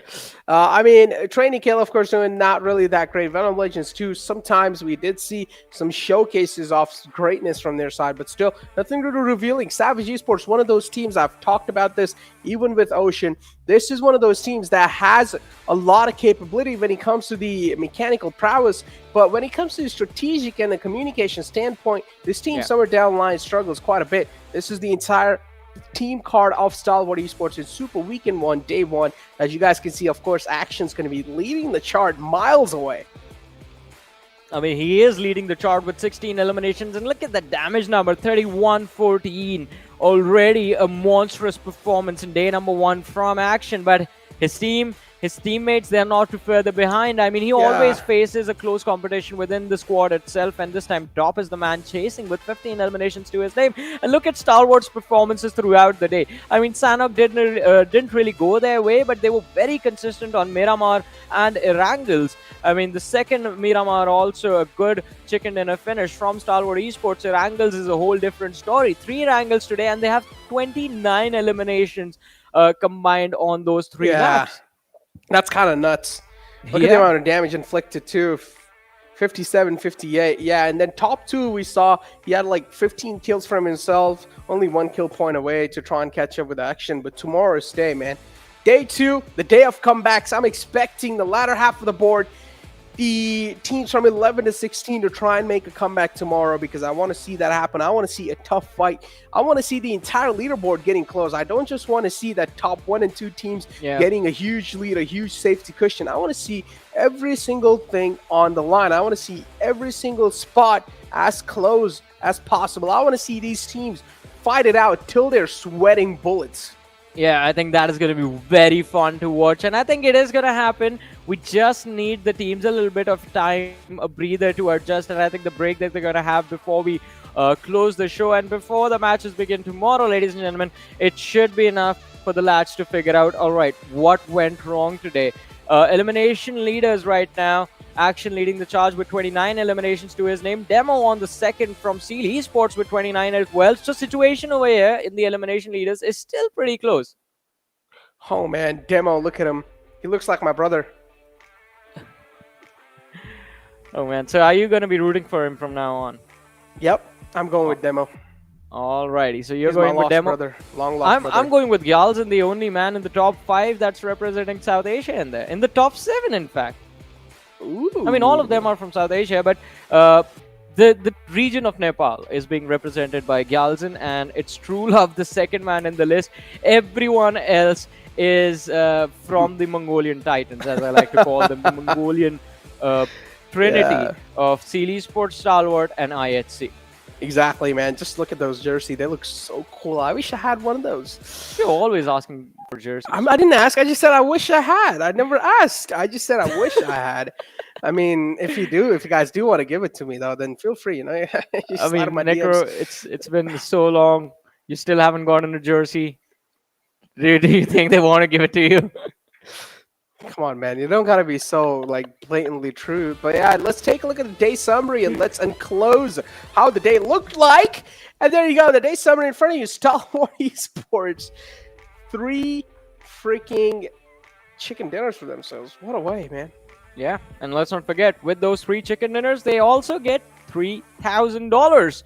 Pretty successful day, I would say. Pretty good day. That's what matters for me the most. $3,000. I don't care about the points. I don't care about the positioning. $3,000 is what matters, Stalwart Esports. Get that money, dude. Come on. Get that money. Maybe slide it in my pockets, too. I think the highest we have seen one team walk away with was somewhere around $8,000, $7,000, something along those lines. So I'll definitely check up on that info and be there with the correct numbers tomorrow, because it's going to be quite interesting to see how much of a bank can Stalwart Esports accumulate before they go to the finals. Finals, they get extra money. That's just this is just bonus that they're working towards. And again, it can amount to quite a lot, because I mean, 3 in a day, if they do this for the next 2 days as well, that's $9,000 on a weekend. $9,000 freaking dollars on a weekend, Johnny, and that's quite a lot too. I do hear the music change too in my ears, so that means maybe it's time for us to try and end the day today, huh? I'm just hearing money noises, man. Oh, are you? Talk about money though. Still haven't gotten mine. I mean, you're never gonna get it. Yeah. Why, man? No jersey for Necro, no money for Necro. It's I'm just keeping everything for myself. All right, then I'm taking these glasses then. If you're gonna do that to me. I keep forgetting them. But it's all right. We're going to discuss about the glasses and the jerseys, ladies and gentlemen. While we do that, we're also going to close the show for today, because all the matches are done. 5 matches are done. Stalwart Esports a massive advantage for themselves. But can they hold on to that tomorrow when we return, win the action at the same time, at the same place? You guys, thank you so much for tuning in today. Until tomorrow, take care. Bye-bye.